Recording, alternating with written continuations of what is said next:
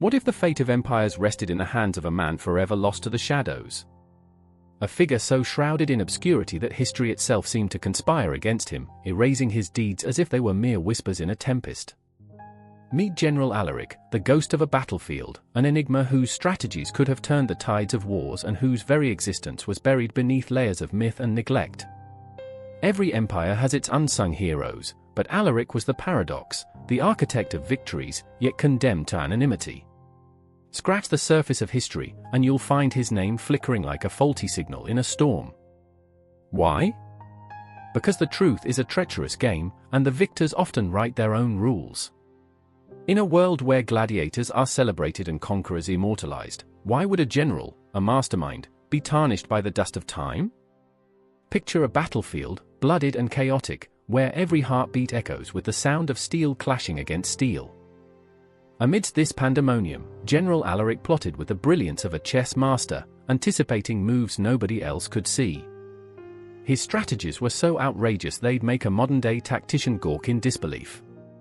He wasn't just playing the game, he was rewriting the rulebook. But as the dust settled, who remained to tell his tale? Historians, those gatekeepers of our past, chose to ignore him. Was it jealousy? Fear? In a world where men conquer and legends are born, Alaric's story was an inconvenient truth, one that threatened to expose the fragility of the so-called greats. It's darkly humorous, isn't it? The irony that a man could hold the keys to power yet be forgotten like yesterday's news, a relic cast aside like a half-eaten sandwich. But what happens when the veil of silence is pierced? What if Alaric's long-buried revelations come crashing through the walls of time, begging to be acknowledged? Could it shatter the very foundations of what we know? The mere thought sets your pulse racing, doesn't it? Imagine finding a dusty scroll hidden in an ancient library, filled with secrets that could rewrite history. Each word pulsates with electricity, demanding your attention like a siren song echoing through the ages. Was Alaric merely a casualty of time, or was he a pawn in a much larger game, a game played by kings and queens who feared what his victory might mean? Every sentence could ignite a revolution. Every whispered truth challenges the status quo. The echoes of Alaric's brilliance linger like an unresolved melody, haunting the very fabric of our understanding. Who decides which stories are worth remembering? Who decides which generals fade into oblivion? This isn't just history, it's a cosmic puzzle, a tantalizing riddle that begs to be solved. The stakes? Nothing less than the very essence of our past and the future we dare to envision. Step closer, if you dare. Secrets await, and they're hungry for unearthing. I remember the howl of the wind, sharp and cold, cutting through the dark like a knife. It was the last breath of autumn, the kind that carries whispers of what's to come, winter's unforgiving grasp. I stood there, at the edge of the village, where shadows danced in eerie walls beneath the flickering glow of the torches. The air was thick with tension, electric and foreboding. Something was brewing, something unspeakable, and in that moment, I felt the weight of fate pressing down like a stone upon my chest. There was a child, barely a sprout, with wide, innocent eyes that held the universe within them. His name was Anton, and he stood frozen, rooted in place, the chill of fear settling deep within. His mother, Lysandra, was a woman of fire and fury, her heart a fierce inferno hidden beneath layers of silk and sorrow. She had birthed him in pain, in the dim light of a candle flickering against the encroaching darkness, her breath ragged, filled with the weight of 100 unspoken fears. Her hands shook as she cradled the newborn, each tiny finger a promise and a prayer. I remember, she whispered, her voice a fragile thread of hope, the moment they placed you in my arms, the world fell away. The memory wrapped around her like a warm blanket, but the cold was relentless. She gazed into Anton's eyes, searching for signs of life, of strength, and for a fleeting moment, all was right. But the winds howled again, a reminder of the storm that loomed. Beside her stood Mikhail, Anton's father, a man forged in the fires of battle, yet crumbled beneath the weight of his own despair. He had fought for kingdoms, for honor, but here he was, a soldier out of uniform, stripped of glory. The scars on his arms told tales of lives lost, victories won, but none of that mattered here, not in the face of his son's fragile existence. I remember, he murmured, when I thought I could conquer the world. But this, his voice trembled, breaking against the weight of the moment. This is the only battle that truly matters. A crack of thunder rumbled in the distance, an omen of impending doom, and in that split second, I felt the pulse of their hearts, a frenetic rhythm, a syncopation of love and fear, hope and despair. The air thickened, and I could taste the salt of their tears mingling with the earth, a blend of life and death, of dreams and nightmares. Lysandra clutched Anton tighter, her gaze piercing the darkness, daring it to take her child. "They will come for him," she hissed, venom dripping from her tongue, "and I will not let them take him. Not my son." Each word was a manifesto, a proclamation that rang through the air like a battle cry.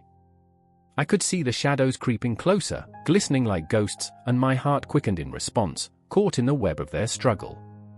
"I remember," Mikhail said, his voice steadying, when fear was a distant memory.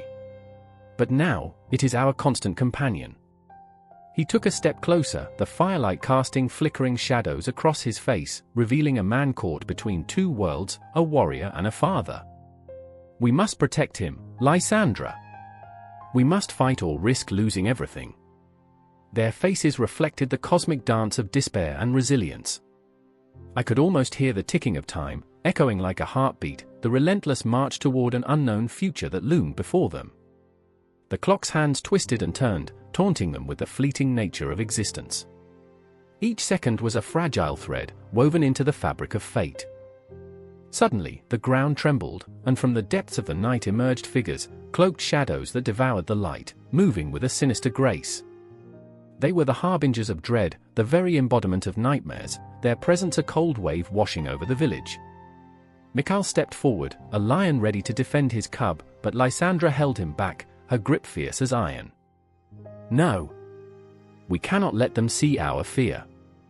"Fear is the very essence of life," Mikhail replied, his voice a low growl, a warning against the approaching storm. "But love is what fuels the fight." The tension crackled in the air as the figures drew closer, and I felt my breath hitch, my heart racing along with theirs. In that moment, I was no longer an observer, I was entwined in their struggle, feeling the weight of their emotions, the specter of death hovering like an uninvited guest at a wedding. Time slowed, and I could see every heartbeat etched into their skin, every fear reflected in their eyes. Lysandra raised her chin, defiance igniting in her spirit. "You will not take him," she screamed into the void, a warrior's roar that sent shivers down my spine. "He is light in this darkness, and I will not let you extinguish it." The shadows paused, sensing the tremor of her resolve, and for a brief moment, the world held its breath. They were poised on the brink of a precipice, teetering between hope and despair, love and loss. I could hear the distant echo of a clock ticking, time slipping away, moments lost in the abyss. Then, just as suddenly as they had arrived, the figures melted into the night, leaving nothing but a chill that clung to the air, a promise of what was yet to come. In that silence, I felt the enormity of their struggle. Their fight was not just for Anton, but for the very essence of existence itself. "I remember," Mikhail whispered, his voice breaking like glass, "the moments of joy buried beneath the weight of this world. We must cling to them, Lysandra. They are our lifeline." And so they stood, two warriors in a battlefield of shadows, bound by love and fear, by the weight of a future unwritten.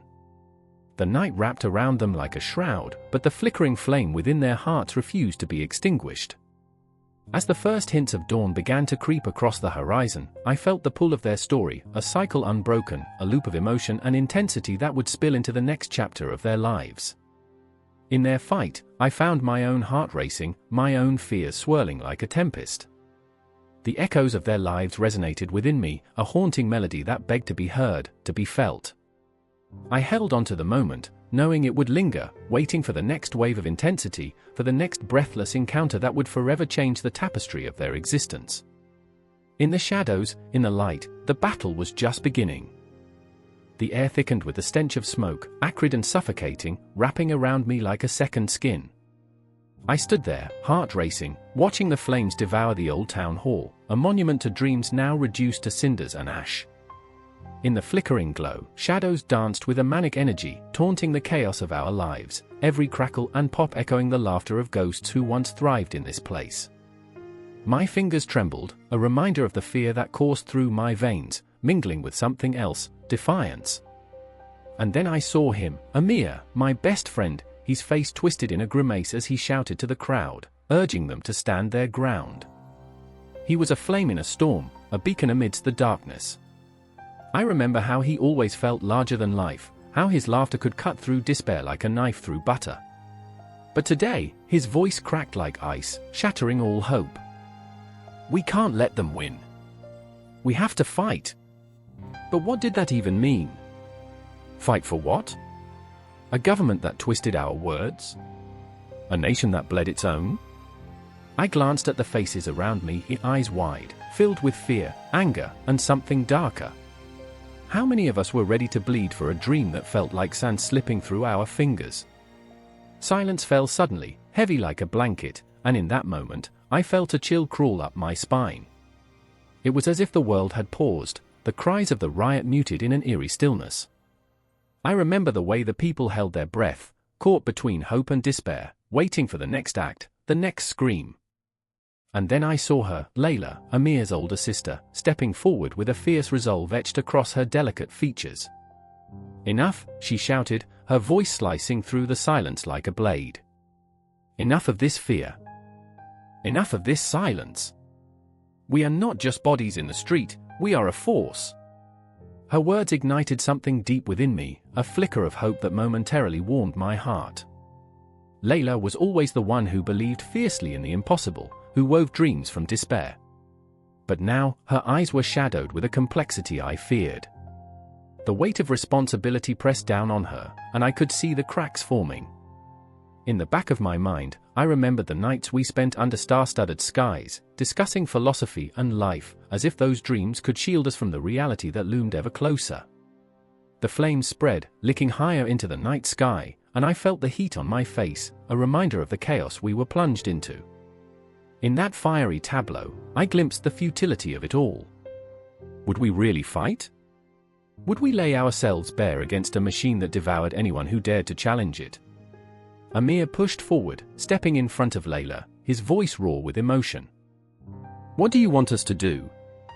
Throw rocks? Shout louder? You think that will change anything? Anger simmered beneath his skin, but I could see the fear clawing at him too. It was the same fear that gripped us all, the fear of being crushed under the weight of a regime that saw us as nothing more than numbers. I remember his eyes, wild and desperate, searching for something, anything, that could give our lives meaning. They flickered over the crowd, landing on faces that mirrored his own turmoil.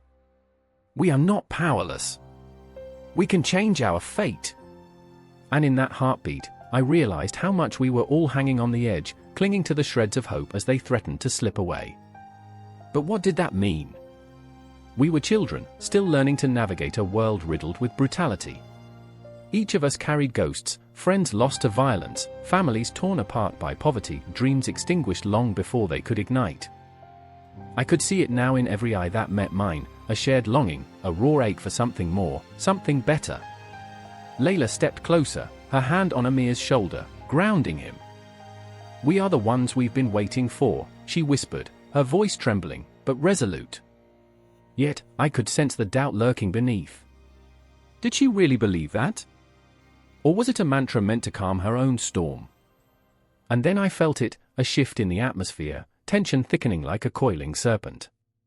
The crowd stirred, a wave of uncertainty rippling through us as a squad of soldiers emerged from the shadows, their uniforms draped over their bodies like chains.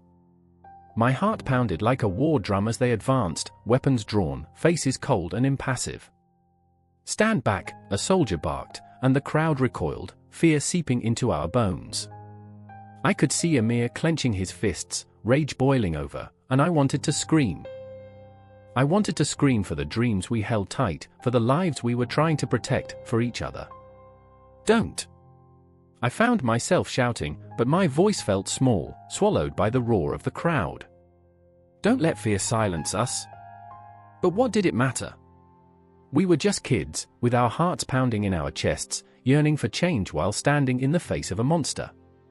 The soldiers moved in like shadows, closing the distance, and I felt the world around me blur, memories crashing forward like waves. I remembered the laughter, the late nights spent speaking of liberty and dreams, of a nation that could rise from its ashes. And yet, here we were, a crumbling foundation beneath our feet. I looked at Amir and Layla. In their eyes, I saw both the fire of resistance and the flicker of despair. And in that moment, as the soldiers stepped closer, I knew that this was not just their fight, it was ours. All of ours. We were woven into this tapestry of struggle, and though the threads were frayed, they still held the potential to create something beautiful. The air crackled, charged with anticipation as time slowed, hearts racing in sync with the shadows that loomed. I could feel the heartbeat of the nation, pulsing with our fears and hopes, our dreams and scars. And as the first cry of defiance erupted from the crowd, I knew there was no turning back. This was just the beginning. The cold steel of the rifle pressed against my shoulder, a haunting reminder of the weight of my choices. I stood at the edge of the training field, the sun vomiting its last rays into a horizon stained with blood-red clouds. The air was thick with tension, electric, humming like a war drum in my chest. I could hear the distant echoes of yells, commands sharp like knife edges slicing through the encroaching darkness. I remember the first time I'd held a weapon, the way it felt both foreign and achingly familiar, as if it were a part of my very bones. I remember the whispers of my dreams, the ambitions I'd cradled close, like a lover, like a ghost. Beside me, Casey's eyes glinted with determination, but there was something more, something shadowed behind those fierce brows. The girl who had always been so full of fire now stood on a precipice, staring into an abyss. She was always too proud, too headstrong for her own good, and I admired that about her. But today, the pride felt tarnished, caught in the crosshairs of fear. I could feel her heartbeat, quick and erratic, as if she were a caged bird desperate to escape. "Are you ready?" she asked, her voice trembling under the weight of her bravado. I wanted to lie, to tell her that I was. Instead, I nodded, swallowing the lump lodged in my throat. There was no room for doubts, not here. Not now. I looked past her, at the horizon, at the ghosts of soldiers long gone who whispered warnings on the wind. They were echoes of ambition, dreams turned to ash beneath the cruel reality of war.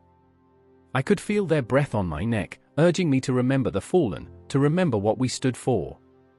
As the whistle blew, a surge of adrenaline coursed through me, drowning my apprehensions. We charged forward, hearts pounding like war drums, feet pounding against the hard earth, a symphony of fear and fury. My mind raced back to the first day of training, the first taste of the grind, the exhaustion, the sweat mingling with the dirt, the unyielding voices of our instructors barking commands. You will push past the pain, you will learn. You will survive. But survival often came at a price, and I could see it etched on Casey's face as she sprinted beside me. I could feel her struggle, the way she pushed herself beyond limits, driven by the ambition to prove herself, to everyone, including herself. The shadows of doubt danced in her eyes, but she was relentless. I admired that fire, even as I feared it would consume her. And then there was David, the quiet one, always holding his breath, as if the world might shatter if he dared to exhale. He was the heart of our group, even if he rarely spoke. I could see the storm brewing within him, the way he wrestled with his demons. What drove him to this madness? The fight? The need to escape his past? I wanted to reach out, to pull him from the edge, but I knew that each of us had to face our own battles, even if it meant we were fighting against ourselves. We were all tangled in our ambitions, driven by something greater than ourselves, but could we separate the noble from the reckless? As the drill continued, our bodies pushed to their limits, I felt a crack in my resolve, a splintering of purpose. I didn't want to be a soldier, I wanted to be a protector. I wanted to shield those I loved, to shield Casey from her own flame, to shield David from the ghosts that haunted him. The air thickened, stifling, as the sun dipped lower, leaving behind its vibrant hues for shadowy grays. We moved as a unit, but I could sense the fractures beneath the surface. Casey's breath turned ragged, her fire flaring dangerously close to out of control. And David? He was a statue, but I could see the cracks forming, the struggle within him more pronounced with every passing moment. Keep pushing. You're almost there. The instructor's voice sliced through the haze, but it felt like a lie. How could we be almost anywhere when the weight of the world pressed down on us? Each step felt heavier, laden with the dreams of those who had come before us, their ambitions suffocating us, binding us to a fate we hadn't chosen. I remember the nights we shared, laughter spilling into the darkness, dreams weaving around us like a fragile thread. Casey spoke of glory, of honor, her eyes sparkling with the wildness of ambition. David, too, shared his hopes, his voice barely a whisper, but those dreams trembled on the edge of something darker, more haunting. Now, as the drill dragged on, I wished for the simplicity of those moments. I wanted to hold on to that laughter, that promise of something better, but the reality crushed it, twisted it into something grotesque. I felt my breath quicken, the panic rising like bile, pushing against the walls of my chest. And then it happened. A stumble, a fall, and suddenly Casey was on the ground, her breath hitching in a strangled gasp. The sight froze my heart, a moment suspended in time. I rushed to her side, my hand shaking as I reached out. "Casey!" My voice broke, raw with fear. "Get up! Get up!" The instructor shouted, but nothing mattered in that moment except the terror in her eyes. I could see it, the doubt, the fear, the realization of the cost of ambition.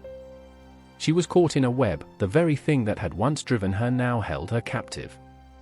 "I can't," she whispered, her voice a haunting echo, and I felt the world shatter around me. But as I looked into her eyes, I knew we weren't finished yet. Not by a long shot. I could feel the fire within me light up, my determination igniting like a match in the dark. "You can," I urged, my words pouring from a well of emotion I didn't know I had. And as we stood together, caught in the tempest of our fears and ambitions, I realized we were not alone. Each heartbeat echoed a promise, of fight, of resilience, of perhaps finding a way through the shadows. I reached out, grasping her hand, and for that moment, I wasn't just a soldier, I was a friend, a protector, a dreamer clinging to hope in a world threatening to swallow us whole. The war was coming, but so were we. The air hung thick, suffocating, as the distant clang of metal on metal reverberated through the streets. I stood frozen, heart pounding, clutching a flyer that felt more like a weight than a promise. "Join the cause," it said, but the ink was smeared, smudged by the sweat and blood of a city on the brink. I could hear the echo of my own breath, ragged and strained in the silence that swallowed the night. Darkness clung to the corners, whispering secrets I dared not hear. I remember the faces. Faces like mine, filled with hope yet shadowed by fear, a motley collection of souls who had never imagined they'd be summoned to war. There was Elara, her hands trembling as she traced the outline of her father's old sword, a relic that felt like a ghost. She was just a girl in a flowered dress, but her eyes burned with a fire that belied her youth. "We must fight," she'd said, determination tightening her jaw. I remember her voice, raw and fierce, cutting through the desperation, igniting something within me that I didn't know existed. And then there was Marcos, the skeptic. He scoffed at the idea of glory, rolling the words around his tongue like a bitter pill. "What do they think we'll gain? A medal? A grave?" His laughter was a dark cloud in the midst of our gathering storm. Yet beneath that bravado, I saw the flicker of doubt, the fear that gnawed at him like rats in the dark. I couldn't tell him that his laughter haunted me, that I wished he could see the weight of our choice, the gravity of our call to arms. The night wore on. Shadows danced on the walls, flickering like the candles in the nearby tavern where laughter once rang, now replaced by the hushed murmurs of the desperate. Outside the window, the moon hung low, a silent witness, casting a silver glow on our faces, illuminating the dread that simmered just beneath the surface. Each tick of the clock felt like a countdown, a reminder that the longer we delayed, the closer the enemy crept toward our doorstep. I remember the first time I held a sword. It felt foreign in my hands, a cold tongue of steel that bit into my palm. I fumbled with it, the weight of expectation pressing down like a mountain. My heart raced, pounding as if it were trying to escape my chest. Elara's laughter rang out, soft and melodic, as she swung her father's sword with a grace that belied her years. "It's just a dance," she teased, yet I saw the razor edge of resolve in her eyes. A dance with death, perhaps, I thought, feeling the chill crawl up my spine. The morning sun was a cruel mistress, bathing the battlefield in a deceptive cheer. I remember the way it glinted off the armor, blinding us to the horror that lay ahead. We stood there, side by side, a ragtag band of hopefuls and reluctant warriors. The clash of swords echoed like a drum, a heartbeat, steady, relentless. The earth churned beneath our feet, a living entity that swallowed our fears and spat them back as mud and blood. The first charge came like a wildfire, consuming everything in its path. I remember the chaos, the screams distorted into a cacophony of despair. Marcos fell beside me, a twisted expression frozen on his face, and I felt my heart fracture, a sharp crack that echoed in the void where laughter had once lived. I wanted to scream, but the sound caught in my throat, trapped like a bird in a cage. Ilara fought on, her sword a blur, the fire in her eyes burning brighter as the world around us faded into a dim memory of what could have been. I remember the moment I saw the enemy's banner unfurl in the distance, a dark omen flapping in the wind, a herald of doom. Each breath was a war of its own, each heartbeat a reminder of the fragility of life. I fought not just against those who sought to crush us, but against the very essence of fear that clawed at my insides like a ravenous beast. I could feel the weight of every decision, every sacrifice, creeping into my mind like poison, a reminder of what was lost long before we stepped onto that field. Time was a trickster, stretching and warping as the sun climbed higher, casting long shadows behind us. I remember feeling the warmth of Ilara's blood on my hands, a stark contrast to the coolness of the blade I wielded. "Stay with me," I whispered, desperation clawing at my throat. But her eyes, those fierce, fiery eyes, began to dim, fading into a stillness that gripped my soul with icy fingers. The horror spilled over, drowning us in a tide of grief. I remember Marcos, his laughter now a ghostly echo, urging me to join him in the shadows where we once joked about the absurdity of war, the ridiculous notion that we could find glory in this madness. I wanted to scream, to rage against the world that had twisted us into this grotesque parody of life. Yet, I stood frozen, trapped in a moment that would forever haunt my dreams. The battlefield became a graveyard, littered with dreams, hopes, and lost futures. I remember the silence that followed the chaos, a heavy blanket of stillness that suffocated whatever remained of our spirits. In that moment of profound horror, I realized there was no path back, no way to unsee what had unfolded before us. It was a call to arms, yet I felt the weight of a million unspoken words pressing on my chest, smothering me in a darkness that seemed to stretch into eternity. I remember the taste of ash and despair, the chilling truth that this was just the beginning. The war would continue, clawing at us, dragging our souls into the abyss. We were forever marked, fragments of ourselves shattered on the battlefield, echoes of laughter replaced by the chilling howl of ghosts that would never allow us to forget. In that moment, I understood the meaning of sacrifice, the bitter cost of bravery. It was not just the fight for survival, it was the fight against the very essence of despair. And as we turned to face the lingering shadows, I held tightly to the memory of Ilara's laugh, the spark of hope that flickered even in darkness. The battle was far from over, and somewhere, deep within the chaos, I felt the first stirrings of resolve, a call to arms resonating across the fields of the lost. The air was thick with the stench of smoke and blood, an acrid blend that clawed at the throat. I could taste it even as I stood there, trembling, each heartbeat echoing in my ears like the frantic drumbeats of war. A flash of steel caught my eye, just a flicker, but enough to make my heart race. It was chaos, pure chaos, and I was caught in the middle of it, a mere pawn on a board that had suddenly come alive with the fury of battle. I remember the first time I held a sword, the weight of it pressing down on my young shoulders like the weight of my father's expectations. "You must rise, son," he had said, his voice shaking with an urgent intensity that left no room for doubt. But now, standing on this blood-soaked ground, I could feel all of that expectation morphing into something darker, more suffocating. I was supposed to lead, to fight, to inspire. Instead, I felt like a child playing dress-up in a world that demanded real men. Across the field, I saw Thomas. He was my brother in arms, a wild soul with laughter that could pierce the darkest of nights. I remembered the day he had talked me into enlisting, his voice full of dreams that danced like fireflies in the twilight. "Imagine the glory, the honor," he had exclaimed, a fervent gleam in his eyes. But Glory was a fickle mistress, and here she stood, wreathed in the scent of death and despair. I glanced at him again, and my heart sank. His laughter had been replaced by the grimace of pain, a jagged wound marring the once perfect silhouette of his body. "Thomas!" I shouted, desperation clawing at my throat. But my voice was swallowed by the cacophony around us, the clash of swords, the cries of the wounded, the thunderous roar of chaos. Each scream felt like a knife, cutting through the fog of adrenaline that had wrapped itself around me. I lunged forward, dodging a falling figure as he crumpled to the ground. The battlefield was a monstrous entity, alive and breathing, swallowing the brave and the foolish alike. In that moment, I felt the weight of guilt pressing down on my chest. Every step I took toward Thomas echoed with the question, what if I couldn't save him? What if this time was truly different? The world around me blurred, the edges of reality fraying like an old cloak, and I could do nothing but push through. The shadows of fallen comrades surrounded me, a ghostly reminder that in war, there are no heroes, only survivors.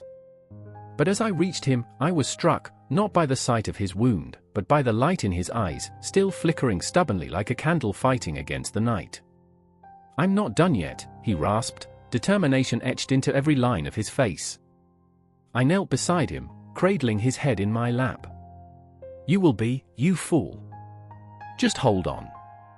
My hand shook as I tore a piece of fabric from my shirt, pressing it against the wound, my heart racing in terrible sync with the chaos of battle around us. In the periphery, there was a figure, a commander, tall and imposing, a specter of authority. He moved with purpose, orchestrating the madness, his voice cutting through the din like a blade.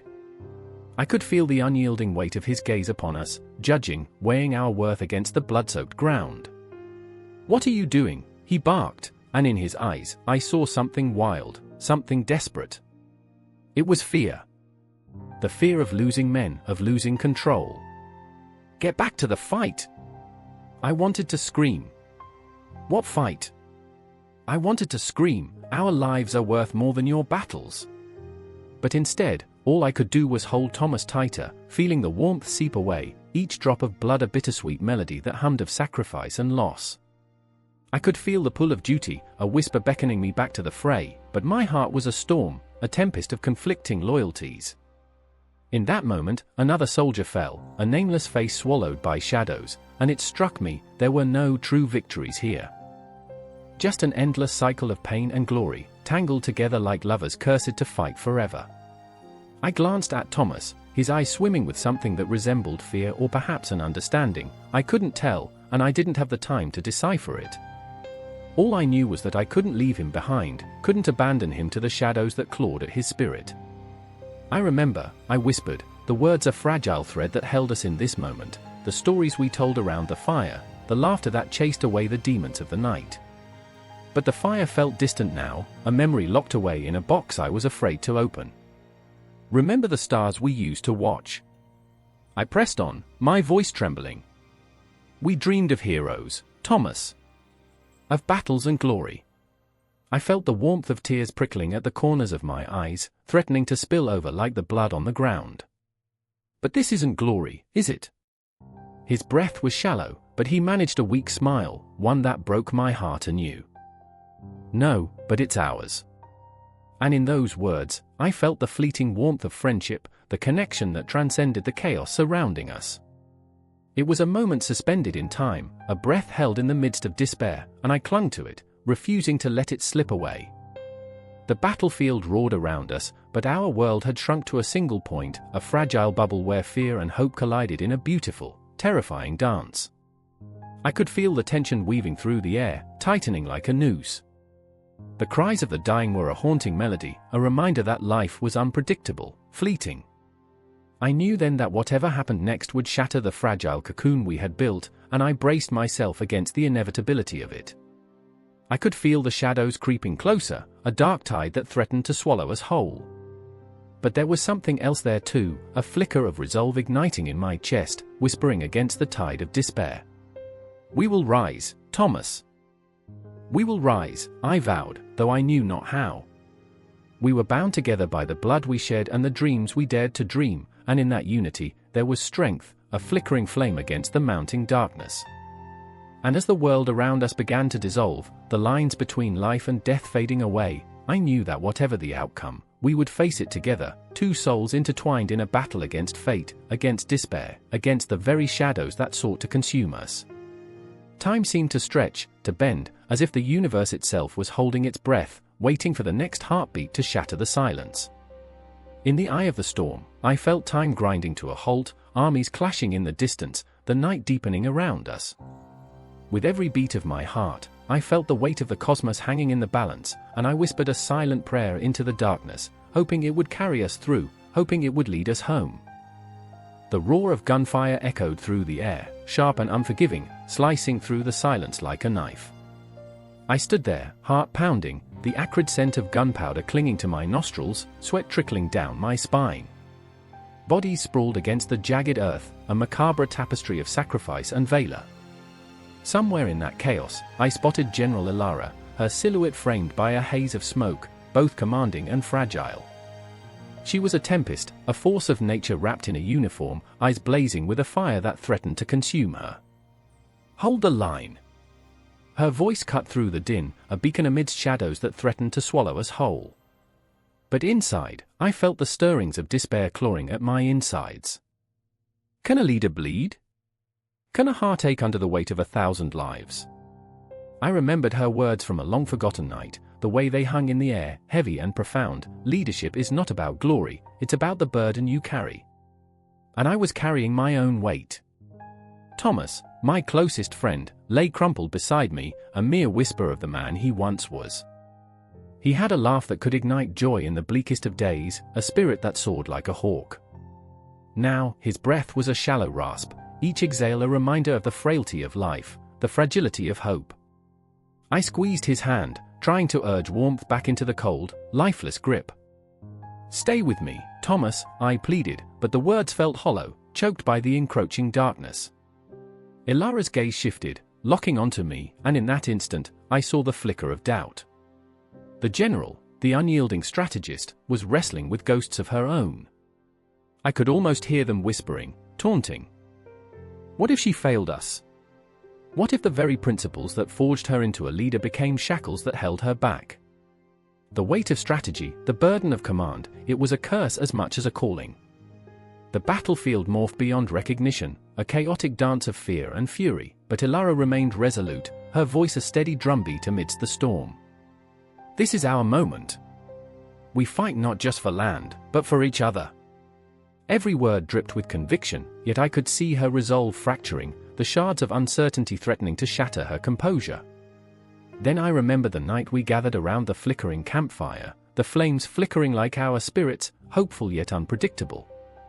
Strategy is not just about winning battles, it's about knowing when to retreat, she had said, her eyes alight with passion. Survival is the greatest victory. The irony of those words surged through me now, the taste of bitter truth, as the ground shook beneath our feet, and I feared we were moving toward annihilation rather than survival. Amidst the gunfire, I noticed Layla, a fierce soldier with a heart as wild as the windswept plains. She thrived on the chaos, not out of desire for glory, but to protect those she loved. The weight on her shoulders was unbearable. I could see it etched in the lines of her face, the way her hands trembled ever so slightly as she clutched her weapon, a reflection of the storm raging inside. "If we fail, we lose everything," she whispered, the desperation thick in her voice. I wanted to reach out, to tell her she wasn't alone. But the words tangled in my throat, heavy with unspoken fears. The tension thickened, a palpable entity creeping through the air. Then, a sudden explosion erupted nearby, sending shockwaves through the ground, rattling our bones and our faith. Time slowed, each second stretching into infinity as we braced for the inevitable.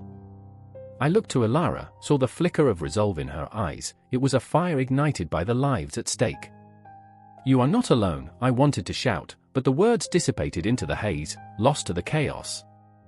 There was something haunting about the way she moved, as if she were dancing between the realms of life and death, strategy and instinct. I could feel her heart beating in rhythm with the chaos, a relentless symphony of hope and despair. She wasn't just leading, she was living, breathing the anguish of every soldier, every lost dream. And I felt it too, the pulse of the battlefield thrumming in my veins. In that moment, we were bound together, Ilara, Layla, Thomas, and me. We were more than soldiers, we were the embodiment of every dream, every sacrifice, every heartbeat echoing through the night. The shadows whispered promises and threats, but we stood firm, a defiant bulwark against the tide of despair. Together, she shouted, and the word reverberated, a rallying cry that cut through the chaos, a promise that we were not merely pawns on a chessboard. We were warriors, flawed yet unbreakable, grappling with our own demons while fighting for a greater cause. In the end, it was not about the battles won or lost, but the souls we carried with us. The echoes of those who had fallen, their laughter mingling with our tears, guiding us through the darkness.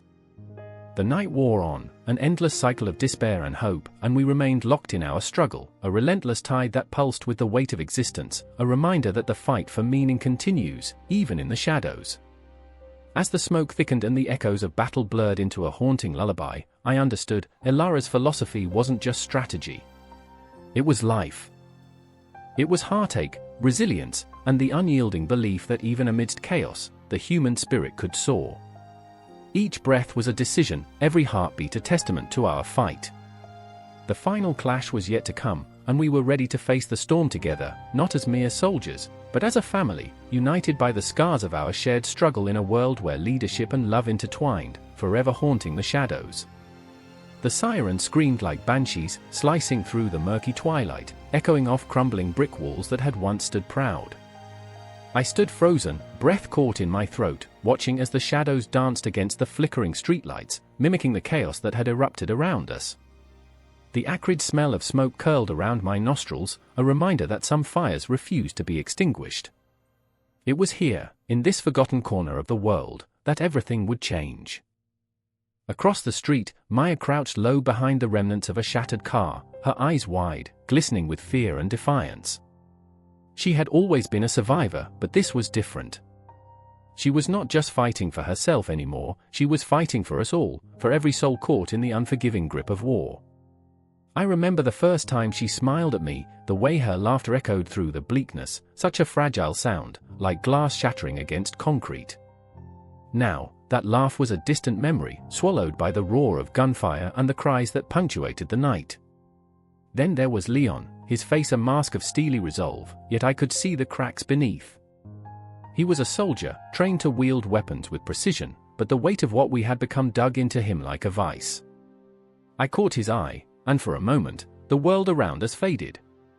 We were kids again, playing in the streets of our childhood, chasing dreams that now felt as distant as the stars.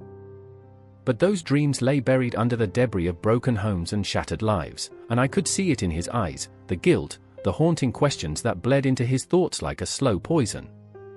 Are we doing the right thing? His voice trembled, raw with emotion. I knew what he meant. Were we fighting for freedom or merely adding to the chaos? Each bullet that flew felt like it pierced through our souls, tearing apart the fabric of who we were. We're all we have left, I whispered, my heart pounding in rhythm with the chaos around us. We can't stop now. The ground shook beneath us, a tremor that rattled our very beings. I remember the first time I felt that fear, how it crept into my bones, an unwelcome visitor that made its home in my heart. It was like falling into a void, where time lost all meaning, and the world outside blended into a haze of sound and fury. The forgotten war, the phrase echoed in my mind like a ghost, a haunting reminder of the battles fought in silence, where the scars ran deep and the wounds never healed. Maya's voice cut through the cacophony, fierce and unwavering. We have to move. Now. I glanced back at Leon, whose expression had shifted from doubt to determination. He nodded, and together we surged forward, adrenaline pumping through our veins, propelling us into the unknown. The city was alive, yet it felt like a graveyard, every corner holding whispers of those who had come before us, their dreams extinguished like flickering candles. We ducked into a narrow alley, shadows enveloping us like a shroud. I could feel the fear radiating off Maya, a tangible thing that wrapped around me like a suffocating fog. It's not just us, she murmured, her voice barely audible. It's everyone. I grasped her hand, squeezing it tightly, anchoring us to the moment. the weight of the world pressed down on my shoulders, but I couldn't let it crush me. Not now. The walls seemed to close in as we moved deeper into the alley, each step echoing the heartbeat of a city at war. Graffiti lined the walls, some vibrant, some bleak, a tapestry of hope and despair intertwined. I remember the colors, vivid against the gray, a reminder that beauty could flourish, even in darkness. My fingers brushed against the rough surface, feeling the stories etched into the paint, histories of those who had fought, loved, and lost. Then it happened. A distant explosion shattered our world, the force sending us stumbling. Time slowed as we collided against the cold concrete, my breath hitching in my throat. The ground trembled beneath us, a reminder that we were alive, but for how long? My heart raced, each beat a countdown to something inevitable. I looked at Maya, her eyes wide, and for a moment, everything else faded. Her spirit, fierce yet fragile, mirrored my own, a reflection of the hope that flickered like a candle in the wind. Leon pulled us closer, his breath heavy with the weight of the moment. "We can't stay here. We have to keep moving." His voice was resolute, but I saw the tremor in his hands. "What if we don't make it?" I dared to ask, the fear clawing at my insides. But there was a fire in his gaze, a spark that ignited something within me. "We will. We have to." We stumbled back onto the street, the chaos swirling around us like a tempest. Night had fallen, wrapping its cloak around the city, and in that darkness, we felt the ghosts of our pasts lurking, echoes of laughter, of dreams unfulfilled. Every step forward was a defiance, a rebellion against the very essence of despair that sought to claim us. As we ran, I felt time slip away, the seconds stretching into infinity. I remember the taste of adrenaline, the pulse of life thrumming in my ears. We were not just three lost souls caught in a war, we were a force, intertwined by our stories, our fears, our hopes. And in that moment, we were alive, battling against the shadows that threatened to consume us. But the shadows were relentless, whispering secrets of surrender, of giving into the darkness that enveloped us. "I won't forget," I promised as we raced into the unknown, the echoes of the forgotten war trailing behind us like a haunting melody, a reminder of the battles yet to come. In the cacophony, amidst the chaos, we were more than survivors. We were a testament to resilience, a flicker of light against the encroaching night.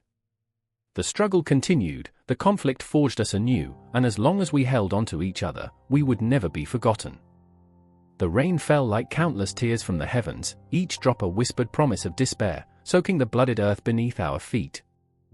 I stood there, a storm of emotion swirling in my chest, heart pounding like the war drums that echoed through the valley. I remember the scent of damp earth mixed with gunpowder, a smell that clung to me like a ghost, a reminder of lives forever altered, dreams shattered. The tension was palpable, each breath heavy with the weight of what we were about to face. "Are you ready?" Jonathan asked, his voice barely rising above the howling wind. His eyes, usually bright with mischief, were now shadows of fear, reflecting the chaos that gripped our hearts. I remember how they flickered, as if searching for some glimmer of hope amidst the encroaching darkness. He clutched his sword, knuckles white, as if it was the only thing anchoring him to this world. "We've trained for this. We can't turn back now." But oh, how I wanted to turn back. I thought about the fields where we had laughed, where the sun used to paint our dreams in golden hues. I remembered the stories Jonathan and I shared late into the night, dreams of glory and honor, of a life beyond the barracks. Yet, here we stood, on the precipice of destruction, and I could hardly hear the memories over the thunderous roar of impending conflict. Then there was Elena, her spirit fierce yet fragile, a paradox of vulnerability and strength. She had been our heart, the very thread that stitched us together. As I caught sight of her, standing a few paces away, I felt my heart shatter at the sight of her trembling figure. She was the embodiment of all we fought for, yet every moment of war stole a piece of her light. "You'll come back to me," she whispered, though her eyes betrayed the tremor of her faith. "Promise me." I wanted to promise her the world. I wanted to promise her that the sun would rise again, that love would prevail over fear. But the truth? The truth was a beast lurking in the shadows, a truth I couldn't voice. I could only nod, a silent pact forged in the depths of despair. The battle horn blared, cutting through the air like a sharpened blade, and with it came that haunting stillness, a moment suspended in time where the universe held its breath. I glanced at Jonathan, who stood resolute, yet I saw the conflict raging within him. He was a warrior, but beneath that armor was a boy, terrified and trembling. I remembered how, during training, he had always said, "I fight for the glory, for the stories that will be sung." But as the moment slipped away, I knew that the stories we would tell would be laced with tragedy. The first clash of swords resonated like thunder, ripping apart the silence, and in that instant, all our noble aspirations crumbled. The ground shook beneath us, vibrating with each strike, each shout, each cry of agony that shattered the air. I lost track of time, lost in the chaos, adrenaline surging through my veins. I fought not just for survival, but for the faces of those I loved, for the laughter that felt like a lifetime ago. I remember the fleeting moments of clarity, a glimpse of Jonathan fighting valiantly, his blade slicing through the air with a grace that belied the horror around him. But then, a scream, sharp, piercing. I turned just in time to see him fall, a shadow extinguished in the fury of battle. My heart dropped into an abyss, the world around me dimming, colors bleeding into gray as I rushed to his side. "Jonathan! Stay with me!" I shouted, but the light in his eyes began to fade, the fire extinguished by the cruel hand of fate. Elena's scream echoed through my mind, a wretched sound that pierced the chaos like a dagger. In that moment, time folded in on itself, the pain of loss wrapping around me like a shroud. I could see her face, her eyes wide with horror, and I knew this was the cost of war. It was a wound that would never heal, a scar that would etch itself into my very soul. Through the haze of battle, I could hear the distant clanging of metal and the sharp cries of despair. Each face that fell, each brother lost, was a thread unraveling from the tapestry of our lives. I fought to keep my own threads intact, to hold on to the memories that made us whole, but each swing of my sword felt heavier, each breath more labored. My body moved on instinct, but my heart was already mourning. Then came the moment I had feared and hoped for. The cavalry charged, an explosion of sound and fury, and amidst the chaos, I felt an inkling of hope rise like the dawn breaking after a long night. But it was a fleeting thing, overshadowed by the grief that clung to me, a suffocating shadow that refused to let go. I fought harder, spurred on by the thought of Jonathan's laughter, by Elena's fierce spirit, by the dreams we had woven together in quieter times. The ground was slick with blood, and as the sun dipped below the horizon, a crimson sky mirrored the chaos below, a painting of anguish and valor, a tragic beauty that tugged at the depths of my being. In that moment, I realized this was just the beginning. The ghosts of those we lost would haunt us long after the last battle cry faded, threading their sorrow into the fabric of our existence. And as the dust settled, the echoes of battle fading into the vastness of time, the weight of our choices loomed heavy. The battlefield was littered with remnants, no longer just bodies but memories stamped with the indelible mark of sacrifice. I gripped my sword tighter, breaths trembling, knowing that the battles we fought would not just be against the enemy but the demons within, the shadows that would follow us long after the cries of war ceased. I remember the silence that enveloped us, a chilling reminder of all that had been lost, a silence that would linger, filling the spaces where laughter once blossomed. Each heartbeat marked the passage of loss, each breath a testament to the love we fought to protect, knowing full well that in the end, it would always be a war not just against flesh and blood, but against the very essence of what it meant to be human. The clang of metal against metal reverberated through the air, a cacophony interspersed with shouts that pierced the heavy fog of uncertainty. I stood rigid, heart drumming like a warhorse pounding its hooves against the ground, eyes locked on the battlefield ahead. Flames licked the sky, twisting it into a hellish orange. This was no mere skirmish. This was a reckoning, and it was here, now. Behind me, General Eris paced, a lion trapped in a cage. His hands were clenched, knuckles white, as if he could crush the tension swirling around us. I sensed his fear, clawing at the edges of his resolve. I remembered the way he laughed, the way it rang out like a bell, bright and clear in better times. Now, it felt like the last echo of a fading memory. "What do we do?" His voice was a whisper, yet it dripped with desperation. "Hold the line," I replied, though my own conviction wavered, teetering on the brink of collapse. Odette, our scout, stood at the edge of the command tent, her breath shallow.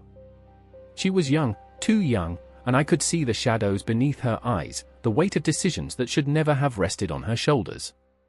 The ghosts of our choices hovered, whispering, taunting. She caught my gaze, her fear mirrored in mine. What if we can't? What if we lose everything? I wanted to reach out, to calm the storm inside her, but my own heart felt like a lead weight. The stakes were high, too high. If we faltered, the cost would be more than we could bear. I remembered the night before we set out, the stars scattered like shards of glass across the sky. We had toasted to victory with weary grins, unaware of the shadows lurking beyond our dreams. Now, the memories sliced through me like shards of glass, and the thought of failure twisted my gut. Each soldier out there was someone's son, someone's daughter. I felt the weight of their lives pressing down on me, a suffocating blanket of responsibility. I closed my eyes. We'll fight. We have to. Eris's eyes darted toward the horizon, where the sun was a bloodstain bleeding into the earth. But at what cost? He murmured, his voice cracking like dry twigs beneath the weight of truth. Our strategies are nothing but paper plans in a storm of chaos. I could see the doubt creeping into his face, shadows pooling in the corners of his eyes. He was a general, a leader, yet in that moment, he was just a man, flawed, scared, human. The wind picked up, howling through the trees, carrying the scent of smoke and death. I clenched my teeth. What are we waiting for, then? My heart raced, chasing the edge of panic. We can't let fear dictate our choices. We must act. Odette stepped closer, her voice low but trembling. What if acting means sacrificing those we love? Her words hung in the air, thick with the tension of unasked questions. I remembered the faces of those I had fought beside, friends, comrades, each of them holding a part of my heart. Would I be able to bear their loss? The shouts of men and the clang of steel erupted like a storm, puncturing the silence that felt like a suffocating weight. Every heartbeat echoed, a reminder that time was slipping through our fingers like sand. We can't hesitate! I yelled, but my own voice sounded distant, muffled by the fear clawing my throat. And then, as if the universe willed it, the unmistakable sound of chaos surged forward. A wave of soldiers broke against our defenses, faces twisted with determination and terror. The battlefield had become a living, breathing monster. I felt the chill of death crawling up my spine, a ghost waiting to claim its due. I could see Eris's resolve cracking, his confidence crumbling like ancient stone. We can't lose, he roared, but as the words left his mouth, I saw the flicker of doubt in his eyes. We stand for more than ourselves. This is for our future.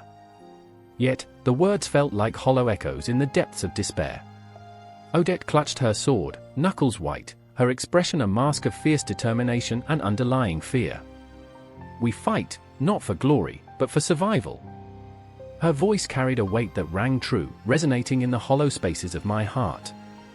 I remembered her laughter, how it once danced through the air like sunlight. Now it felt like a distant memory, slipping away with every heartbeat. We charged forward, and the chaos swallowed us whole. The world became a whirlwind of screams and the metallic tang of blood. I felt the heat of battle consuming me, a roaring fire as I swung my sword, every strike fueled by the ghosts of those who had come before us. I fought, not just for our lives, but for the very essence of what it meant to be human, flawed, beautiful, fragile. But doubt lingered like a specter in the back of my mind. With each swing, each breath, I questioned the decisions that had brought us here. Was this the right path? Or were we simply dancing on the edge of a blade, blind to the chasm below? In the midst of chaos, I caught glimpses of Eris, fighting with a ferocity that belied his fear. And Odette, too, was a force of nature, a whirlwind of steel and spirit. Each of us a thread, woven into the fabric of this moment, a moment that could unravel at any second. And then, a piercing scream shattered the air, and I froze. Time stood still. A soldier fell, lifeblood staining the ground beneath us.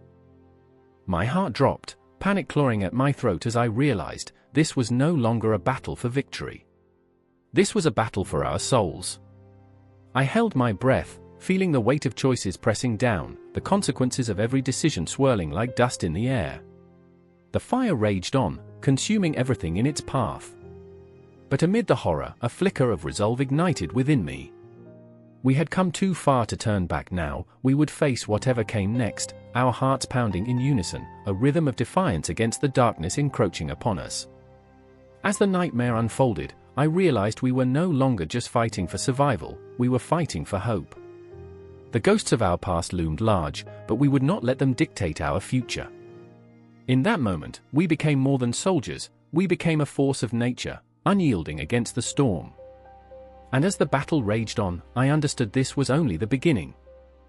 The choices we made in these uncertain times would ripple through the fabric of our lives, intertwining our fates as we marched forward into the chaos, hearts blazing like stars against the abyss. The gunfire echoed like thunder, each crack reverberated through the air, a relentless reminder of the chaos washing over the battlefield. I stood there, heart pounding, breath shallow, the acrid scent of gunpowder burning my nostrils. Around me, shadows danced, flickering shapes of men and women, allies I'd once believed would fight for a common cause. I remember the first time I met Colonel Hargrove. He had this way of commanding a room, eyes sharp as daggers, a voice that could slice through the thickest tension. Allies, he had said, are nothing more than borrowed strength. And in that moment, I believed him. I had thought, foolishly, that shared ambition would bind us together. But standing here now, drenched in sweat and blood, I realized that trust was a currency as fragile as the paper it was printed on. "Keep your head down, Thompson," Hargrove shouted, his voice a tide pulling me back from the brink of despair. I crouched low, feeling the mud seep through my uniform, as a burst of gunfire lit up the night sky like fireworks gone wrong. I could taste the panic, a metallic tang in the air. It clung to me, an unwelcome kiss of fear. Then there was MIA, the fierce strategist whose mind cracked open like a puzzle box, revealing intricate plans that could turn the tide of any conflict. But her plans were always tethered to the unyielding weight of her own doubts. I saw her now, crouched behind a makeshift barricade, fingers trembling as she clutched a map that had seen better days. "We can't hold this position much longer," she murmured, but her voice was a whisper lost in the cacophony around us. "What if we fail?" I wanted to scream, to shake her until the doubt fell from her like shattered glass. Failure isn't an option. But as the words clawed their way up my throat, I felt the truth choke me. What if we were already lost? The battlefield morphed into a kaleidoscope of chaos, soldiers fell like autumn leaves, each thud a brutal reminder of our mortality. My gaze flickered back to Hargrove, the weight of command hung heavy on his shoulders, a yoke of responsibility he bore with a grimace. He was an iron wall, forged in the fires of combat, yet I could see the cracks, moments of hesitation that felt like lightning flashing across a stormy sky. "Thompson! MIA! Move!" His voice thundered again, pulling me back from the swirling void of despair. I moved, but the ground felt unsteady beneath me, the world shifting like quicksand. In the chaos, we were but three souls tethered by the fragile strings of hope, fear, and a desperate need for survival. The memories flooded me then, uninvited. I remembered the shared laughter over meager rations, the whispered dreams of victory under a starlit sky. I remembered Hargrove's challenge, a mock duel with sticks, both of us laughing, the weight of the world lighter for just a moment. I remembered the way MIA would sketch battle plans, her eyes lighting up with each strategic move, a fierce joy that seemed to cut through the darkness. But now those dreams lay shattered, replaced by the grim reality of survival. Every heartbeat was a countdown, every moment felt borrowed. I glanced at MIA, her eyes wide, reflecting the horror around us like shattered mirrors. "What if we can't get through this?" she gasped, panic clawing at her voice. "Then we fight," I replied, my own voice a whisper of steel against the tempest. "We fight until there's nothing left to fight for." That was the dance of allies, wasn't it? A beautiful, tragic waltz of trust and betrayal, laughter and fear, the highs and lows stitched together in a tapestry of uncertainty. The warmth of camaraderie turned cold as reality set in. Each encounter was a calculated risk, each shared glance, a potential fracture. Then it happened, a sudden surge, a wave of enemy fire crashing against our defenses. The world exploded in a cacophony of sound, time stretching like taffy, pulling me into the surreal. I saw Hargrove at the forefront, a lion among sheep, charging into the fray. "For our people," he roared, and I felt the heat of his passion ignite something deep within me. Rushing forward, I felt the adrenaline surging through my veins, fueling my limbs, drowning out the fear. A moment, one fleeting heartbeat, and then reality crashed down, the shouts, the gunfire, the realization that this was not just a battle, but a testament to our frail humanity. I felt MIA beside me, fierce and determined, her fear transformed into a burning resolve.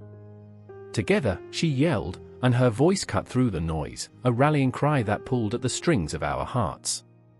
Side by side, we pressed on, the weight of the world perched precariously on our shoulders.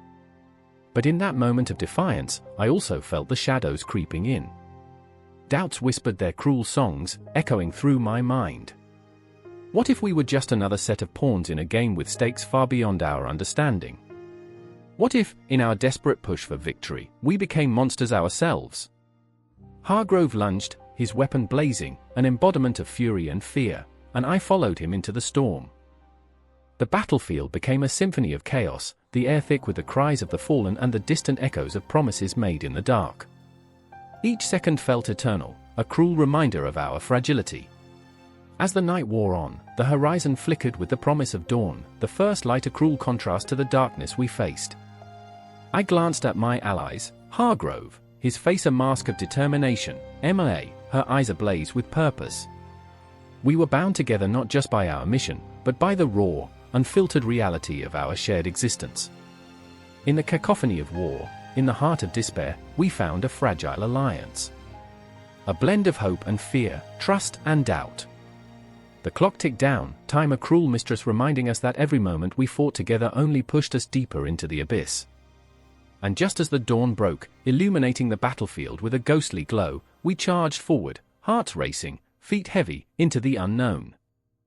In that moment, we were alive, together, apart, allies in a dance of survival. The battle raged on, an unending tide of chaos washing over us, and as we stood on the brink, I realized that the fight was never just against the enemy. The true battle lay in the fragile bonds we forged, the trust we dared to nurture, and the hope that flickered like a dying star, refusing to be snuffed out. Rain drummed against the battered rooftop, each drop a whispered warning in the thick tension that hung in the air like a noose. I crouched in the shadows, heart hammering against my ribs, a frantic drummer in a symphony of chaos. The screen flickered beside me, casting eerie silhouettes on the walls. The world outside raged, but I was encased in the cocoon of technology, the cold metal of a drone's controller beneath my fingers, its weight both comforting and horrifying. I remember the gleam of it, the promise of precision and power. But promises were like shadows, shifting and elusive. Each flick of a switch sent a shiver down my spine, a reminder of the lives balanced on the edge of my decision. I could breathe, but I hardly dared. They were down there, below the storm, mere pixels on my screen, the targets, the faceless dread, the sacrifice. Beside me, Arya trembled, her breath quickening.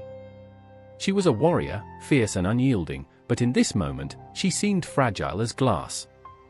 Her hands, usually so steady on the trigger, quaked as she stared at the screen, eyes reflecting the chaos, the bloodshed.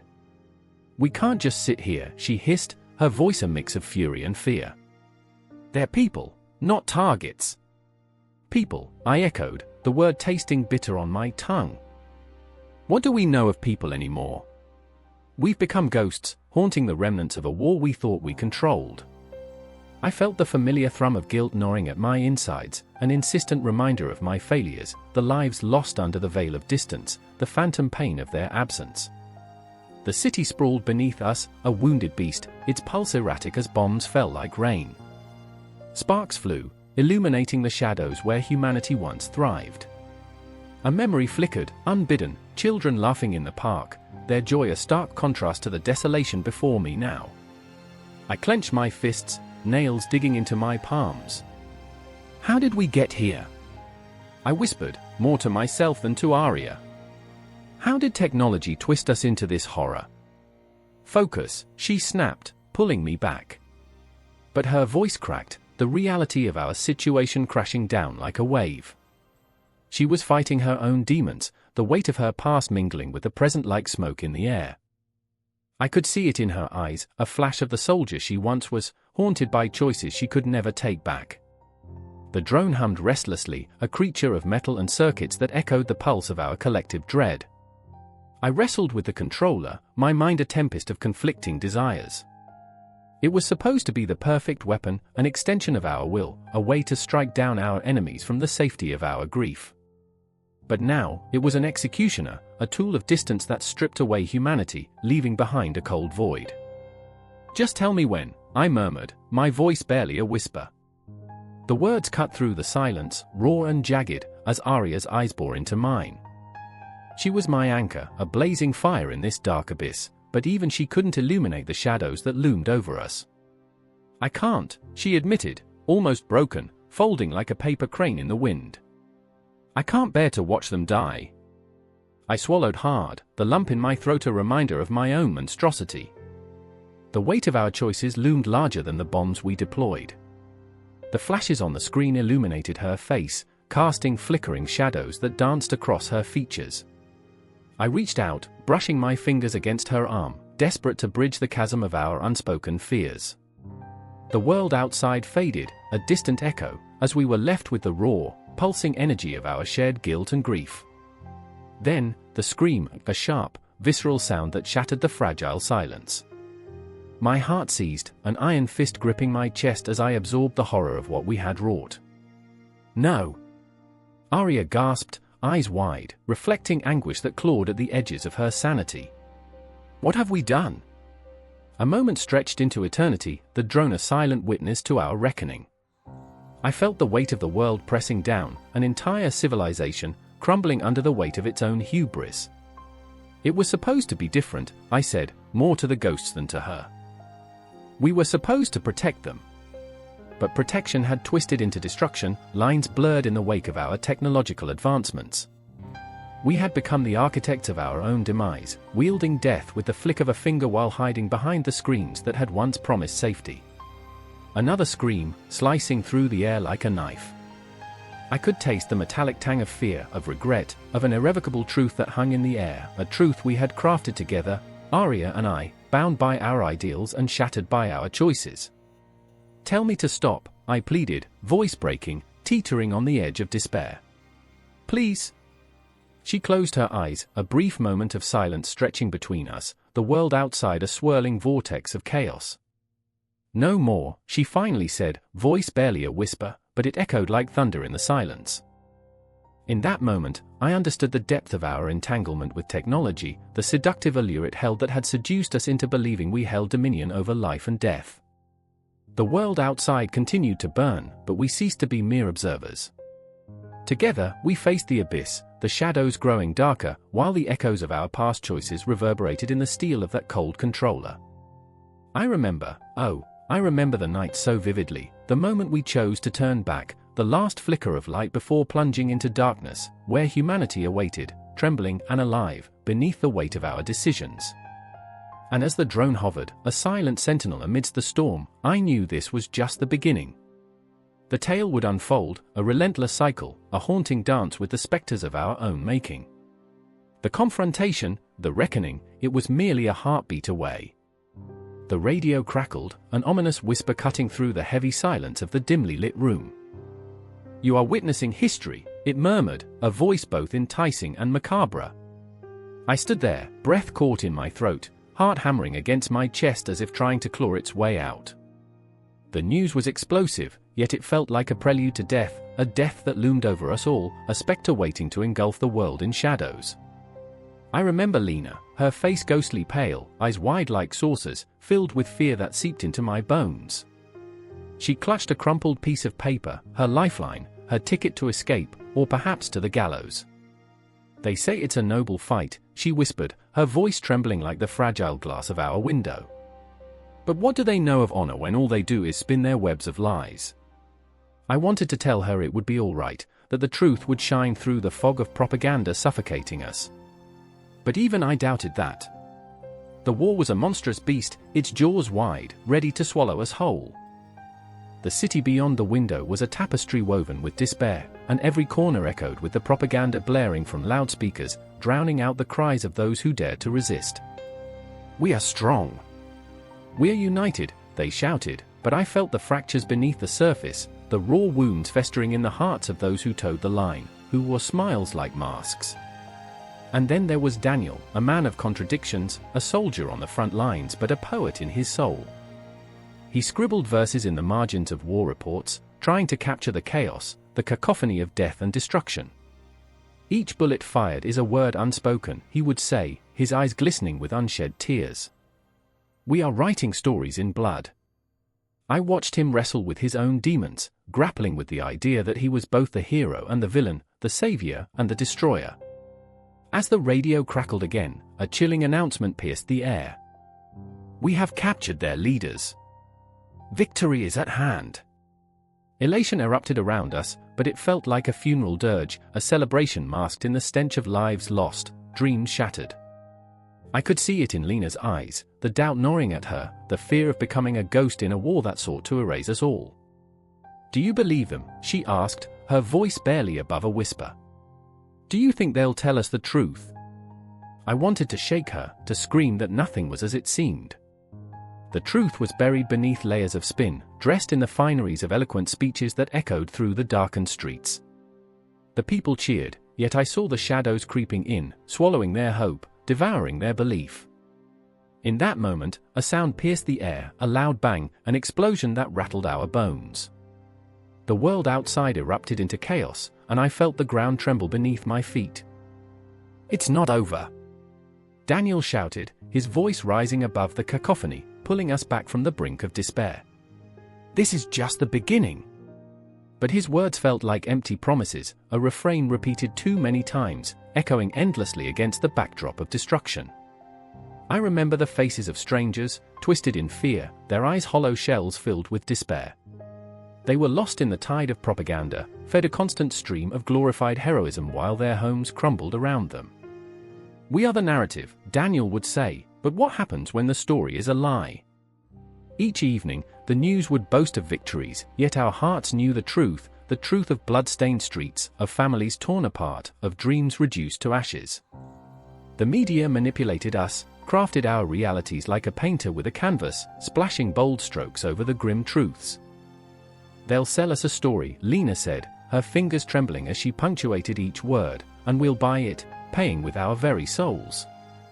I wanted to believe that we could rise, that we could reclaim the narrative, but fear shackled us, paralyzed us, rendered us voiceless. And then, with a deep breath, I stepped into the tempest. I became a vessel, a conduit for the stories untold, the voices unheard. "Lena, Daniel," I whispered, "we must fight back, not with guns, but with words. We must pierce the veils they've woven around us." The fire ignited in Daniel's eyes, a flicker of hope against the storm. "But Lena, oh, Lena," she looked at me, her face a ghostly canvas painted with uncertainty. "And what if our words lead to more darkness?" "Then we shall write in the dark," I replied, my heart thumping like a war drum, steady and fierce. "We will carve our truths into the shadows, for the ghosts of the past deserve to be heard." The radio still crackled in the background, but I no longer heard the lies. I heard the whispered cries of the forgotten, the echoes of those lost in a battle not of bullets but of narratives. As the night deepened, the city pulsed with life, a symphony of anguish and resilience. We were trapped in this relentless cycle, our hearts beating in time with the chaos outside. "This is our reality," I thought, my mind racing, a world where every heartbeat, every breath is a testimony to our existence. "Tomorrow," I said, a mantra weaving through my thoughts, "tomorrow we become the storytellers." The storm raged on, but we stood together, bound by a resolve that trembled on the edge of hope, a defiance against the oppressive weight of silence. I could feel it in my bones, the thrill of rebellion, the spark of truth igniting in a world suffocated by lies. And as Lena squeezed my hand, her grip a lifeline, I knew we were no longer mere spectators in this war, we were the architects of our narrative, the voices rising from the ashes of despair. The night stretched on, a fabric woven with shadows and light, a reminder that even in the darkest depths, we could still find our way home. The clock ticked like a drum, slow and relentless, echoing through the empty halls of the grand house. Each tick reverberated with the weight of unsaid words and unfulfilled promises. I stood in the shadow of the staircase, heart pounding in my chest, feeling the oppressive silence wrapping around me like a shroud. Around me, the air was thick with the scent of old wood and something darker, something unspoken that crept into the corners of the room. "Where are you, Father?" I hissed into the abyss, the question slipping through clenched teeth. Silence answered back, a heavy, mocking silence that felt like a ghost. I could almost hear my mother's voice, brittle and weary, echoing in the back of my mind, "He's always somewhere else." It was true, and I hated it. I hated the way his uniform hung in the hallway, crisp and immaculate, while our lives had frayed at the edges. I wanted to rip it down, to see the man behind the medals, to scrape away the facade of the general and find the father I had lost somewhere along the way. But I couldn't. Instead, I felt the weight of my mother's eyes on me, her disappointment a palpable thing that clung to the walls. "Anya," she called softly from the kitchen, a place filled with warmth and the scent of bread baking, a stark contrast to the chill that engulfed me. "Come help me."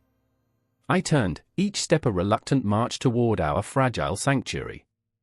There she was, my mother, her hands kneading dough as if she could mold our broken family into something whole again. The flour dusted her hair, making her look like a specter in a faded dream. "Help me with this," she said, her voice trembling as she handed me a lump of dough. I remember the way her hands shook, so small, so fragile, yet they held the weight of our world. "Why do we pretend?" I blurted out, the question slicing through the soft air like a knife. "Why are we okay with this?" "Because it's easier," she whispered, her eyes glistening with unshed tears. "Because the truth is a heavy burden." "I don't want to carry it anymore," I said, the words bursting forth like a flood. "I don't want to pretend." Her hand slowed, and for a moment, time hung suspended between us. I saw the pain etched on her face, a map of lost dreams and weary sacrifices. "You don't understand," she said, and there it was, the fracture in her voice, the realness that broke through the veneer. "You don't understand what he's sacrificing for us." And there it was, the guilt, the weight of loyalty, pressing down on my chest like a funeral shroud. I looked away, glancing out the window at the city sprawling beneath us, a labyrinth of lives we were disconnected from. We were bound by duty and blood, but love felt like a ghost, haunting us from the shadows. "Your father believes in honor," she continued, her voice a whisper now. "In a cause greater than himself." "But what about us?" I cried, the desperation spilling over. "What about our cause? Anya, please." Her hands fell to her sides, despair flooding her words. "He needs us to be strong, to stand by him." I wanted to scream, to shatter the fragile glass that held our reality together.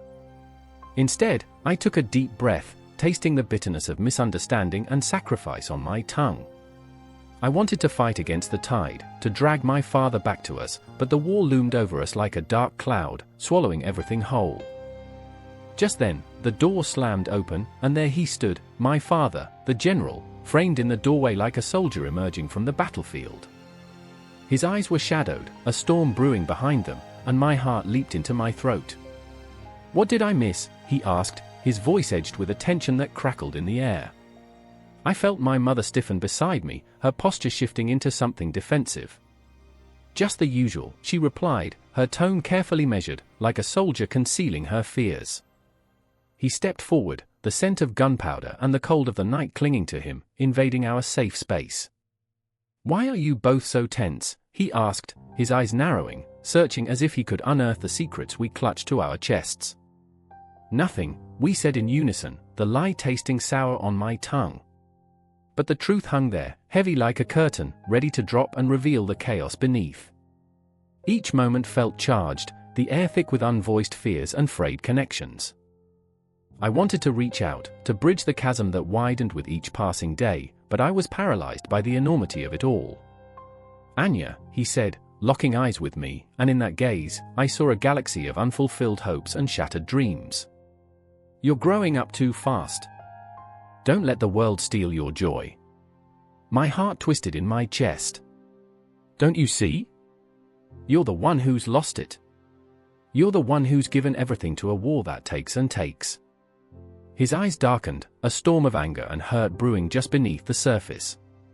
You don't understand. No, you don't understand. I shouted, the words erupting like a dam breaking. We're standing here, left behind, while you fight for something that doesn't include us. What about our fight? And suddenly, the room was electric, charged with the intensity of our unfulfilled yearning, our unspoken love. The clock ticked furiously, counting down to a moment of reckoning, where all our sacrifices hung in the balance, threads woven together in a tapestry of family, strained yet unbreakable. He stepped closer, his expression shifting from anger to something softer, almost vulnerable. This isn't just about me, it never was, he said, his voice cracking ever so slightly. But I need you both to understand my choices. For your future. The words hung in the air, a thin veil stretched across a chasm of misunderstanding. I could feel the raw, jagged edges of our emotions, each heartbeat echoing the weight of our choices, our sacrifices, our love. I remember, I murmured, feeling the weight of time press against my chest. I remember when we used to laugh, when we were whole. His gaze lingered, a mix of sorrow and hope, and for a moment, we stood on the precipice of something real, something fierce. The clock ticked on, marking the moments that held us captive, the unending cycle of life and loss, love and sacrifice. In that charged silence, possibility flickered, a fragile flame beneath the weight of our memories. But as shadows shifted in the corners of the room, I knew this was only the beginning. The fight was far from over, the strings of our family still tangled in the chaos of duty and desire, and the world outside still called to my father, a siren song of duty and honor. And in the stillness of that moment, I realized, this was not just a battle for survival. It was a fight for our very souls. The war had begun, but so had the reckoning. The air was thick with smoke, a putrid blend of burnt flesh and gunpowder that clawed at the throat. It hung over the battlefield like a shroud, suffocating. I could hear the distant cries, the agonized screams of men who had once stood tall, their dreams now scattered to the winds like ash. In the chaos, a deep silence wrapped around me for a heartbeat, an eerie pause that seemed to say, here lies faith, broken and bleeding. I closed my eyes, but the images came roaring back, the last prayer I whispered at dawn, the promises I made before we marched into hell. I remember the inky shadows creeping across the horizon, swallowing the sun, and with it, the light of hope. My hands trembled as I clutched my sword, its blade glistening cruelly under the dying light. How many lives had it taken? Each swing was a memory, a name forever etched in the fabric of my soul. Beside me, Lucas, my brother of arms, gazed into the abyss, his eyes reflecting the terror of what lay ahead. What are we doing here? He muttered, voice barely a whisper, but it resonated, echoed in the hollow chambers of my heart. I wanted to scream, to shake him, to make him see that we weren't just soldiers, we were echoes of a promise, guardians of a dream that felt more like a nightmare with every passing moment. We fight for our home, I said, but the words felt like brittle glass, ready to shatter under the weight of doubt. The clang of metal on metal broke through the fog of despair. I watched as a soldier collapsed, his body crumpling like a discarded puppet, strings severed. His eyes, wide and unseeing, stared into nothingness. I felt my stomach twist, a dark knot tightening. What home could be salvaged from this ruin? My heart raced as I turned back to Lucas. Do you think we'll see it again? I asked, knowing the answer was buried beneath layers of fear, yet desperate for a shred of hope. He looked at me, and for a moment, his mask cracked. I don't know, he said, voice trembling like the leaves in a storm. I don't know what I believe anymore. Those words hung between us, a fragile thread, trembling against the howl of the winds. It was a confession, a stripped-down truth that cut deeper than any blade. There was a time when faith was a shield, a guiding star that illuminated the darkness. But now? It felt like a distant memory, an old song lost amidst gunfire and sorrow. Each prayer felt empty, a hollow echo swallowed by the cacophony of death that surrounded us. I wanted to grasp onto faith, to pull it close as a child clutches a tattered blanket in a storm. But the harder I grasped, the more it slipped through my fingers, leaving nothing but the cold touch of despair. I remembered the night before we left, the quiet moment spent with my family, laughter mingling with the sweet scent of bread baking in the oven. My mother's voice, soft yet commanding, still rang in my ears. "You're doing this for us," she said, her eyes shimmering with unshed tears. But what if doing this meant losing the very essence of what we fought for? The faces of my loved ones morphed into shadows, ghosts that haunted the periphery of my vision in every clash of swords, every cry for mercy. The battle raged on. The rhythmic cadence of boots marching into the fray filled the space with an unsettling drumbeat. I could see them, our enemies, all anger and fury, driven by a conviction we had once shared. Did they also tremble beneath the weight of their own doubt? Did they question the righteousness of their cause? Or were they all too lost in rage to feel the creeping chill of uncertainty? I glanced at Lucas, who now stood rooted to the spot, eyes glazed over, as if he were staring into the vast nothingness that lay beyond life. I reached out, touched his arm, trying to ignite a spark of resolve. "We're not ghosts yet," I urged, voice raw, desperate. "We still have a chance to make it home." But the fire I once saw in his eyes flickered, dimming beneath the ash of despair. Then came the next wave of enemies, a storm of bodies crashing against us, and I felt my heart race. Each clash of swords felt like a heartbeat, a countdown to something inevitable. My breath grew shallow, each inhalation punctuated by a scream, a cry for salvation, but salvation felt light years away. I watched as Lucas fell to his knees, and my own heart plummeted into an abyss. "Lucas!" I called, but the word turned into a wail, swallowed by the chaos around me. As I fought, I felt the weight of all the lives lost pressing down on me, a heavy mantle I could hardly bear. Each swing of my sword became a desperate plea, a prayer to a God who felt absent. In the throes of battle, my mind spiraled, caught in the trap of memories, the warmth of a mother's embrace, the laughter of distant friends. I saw their faces flash before me, each one reminding me of who I was before the battlefield swallowed my spirit whole. I fought and fought, each motion a struggle against the encroaching darkness, the question gnawing at my insides like a ravenous beast: what were we fighting for? The answer eluded me, slipping between my fingers like sand. The war screamed for resolution, but my soul craved redemption. And then, as the sun dipped below the horizon, painting the sky in shades of crimson and despair, I understood. It was not just a crisis of faith. It was a reckoning.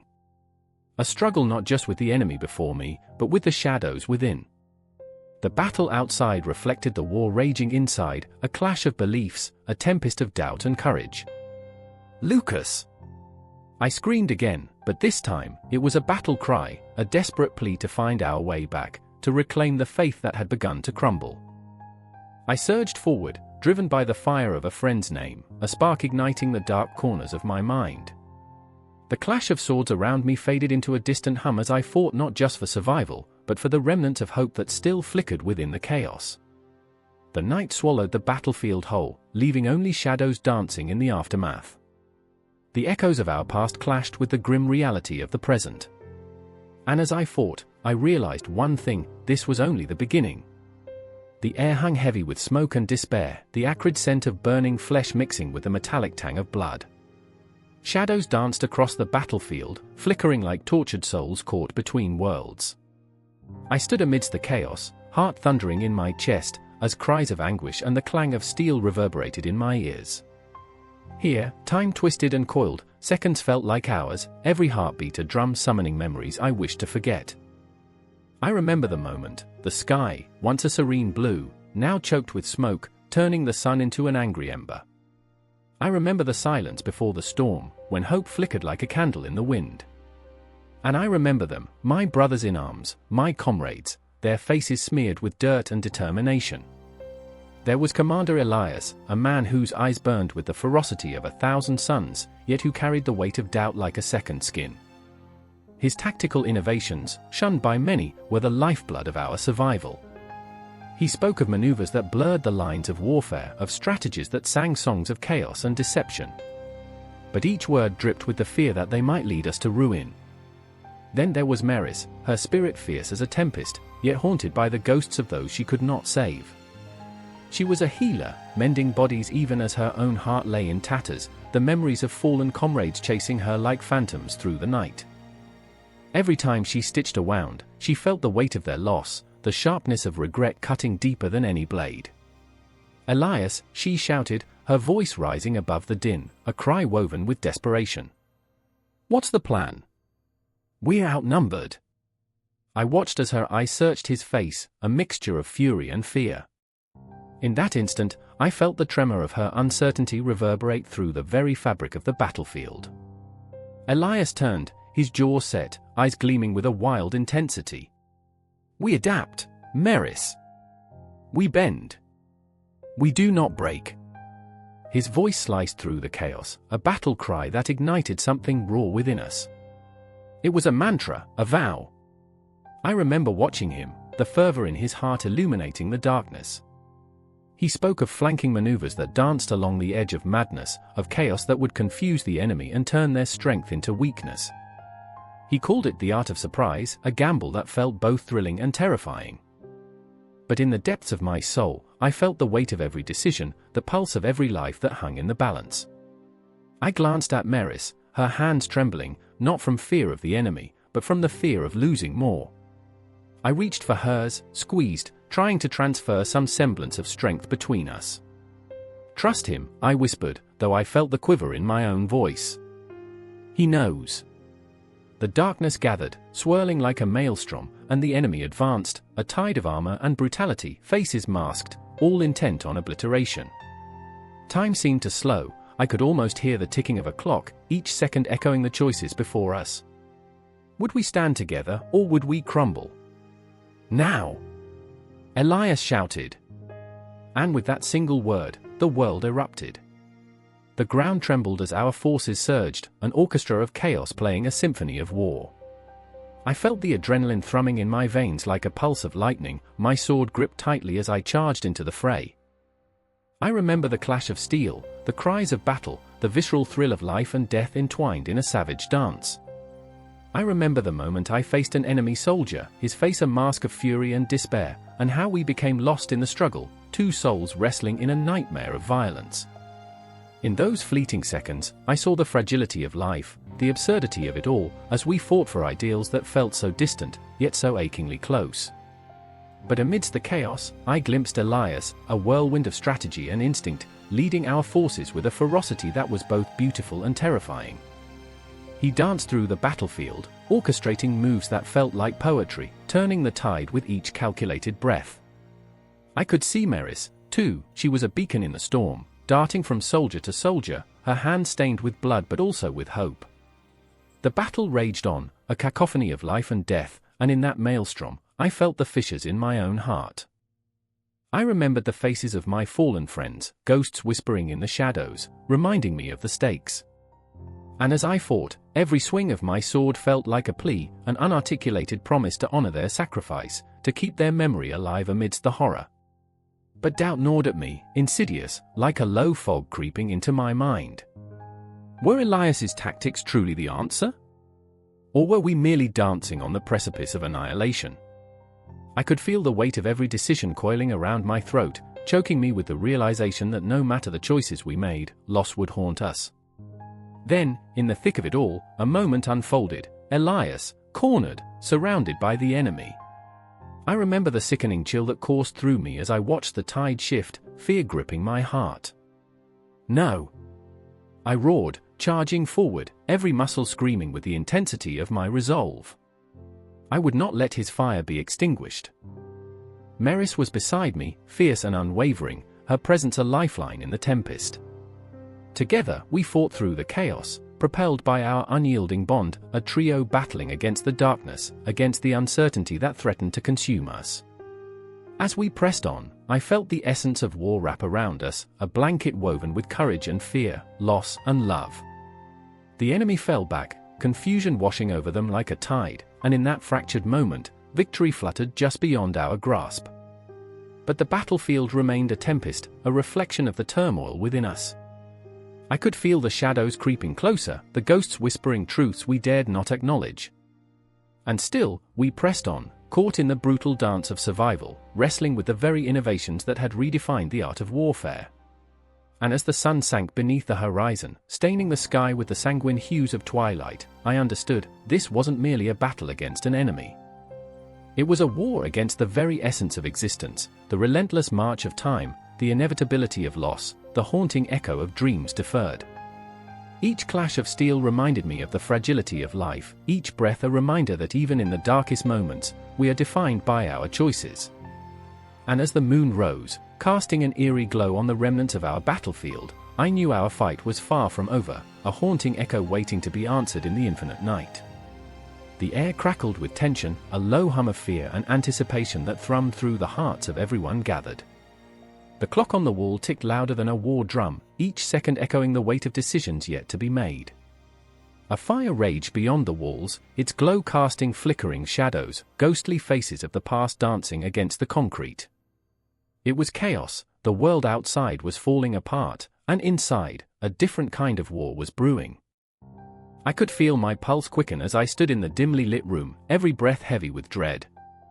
There were two of us at the center of this storm, Maya, her hands trembling like autumn leaves caught in a gust, and Marcus, his jaw clenched so tightly it seemed his teeth might shatter. Each of us stood at the precipice of our own fears. Decisions lingered in the air, thick like smoke, choking out the rational thoughts that might have comforted us. Maya's eyes met mine, and in that moment, I saw the flicker of hope, a fragile candle in the escalating darkness. "We have to make a choice," she said, her voice barely a whisper, yet it sliced through the air with chilling clarity. "We can't wait any longer." I remembered her laughter, once bright and full of life. Now, it trembled, on the brink of shattering. I could almost hear the echoes of our shared dreams, of laughter and plans, now replaced by the heavy silence of uncertainties. "Choice?" Marcus snapped, his voice a whip that cracked against the tension. "What choice do we have? The world is burning." His hands were fists at his sides, and I could see the shadows of his past creeping into his expression, flashes of failure, of choices made in desperation.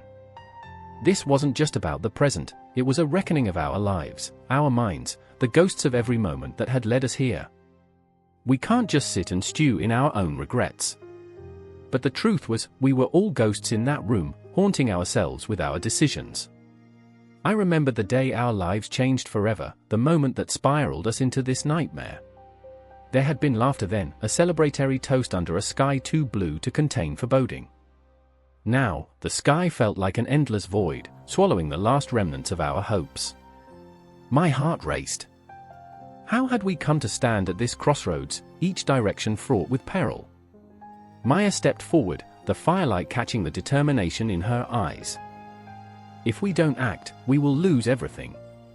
Her words hung in the air, taut like a bowstring pulled to its limit. I could see her courage flickering, fighting against the weight of despair that had begun to grip her heart. If she was a candle, I was the wax, melting away under the heat of her resolve. I could hear the distant wails of sirens, a grim reminder that chaos wasn't just outside, it was breathing down our necks. Each sound reverberated through me, a chilling reminder of what was at stake. What if we fail? I found myself asking, vulnerability spilling from my lips like ink on paper. The fear trembled beneath the surface, clawing for recognition. My own flaws, my own hesitations, threatened to drown me. Maya's gaze softened, and in that moment, I caught a glimpse of the woman who stood beside me, our warrior in her own right. "What if we succeed?" she countered, her voice now a steady flame. "What if we become the leaders we never thought we could be?" The question hung there, electrifying, pushing through the shroud of despair like dawn breaking over a darkened horizon. Marcus shifted, uncertainty flickering across his face. "Courage? It's easy to talk about bravery when you've never had to face it head-on," he spat. Yet I could see the cracks in his facade, beneath the bravado lay a raw wound, an ache for approval, for connection. He was terrified, just like us, but proud, too proud to admit it. The weight of expectations had formed a cage around him, tightening with every breath. I stepped closer, the heat from the fire igniting something deep inside me. "We have to take that leap. We owe it to ourselves." My voice felt like a lifeline thrown into turbulent waters, a desperate plea.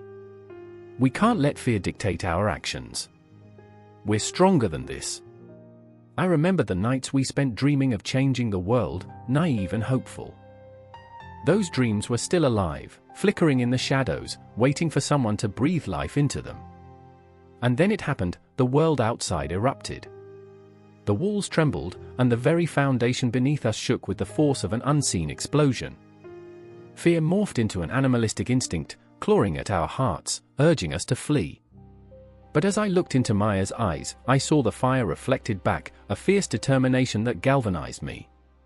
This wasn't just a moment, it was a reckoning, a fight for survival, for purpose. We can't run, I said, my voice rising above the chaos. We have to stand. We have to face this together. With every word, I felt the weight lift, the chains of doubt slowly loosening. I remembered everything that had brought us here, the struggle, the pain, the dreams, and how they coalesced into this very moment. It felt monumental, an emotional avalanche crashing down around us. Maya nodded, resolve hardening her features. Together, she breathed, and it was a promise, a pact sealed in the firelight. A glimmer of hope surged between us, a bond forged in the crucible of despair, alight with the possibility of courage. Marcus stepped back, the firelight casting shadows that danced around him. He was still uncertain, still battling his demons, but in his eyes, I could see the flicker of something new. Perhaps it was belief. Perhaps it was fear transformed into action. Let's do it, he said, the words breaking free like a bird from a cage. In that moment, everything shifted. The air vibrated with unspoken promises and unbroken bonds, the ghosts of our pasts whispering encouragement. As we prepared to step into the maelstrom, I felt a surge of life coursing through me, a heartbeat for each of us, 3 souls intertwined, ready to confront whatever darkness lay ahead. And amidst the chaos, I realized we were not just leaders under pressure, we were the architects of our own destinies, standing on the edge of courage and despair, ready to ignite the world anew. The air was thick with the scent of smoke and despair, a choking reminder of what once was. I stood there, breathless, as the remnants of our hope crumbled into ash, the echoes of our defeat beating against my chest like a war drum. The night was alive, a cacophony of chaos and screams, every sound punctuated by the sharp crack of burning wood. Flames licked the sky, a ravenous beast consuming all it touched, and I felt their heat sear my skin, a cruel reminder of our vulnerability. I remember the faces. Each one a ghost haunting my thoughts, their eyes wide with disbelief, their mouths twisted in pain. Marcus, my brother, stood shoulder to shoulder with me, his once bright gaze now clouded with shadows. I could feel his heartbeat, frantic, matching the tempo of the chaos around us. The weight of his despair clawed at my insides, tightening like a noose. We had it all, he yelled, voice raw and scratched, but I could see the flicker of doubt creeping into his resolve. I remember the moment it all began to unfurl, like a winter's breath shattering the delicate frost. We were winning, or so we thought. Our forces had pushed forward, driven by anger and desperation, and we believed we were untouchable. Pride had carved our downfall, and now the enemy's laughter echoed in the night, a haunting melody woven with our defeat. I clenched my fists, wishing I could reach into that darkness and pull those taunts back, silence them forever. Around us, the remnants of our comrades lay scattered, their bodies twisted in grotesque shapes, a grim testament to our hubris. I wanted to scream, to howl, but the sound lodged in my throat like a stone. Instead, I turned to Marcus, desperation clawing at my insides. We need to regroup, find shelter. But even as I spoke, I felt the weight of futility suffocating me. Shelter? His laugh was bitter, a sharp contrast to the flames dancing just beyond the edge of our vision. What's left to protect? His voice cracked, and I saw it, the flicker of something lost behind his stormy eyes. Our home is gone, our people, his words hung between us, a ghost of what we used to be. I remember the shadows creeping in, the cold fingers of dread wrapping around my heart. It was in that moment I realized the truth. We were not just fighting a war, we were fighting against ourselves, against the very essence that had brought us here. We stood on the precipice of destruction, and the universe itself seemed to hold its breath, waiting for our next misstep. The ground trembled beneath our feet as the enemy pressed forward, relentless as a tide. Each step they took echoed like a gunshot in my mind, a countdown to our demise. "Marcus!" I screamed, but the word felt hollow, lost in the cacophony. I watched as he turned, a flash of resolve sparking in his eyes.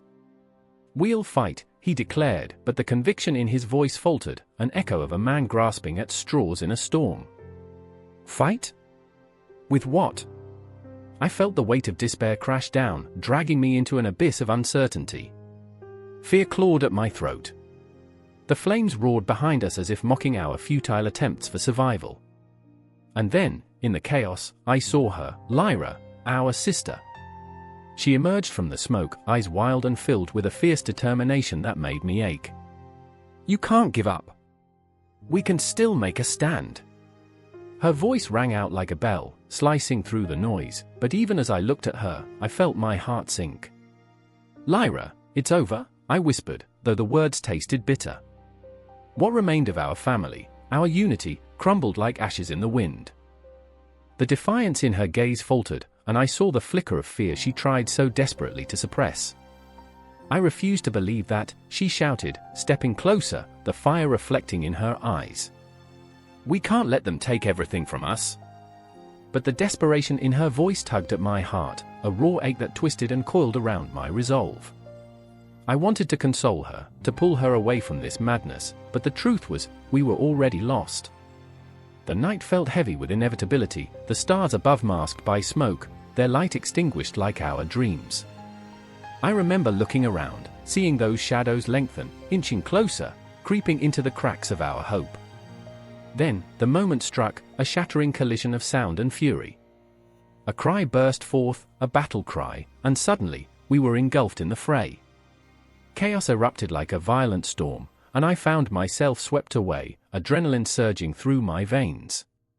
But it wasn't just a fight, it was a reckoning. Each blow I struck felt like a betrayal of my very soul.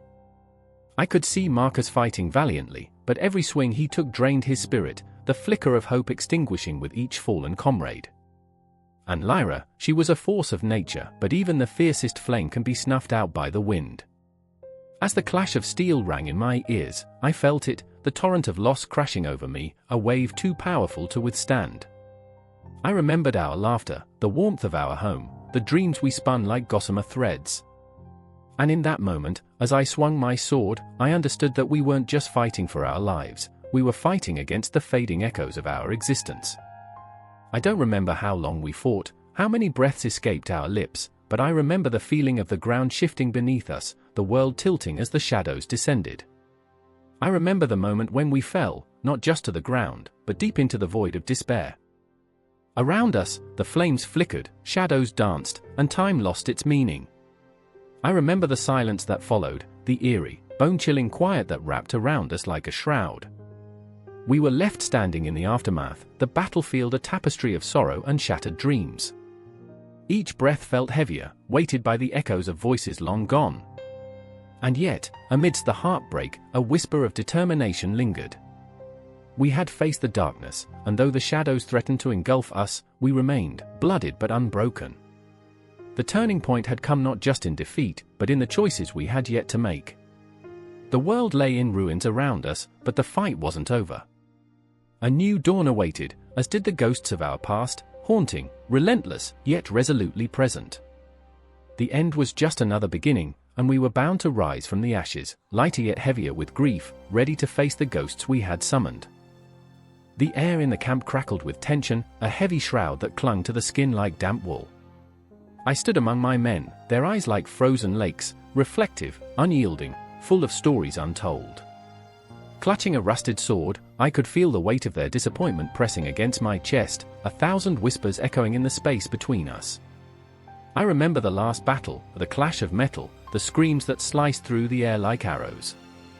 And I remember the silence that followed, the silence that was mine alone to bear. Around me, shadows flickered in the dying light as night crept in, wrapping us in a cold embrace. The embers of the campfire sputtered, sending sparks skyward, desperate souls seeking the stars. I hesitated, heart hammering against my ribs, the rhythm a frantic drumbeat of dread. I was a leader, but in that moment, I felt more like a ghost, haunted by my failures. Then there was Evander. I could see him in the darkness, a hulking figure with shoulders like boulders, but a spirit that felt weighed down by the rubble of trust one had crushed beneath my feet. His brow furrowed, eyes narrowed like slits in a fortress wall. "You promised us," he said, voice low, gravelly. "You promised victory." Each word was an arrow, and I stood, the target in that shambled camp, the very embodiment of betrayal. And there was Clara, fierce and unyielding, her spirit a tempest. She had fought beside me, her spirit brighter than the fiercest flame. But that light was dimming, threatened by doubt, and I could see it flickering in her gaze. "What now?" she demanded, the challenge hanging thick in the air. "What do you have left to give us?" Each syllable dripped with venom, yet I could feel the flame of hope still flickering beneath her scorn. Maybe she still believed in me, even if it was buried deep beneath layers of hurt. I swallowed hard, the dry remnants of my confidence clawing at my throat. I remember the first time we stood together. I started, my voice shaking like the brittle branches overhead, the way we fought against the tide, the way we believed, together. But my words felt empty, echoes of a time long past, reverberating into a chasm of doubt. The night deepened, and so did the weight of silence.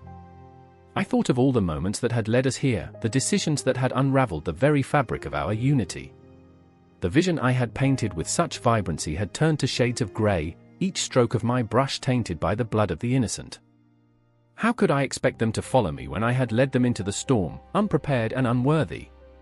Evander stepped closer, fists clenched at his sides, the muscles in his jaw working as if he were chewing on the bitter taste of betrayal. "What have you learned?" he challenged, and the question hung like a blade, sharp and unyielding. "What do you understand about what you've done?" The memory surged like a tidal wave. The faces of those I had failed, the cries for mercy lost in the din of war, each one a phantom that clawed at my insides. "I remember," I whispered, "the echoes of their screams. I remember how it felt to carry the weight of their lives." My voice trembled, a fragile bridge over a chasm of despair. "But I also remember hope." Clara scoffed, and I felt the sting of her disbelief. "Hope? Hope doesn't fill our bellies or heal our wounds. Hope won't bring back the fallen." With every beat of the night, the world around us faded into a blur, and it was just the three of us, trapped in an emotional tempest. They were right to doubt me. I had become a shadow of the leader they once revered, a figure lost in the haze of my own ambition. "Listen to me," I urged, desperation clawing at my throat. "We can't dwell in the darkness. We can't let them win. I need you. I need you to believe in what we can build together." Words poured from me, raw and unfiltered. "This is not just about me, it's about us. Our strength lies in our unity. We owe it to those we've lost to keep fighting. We owe it to ourselves." The air thickened, tension coiling like a taut bowstring, ready to snap at the slightest provocation. Evander's eyes softened for just a heartbeat, and I seized it, a flicker of warmth in the icy night. "We can't change the past, but we can shape our future. Together." Clara's resolve shattered just for a moment, vulnerability creeping into her fierce exterior. "But what if you lead us astray again?" she asked, a tremor in her voice belying her strength. The fear was palpable, a ghost haunting us, and I felt it rise, a specter of doubt that threatened to consume everything we had fought for. I took a step closer, grounding myself in their presence. "Then I will own it. I will carry that weight. But I promise you this, I will learn. I will listen. I will fight for every single one of you. I will earn back your trust." The night stretched, heavy and unyielding, but somewhere in the depths of despair, I felt the tiniest ember of hope flicker to life within me. I glanced from Evander to Clara, searching their faces for any sign of a bridge forming between us, any glimmer of understanding. And in that moment, I knew the path ahead would be littered with obstacles, but I would walk it, sword in hand, heart on my sleeve, ready to reclaim not just their trust, but my own. Then, the wind shifted, a whisper of what was to come. The distant sound of hooves echoed in the night, a herald of change. My heart raced, fear and adrenaline intertwining like lovers in a dance. "We need to prepare," I said, urgency igniting my voice. "Whatever comes next, we face it together." As I turned, I felt the pull of the past, the weight of my failures, but I also felt the promise of a new beginning. Shadows lingered in our camp, but among them, flickered the glow of something powerful, a chance to rebuild, to forge anew. The night may be dark, but tomorrow was waiting, and with it, the glimmer of trust we had nearly lost. The moon hung low, a ghastly witness in a shroud of murky clouds, as the remnants of battle lay scattered like broken dreams on the blood-soaked earth. Echoes of chaos still reverberated in the air, like the last gasps of a lover caught in a cruel twist of fate, leaving a silence that felt like a confession. I breathed in the cold, sharp air, the metallic tang of blood still clinging to my tongue. I felt alive, yet utterly hollow, an empty husk drifting through the endless void. The ruins of our once vibrant camp, now just a memory, a ghostly whisper of what had been, made me ache in a way I couldn't quite articulate. I remembered laughter. I remembered warmth. But amidst the wreckage, all I could summon was the sharp, visceral sting of defeat. The wounded, like shadows, moved slowly, their pain palpable in the night, heavy with unspoken words and lost hopes. I found myself drawn to them, a moth to a flame, craving the warmth of camaraderie that had shattered in that fateful clash. Samuel stood at the edge of the camp, his silhouette a dark sentinel against the dying light. His hand shook, not from fear but from the weight of regret. I knew that look, the desperate search for a way to atone. He had fought bravely, had thrown himself into the fray with reckless abandon, yet here we were, drowning in the aftermath of a crushing defeat. The shadows clung to him, wrapping around his shoulders, whispering secrets of despair. "Did we fail?" he murmured, voice raw, like gravel scraped against bone. "Did we let them win?" I wanted to reach out, to tell him it wasn't his fault, but the words caught in my throat, lodged there like shards of glass. I didn't know if I believed it myself. I remembered our plans, the night spent dreaming under a canopy of stars, visions of victory dancing in our minds. It felt like a cruel joke now. Then there was Elena, her fierce spirit fractured but not extinguished. She lurked in the shadows, her presence a swirling tempest of conflict and resolve. I could see the flickers of anger burning in her eyes, like embers refusing to succumb to the darkness. She was a force of nature, yet here she was, crumbling under the weight of despair. "Look at us," she spat, her voice a sharp knife slicing through the heavy silence. "Look what we've become."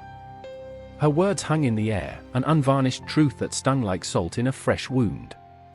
I wanted to tell her that this was not the end, that we could rise from the ashes, but doubt gnawed at my insides, tightening its grip around my heart. I was afraid of losing her faith, afraid of losing my own. The night deepened, and the atmosphere thickened with tension. I could feel my heart pounding in my chest, a frantic drumbeat of uncertainty. A chilling sense of foreboding clawed at my mind, teasing me with shadows of what was to come. "Maybe we can turn this around," Samuel whispered, the words barely escaping his cracked lips. There was a flicker of hope in his dark eyes, like a candle fighting against the wind. "We just need a plan. A way to strike back." Elena scoffed, but her eyes betrayed her. "And how do we do that? With what army? Look around, Sam. We have nothing left." I could see his resolve wavering as he grappled with her words, the truth twisting like a knife in his gut. But there was something in the way he stood, his shoulders squared against the encroaching darkness. "We have each other," he insisted, a desperate plea wrapped in defiance. And in that moment, something ignited within me, a spark that had long been dormant. I remembered the fire that had driven us, the dreams that had united us. I remembered the faces of those who had fought and fallen, and I felt their spirits surrounding us, urging us forward. "Maybe we don't need an army," I said, my voice trembling but resolute. "Maybe we just need to outsmart them. Use their own darkness against them. We can be the ghosts they fear." Elena's brow furrowed, intrigue battling with skepticism. "And how do you propose we do that, exactly?" I leaned closer, urgency fueling my words. "We'll gather intelligence, use the cover of night. We'll become shadows ourselves, move unseen, strike when they least expect it. They think they've won, but we can turn this defeat into a strategy they won't see coming. Samuel's eyes lit up at my suggestion, and I could see the gears turning in his mind, the wave of hope crashing over him like a tide. Elena hesitated, her sharp features softened by a flicker of intrigue. "All right," she said slowly, uncertainty clouding her voice but the flicker of determination unmistakable. "But this is a fragile plan. One misstep, we won't misstep," I interrupted, conviction flooding my veins. "We won't. This is our chance, our path to redemption. We will turn this defeat into something beyond our dreams." The weight of our whispered plans hung in the air, electric and alive. The shadows seemed to thicken around us, wrapping us in a cloak of secrecy, a promise of what was to come. I could almost hear the distant echo of triumph, a siren song luring us deeper into the night. But as the stars blinked overhead, they seemed to mock us, taunting our fragile hope. Time stretched, a cosmic joke where every second felt like an eternity, yet I knew that beneath the surface lay the pulse of ambition, the heartbeat of resistance. "Tonight, we become ghosts," I whispered, and the words felt like an incantation, a binding spell that would lead us back from the brink.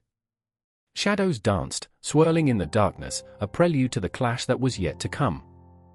And as we stood there, three hearts intertwined in a web of desperation and resolve, I knew that whatever lay ahead would test the very essence of who we were. The path to redemption was paved with shadows, uncertainty, and the haunting echoes of defeat. But as we prepared to face the storm brewing on the horizon, I felt a surge of unity binding us together, unyielding and fierce. The night deepened, but so did our resolve. The ghosts of our past would be our allies, and the dawn would rise anew, painted in shades of vengeance and hope.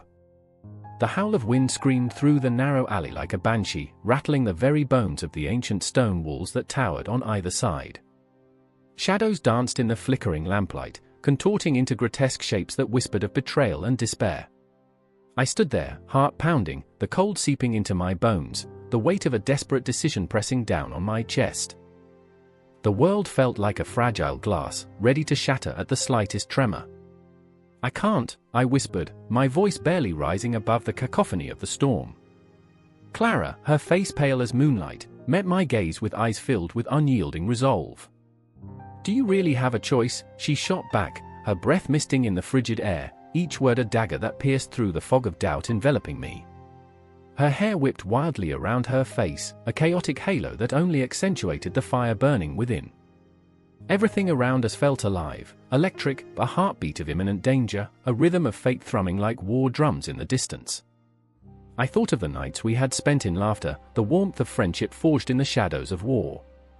But that was before the world had turned upside down and the lines between right and wrong blurred into a haze.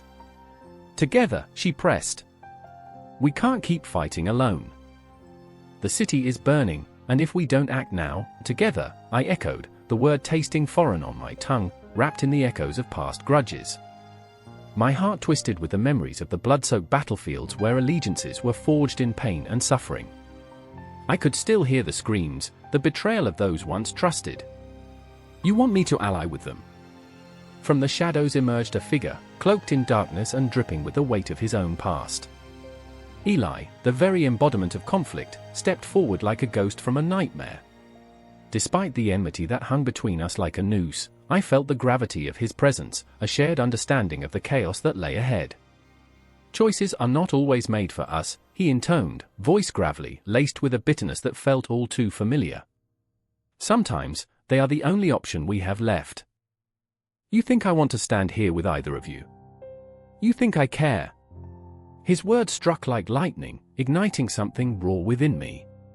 My mind reeled with memories, the night we had stood on opposite sides, swords drawn, hearts pounding with rage. Yet here we were, three broken pieces of a shattered puzzle, forced to fit together in a world where the enemy was not each other, but something far more insidious. Clara stepped closer, her hand brushing against mine, grounding me in the storm brewing around us. "We can't afford pride, and we can't afford hate," she urged, her voice trembling with urgency. "The enemy has taken everything we loved. They won't stop until we are dust. This is our last chance." I remembered the laughter of children, the smell of bread baking in the morning sun, the warmth of a lover's embrace. I remembered the moments that made life worth living, and the shadows that now threatened to swallow them whole. The city was alive yet dying, caught in the throes of a violent fever that threatened to consume us all. Eli's eyes bore into mine, a challenge, a plea. Trust is a luxury we cannot afford. But desperation? That's a bridge we can cross. We have to fight the darkness together, or it will take everything. Silence enveloped us, heavy as a shroud, the wind howling its mournful tune, reminding us of the life waiting just beyond the chaos. I felt the weight of their gazes, the silent question hanging in the air like a noose. Could we truly forge an alliance born of hatred, mistrust, and despair? I remember, I started, trailing off, lost in the echo of my own words. I remember the nights we had shared, the dreams we had for a future untainted by bloodshed. I remembered Clara's laughter, Eli's fierce loyalty, a loyalty now twisted by the desperation of our surroundings. I wanted to scream, to fight against the inevitable, but all I could do was stand there, trapped between the past and an uncertain future. Then we fight, Clara declared, her voice rising like a beacon in the storm, pulling me from the depths of my doubt. Side by side, no matter what it takes. In that moment, a fragile thread began to weave between us, a connection as fragile as gossamer, yet as unyielding as steel. I felt the warmth of hope flicker within, igniting the embers of courage that had long lain dormant. Eli nodded, a reluctant acceptance etched in the lines of his face. Then let's make them pay, he said, and I could see the flicker of something more, a glimmer of unity forged in the fires of adversity. As we turned toward the chaos awaiting us, the shadows shifted, revealing the path we must take, a path riddled with uncertainty, lined with the ghosts of our pasts. But in that moment, standing shoulder to shoulder with two unlikely allies, I felt something shift. The fear that had clawed at my insides began to fade, replaced by the intoxicating rush of purpose. We were broken, yes, but together we could become something greater, a force that could change the tide. And as the storm raged on, we stepped forward, into the darkness, ready to face whatever lay ahead. The night was still young, and with each heartbeat, the world felt a little more alive, a little more hopeful. What was once unthinkable was now our reality, a new alliance forged in the crucible of desperation. The shadows whispered secrets we were yet to uncover, but for now, the path lay ahead, and the bonds that had formed in the chaos would guide us toward the dawn. No more looking back. No more fear. Only the promise of what was to come, and the echo of our silent pact reverberating through the storm. The air crackled, heavy with tension, as the sun hung low, casting long shadows that stretched like grasping fingers across the battlefield. The ground trembled beneath the weight of unspoken fears. I could feel my heart racing, a drum echoing the sound of war, as if the very earth beneath us breathed in anticipation. This was it, the moment everything hung by a fragile thread. Lysander stood at the edge of the ridge, his breath coming in sharp gasps, his hands trembling against the hilt of his sword. I remembered the first time I saw him, so full of bravado, declaring that we would conquer anything that dared cross our path. But now, he was a shadow of that man, a mere whisper of hope, battling demons more ferocious than any sword could cut down. His eyes, once bright with ambition, now held a storm, a tempest of fear and regret. "Do you think we can win?" he asked, voice barely more than a breath, a question laden with the weight of desperation. I glanced over at Mara, her face a mask of fierce determination, yet I sensed the cracks beneath the surface. The world was crumbling around us, and here we stood, caught between the ghosts of our past and the terror of an uncertain future. "We must," she replied, her tone fierce. "We have no choice." But her eyes betrayed her, flickering like the dying embers of a fire, hinting at a truth she was unwilling to voice. I understood the burden she bore as if it were my own. The sun dipped lower, painting the sky with violent hues of crimson and gold, as if the heavens themselves were bleeding. A chill ran down my spine, an omen of what was to come. Time felt elastic, stretching and snapping, moments colliding like waves crashing against the rocks. I remembered my childhood, the stories told by the fire, tales of glory and honor. None spoke of this, a battlefield drenched in doubt, where valor felt like a cruel joke. Lysander paced back and forth, his boots grinding against the dirt, kicking up fragments of earth that swirled in the twilight. "If we flank them at dawn," he muttered to himself, eyes darting, searching for a plan that felt as solid as smoke. "We can create chaos." I could see the spark of hope flickering in his mind, but it felt brittle, fragile. The enemy was a beast, relentless, with teeth bared, a tide that wouldn't simply recede. Mara stepped closer, her voice a low whisper, yet it cut through the chaos. "And if chaos isn't enough? What if they overwhelm us?" Her jaw clenched, and I could see the muscles taut beneath her skin, a portrait of strength battling the demons within. "We will fight." "We fight for each other," I said, finding my own resolve. But even as I spoke, doubt slithered through my heart like a serpent, constricting tighter. The wind howled, a mournful song that carried the anguished cries of spirits trapped in this cursed place. I closed my eyes for a brief moment, letting the memories wash over me, laughter, warmth, love. "I remember," I began, but the sobering truth hit hard, drowning out those tender echoes. I remembered how hope had always seemed a distant star, always out of reach, a cruel illusion in a world beset by darkness. As the night descended, the horizon alive with distant flames, we huddled together, 3 souls against an army of shadows. I could almost hear the whispers of those who had fought before us, their fears echoing through the silence. The sky shimmered with stars, but here on the ground, we were ensnared in a different constellation, one filled with dread. "Tonight, we prepare," I said, forcing strength into my voice, though it wavered like a candle in the wind. Lysander nodded, his face pale but resolute, while Mara clenched her fists, the fire in her eyes igniting something within me. We were broken, yes, but we had each other, and perhaps that was enough. Preparation became ritualistic, as if each movement was a prayer against the inevitable. The clanking of iron echoed in the night, our breath mingling with the crisp air. I could feel the weight of the world pressing against my chest, each heartbeat a countdown to the clash of steel that awaited us.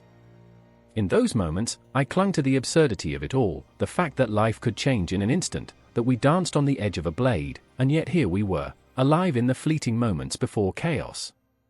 And chaos indeed erupted as dawn broke. The sky turned a sickly grey, and with it came the thunderous roar of war. I remember the sound, the clash of swords, the cries of the wounded echoing like a haunting melody. It was a cacophony of life and death, where every moment stretched into eternity, and I felt the world narrowing to a singular focus: survival. Lysander charged forward, adrenaline surging through him like wildfire. I could hardly keep up, my limbs moving without thought, instinct taking the reins. I saw him, my brother in arms, fighting not just for victory, but for redemption. Each swing of his sword carried the weight of his regrets, each foe he felled a step toward reclaiming his lost self. But in the chaos, I saw Mara fighting as if possessed. Her movements were fluid, beautiful, a dance of death that left trails of fallen foes in her wake. Yet behind her fierce exterior, I sensed an undercurrent of fear, a desperate plea for liberation from the ghosts that haunted her. I wished I could reach out, reassure her that we were in this together, but words slipped away in the tumult of screams and steel. Time was fractured, moments crystallized in memories vying for attention.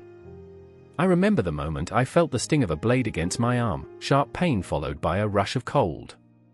Time slowed, and I could see the specter of failure looming large, shadows stretching toward me, whispering the stories of those who had been lost. This was not just a battle, it was a reckoning, a confrontation with the ghosts of our pasts. And as the battle raged on, the horizon began to shift. The tide of war ebbed and flowed, a brutal dance of triumph and despair. I caught glimpses of Lysander and Mara, caught in their own struggles, yet always searching for one another amidst the chaos. Their faces, lit by fire and desperation, became my guiding stars, urging me forward. But the outcome was still uncertain, a question lingering in the air like the last note of a haunting song. I could feel the weight of the world pressing down again, each heartbeat echoing the dire need for hope. In that moment, I realized that our strategies, our plans, meant little against the raw, unbridled force of fate. The clash continued, and I felt the world swirling into a vortex of sound and fury, emotions colliding with every strike. But I also felt the pull of something greater, a connection, a sense of purpose that transcended the brutality around us.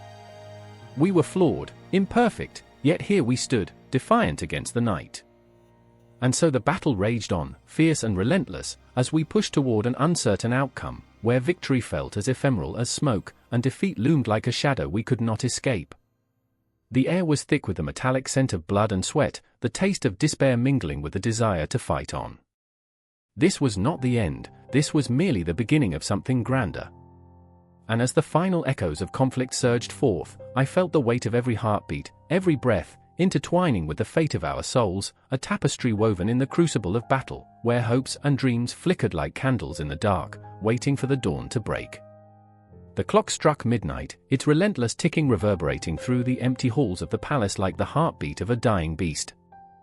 Shadows clung to the walls, stretching and twisting into grotesque shapes, mimicking the turmoil that churned within the hearts of those who dared to walk these corridors.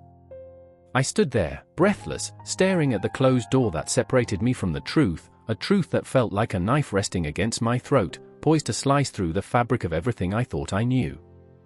Outside, the wind howled, a mournful cry that echoed the unrest brewing in the city beyond. It was the kind of night where secrets felt heavier, drenched in the promise of betrayal. I could almost taste the fear in the air, sweet and metallic, mixing with the scent of damp stone and flickering candle wax. But it wasn't fear that gripped my heart, it was rage, a wild, untamed beast clawing at my insides as I remembered. I remember Lucien, his dark eyes glinting with mischief, whispering promises of change that rang like a symphony in my ears. A vision of a brighter future, where the common folk would rise, and the gilded cages of the aristocracy would yield to the winds of revolution. But those dreams were splintering now, shattered by the precarious balance of power that teetered on the edge of a blade. I could feel it in my bones. Lucien wasn't just another face among the disillusioned, he was a spark, a fire, and now, he was missing. Adeline paced the room, her fingers brushing against the cold stone walls, her brow furrowed, her lips a thin line. Every step was a plea to the universe, every glance at me a question left unasked. I could see the storm within her, a tempest of doubt and loyalty battling against the tides of ambition. "Do you trust him?" she finally said, her voice barely above a whisper, yet it cut through the tension like lightning. Trust. What a fragile thing it was, slipping through fingers like water. I wanted to say yes, every fiber of my being wanted to believe in Lucien and his grand designs. But doubt had seeped into my veins, thick and suffocating. I remember when he spoke of freedom, I replied, each word weighted by the ghosts of our shared past. But now, the flicker of candlelight danced across Adeline's face, illuminating the turmoil etched into her features as she shook her head. "You know they will come for us if he fails. You know they will burn us alive in the fires of his ambition." Her hands trembled as she grasped my arm, grounding me, urging me to see the truth. This is not just a game, not just politics. It's life or death. I could feel the heat of her fear, a tangible force that pulled at my heart. Her vulnerability was an anchor, and I clung to it desperately, even as the waves of uncertainty crashed around us. I wanted to pull her close, to shield her from the darkness that loomed, but I was lost in my own storm. The door creaked open, and the figure that slipped through sent chills racing down my spine. It was Victor, the king's enforcer, with a smile that was more like a sneer, a mask of charm that cloaked a mind as sharp and ruthless as a dagger. "You two look like you've seen a ghost," he said, his voice smooth, like silk pulled taut over an iron frame. "Or perhaps you're worried about your dear friend Lucien." Adeline's grip tightened, her nails digging into my skin, and I could feel the panic radiating off her in waves. "What do you know?" she demanded, her voice trembling but defiant. Victor leaned closer, the air thick with a scent of danger and opportunity. "I know that power shifts like the wind, gentle and unseen until it uproots you. And I know that Lucien is playing a very dangerous game." The words hung in the air like a noose, tightening as I fought for breath. Lucien had always been the idealist, the dreamer who danced on the edge of peril, but now I saw, clear as day, that he was merely a pawn in a game far larger than any of us could comprehend. My heart pounded as I pieced together the fragments of Victor's insinuations. Was Lucien truly the hero we believed him to be, or was he merely just another player in a deadly chess match? Do you think he cares about you? Victor continued, his tone laced with mockery. All he wants is power, and he'll crush anyone who stands in his way. The truth in his words felt like a splinter lodged deep in my soul, and I flinched as Adeline took a step back. The clock continued its relentless ticking, a reminder that time was running out. I needed to confront Lucien, to wrest the truth from the chaos of my emotions. But the thought of facing the man I once idolized turned my stomach. I felt lost, a ship adrift in a storm, tossed between loyalty and suspicion. Adeline turned to me, her eyes glistening with unshed tears. "We have to save him," she insisted. "Before it's too late. Before they silence him forever." The desperation in her voice pulled at my heartstrings, and I knew I couldn't let fear dictate our actions. But the shadows were gathering, growing thicker and more insistent, and I could hear them whispering, telling me that this was just the beginning. We were standing on the rim of something vast and unknowable, a chasm that threatened to swallow us whole. I could feel the world shifting beneath our feet, the ground trembling with the weight of impending upheaval. And in that moment, I realized this was not just about Lucien or Adeline or even me. It was about the very fabric of our existence, the delicate threads of power that held our lives together. A game of thrones, and we were all pieces on the board, each move bringing us closer to the inevitable confrontation that loomed like a storm cloud overhead. The air crackled with tension, a promise of chaos on the horizon, and I felt my heart racing, echoing the pulse of a world teetering on the brink. And as I stepped towards the door, ready to plunge into the dark unknown, I could hear the clock ticking, counting down the moments until everything would change forever. The storm had come without warning, a violent roar that swallowed the night, shaking the very earth beneath their feet. Lightning tore through the sky, illuminating the faces of those gathered in the square, glistening with sweat and the filth of battle. I stood there, heart racing, breath caught in my throat, surrounded by the chaos of fear and desperation. The air was thick with the scent of rain and blood, a cloying reminder of what had been lost, and what was yet to be fought for. I remember the way Commander Elise's eyes glimmered, fierce and resolute, as she faced the crowd. She was a storm unto herself, a tempest of strength. Each word she spoke sliced through the panic like a blade. "We do not falter. We do not yield." But I could see it, a flicker of doubt, a shadow that danced behind her bravado. The truth lay heavy between us, unspoken, a ghost that haunted her even as she rallied us. What price would we pay for her unwavering resolve? And then there was Malik, a boy of barely 19, whose laughter had once echoed through these very streets like music. Now, he clutched a spear, knuckles white, fear etched across his face. I remember the way he looked at Elise, the awe mingled with a desperate wish for her to be right. "Will we survive this?" he whispered, his voice trembling like the leaves in the wind. He was a child still, caught in a world of men, grappling with the weight of what was expected of him. The thunder crackled above us, and I could feel the world teetering on the edge of something monumental, a legacy forged in pain and sacrifice. I remembered my own father, a soldier who had faced his fears but had never returned home. I carried his memory in my heart like a shield, yet I found myself questioning the truth of his heroism. How many of us craved glory, only to find ourselves mired in the mud of reality? "Remember what we fight for," Elise shouted, her voice rising above the tempest. I watched as her hands, once steady, began to tremble.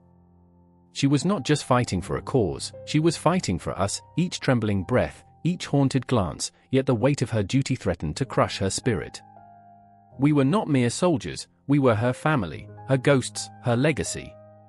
The city loomed behind us, bathed in shadows, a reminder that history is written in both triumph and tragedy.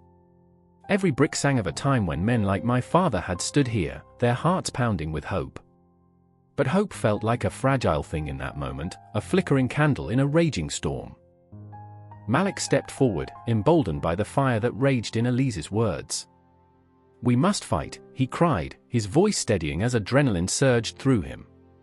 He was no longer just a boy, he was a beacon of defiance against the encroaching darkness. Fear twisted in my gut. Would this moment forge him into a hero, or consume him whole? I remember the sound of the first clash, metal against metal, a jarring symphony that echoed through the rain-soaked air. The world ignited around us as shadows surged forth, and within the chaos, I could see Elise charging ahead, fierce and unyielding, a warrior draped in the weight of her legacy. Her hands were stained, not just with the blood of enemies but with the sacrifices of her past. "Stay close," she shouted as she fought, her movements fluid yet heavy with the burden of those she had lost. I watched her, my heart pounding, as she carved a path through despair. Her bravery was intoxicating and terrifying. I felt myself pulled into her orbit, wondering if I had the strength to follow her into madness. But then, oh, that moment, when the sky split open, and a single, bone-chilling scream pierced through the cacophony. Malik's spear clattered to the ground, and I turned just in time to see him stumble, the light fading from his wide, terrified eyes. The universe seemed to contract, a heartbeat frozen in time. What had we become? I rushed to him, the rain mingling with the blood, and the world fell silent for a heartbeat, a desperate, haunting silence. "Stay with me, Malik!" I cried, my voice cracking as I knelt beside him, cradling his head in my arms. I could feel the warmth of his blood seeping through my fingers, the life slipping away. "You are brave, you are a hero." But the words felt hollow, echoing in the vast expanse of despair that surrounded us. Elise's eyes locked onto mine, fear, rage, heartbreak swirling within them. "We fight for him," she screamed, but her words felt like ashes in the wind, a promise made beneath the weight of despair. Could we be heroes when our hearts were suffocating beneath the weight of loss? In that moment, I understood, the battle was not just against the enemy, it was against the ghosts of our past. Every decision, every sacrifice, weighed against the backdrop of our shared history. Malik was gone, yet his spirit surged through me, igniting a fire that I never knew existed. I would fight, not just for a cause, not just for Elise, but for every soul who had fallen silent beneath the thunderous echoes of war. The storm raged on, but within the chaos, something began to stir. I remember the flicker of hope igniting within me, a desperate flame refusing to be extinguished. We were not just soldiers, we were the architects of our destiny, the tapestry woven from threads of pain and glory. The shadows still loomed, but I could feel the pulse of something greater, an unbreakable bond forged in the crucible of our shared struggle. The haunting specter of loss would never leave us, but we could craft a legacy from the ashes. With every heartbeat, I felt a surge of determination rising within me, pushing me forward into the storm. And as the chaos engulfed us, I became aware that this was not the end, it was only the beginning. The confrontation was inevitable, the fight far from over. The night was still young, and shadows had yet to reveal their true form. We would emerge, fractured, raw, but undeniably alive, our spirits burning bright against the backdrop of a darkened sky. The clock struck 12, its chime echoing in the hollow remnants of a once bustling town square. Shadows flickered, twisting around the crumbling facades of buildings that had stood for centuries. The air was thick with the scent of burnt memories, the acrid smoke from distant fires mingled with the sweet, sickly odor of despair. I stood there, heart racing, pulse thrumming like a drum in a funeral procession. My fingers trembled, stained with soot and sorrow, as I tried to wipe away the remnants of the night, but the darkness clung to me like an unwanted lover. I remember the faces, the ones I couldn't save. I remember Anna, her laughter a melody that danced through the chaos, now a haunting echo in the silence. She had been my light, and now, she was a ghost. I could almost see her, hair like spun gold, laughing as we raced down the streets, oblivious to the shadows creeping closer. But that was before the war, before the world turned to ash and regret. Now, it felt like the universe had split open, spilling its chaos onto the earth, and we were left to sift through the wreckage. I could hear the distant howls of sirens, mingling with the cries of the lost. Each sound pulled at my heartstrings, drawing memories from the depths of my soul, memories that clashed violently with the reality before me. They had told us we would be heroes. They had promised us glory. But here I was, a soldier with blood on my hands and sorrow in my chest, fighting a battle against the ghosts of my past. Not far from me, Julian knelt beside a pile of rubble, his hands clawing through the debris as if searching for something, anything, that might bring him peace. I could see the tremors in his shoulders, the way his breath hitched like the world was sitting on him, crushing him beneath its weight. He was my brother in arms, a man who had shared laughter and tears, who had pulled me from the brink of despair when the weight of the war threatened to consume me whole. But here, in the aftermath, he was a shadow of himself, haunted by the faces of the fallen. "I can't find her," he whispered, voice cracking like glass. "I can't find her." Each repetition pierced the silence, a desperate prayer that fell onto deaf ears. He looked at me, eyes wide and wild, searching for reassurance, for hope. She was here, I swear she was. I wanted to scream, to rage against the heavens, to shake him and make him see that sometimes, hope was a cruel trick. Instead, I reached for him, my hand resting on his shoulder, a silent promise that I would not let him drown in this darkness. But even as I stood there, my heart ached for my own loss. I could still hear Anna's laughter in the echoes of the past, a sweet reminder of what had been snatched away. It was a cruel irony, that in a world so consumed by war, love had become a fleeting memory, a flicker of light in an ever-expanding void. I remember the day we received the news, the day everything changed. It was a crisp morning, the sun breaking through the clouds like a harbinger of hope. But then came the knock, the kind of knock that shatters worlds. "She's gone," they said. Kia. 3 letters that spelled the end of everything I held dear. I remember crumpling to the floor, my breath stolen, my entire universe collapsing in a heartbeat. And now, we were left with this aftermath, this grotesque shadow of what once was, where dreams lay scattered like leaves in autumn, beautiful yet decaying. The war had promised us a future, but instead, it had gifted us this desolation, where hope was a currency too costly to afford. "Julian," I said, my voice barely a whisper. "We have to keep moving." I could feel the tremor in my own heart, the fear that if we stopped, if we succumbed to the weight of our grief, it would consume us whole. "There are others. We can't abandon them." His eyes flickered like a candle in a storm, and for a moment, I thought he might shatter. But then he nodded, a slow, painful movement, and pushed himself up. Each step we took felt like a betrayal to those we had lost, yet what else could we do? We had been warriors, trained to fight against the darkness, even if that darkness now wore the faces of our friends, our families. The streets were an eerie quiet, an almost sacred space where the remnants of lives lived whispered their stories to anyone brave enough to listen. Cracked pavement told tales of laughter and love, while the ghostly echoes of children playing hung in the air, a chilling contrast to the grim reality that surrounded us. As we walked, I felt the weight of the cosmos pressing down on us, the stars above bearing witness to our suffering.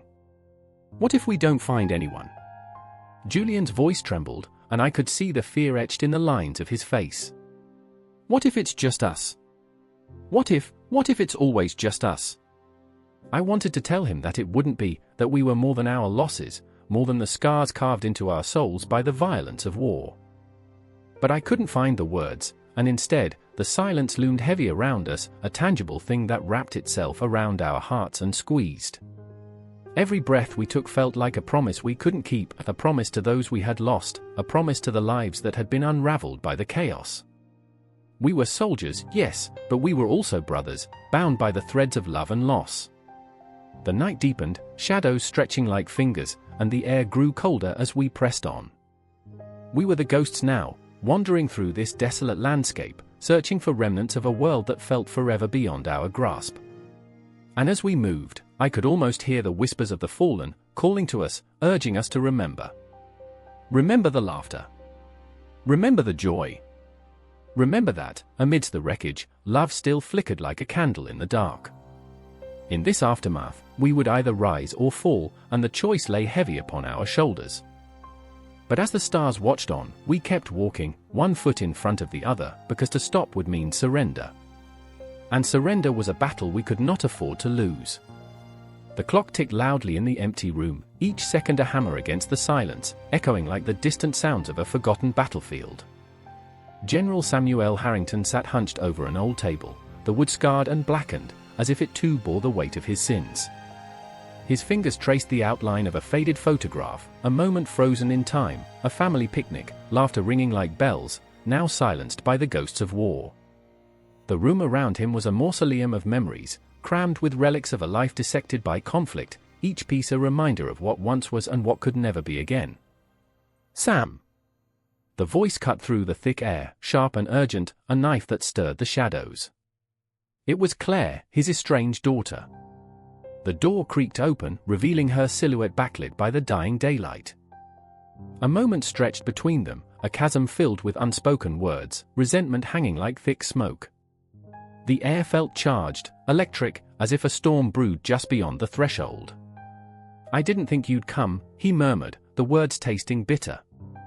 They had rehearsed this moment in their minds 1,000 times, yet here they were, clinging to the edges of their own pain, unable to bridge the chasm between them. Each step she took further into the room felt like a small explosion, reverberating through the hollow space, reverberating through him. "I thought you might need help," Claire replied, her voice trembling, a fraying thread on the verge of snapping. The air shifted, he could feel it, a wave that threatened to drown them both. She took another step, and with it, the memories came flooding back, a child's laughter, a father's pride, a soldier's farewell. But maybe I was wrong. And then it hit him, the realization that broke over him like a tsunami. He was not just a general, he was a father who had lost everything, a war hero with medals that whispered of glory but screamed of loss. "I'm not the man you think I am," he confessed, the admission heavy with regret. "I'm just a shadow, Claire. Just a ghost of what I used to be." The room fell into a pregnant silence, punctuated only by the rhythmic ticking of the clock, now an insistent drumbeat of time slipping away. Claire's eyes were pools of hurt and anger, a tempest of emotion swirling just beneath the surface. "You think I don't know," she shot back, her voice a weapon. "You think I don't see the ghost that lives in your eyes? The man who traded family for a war that's long over."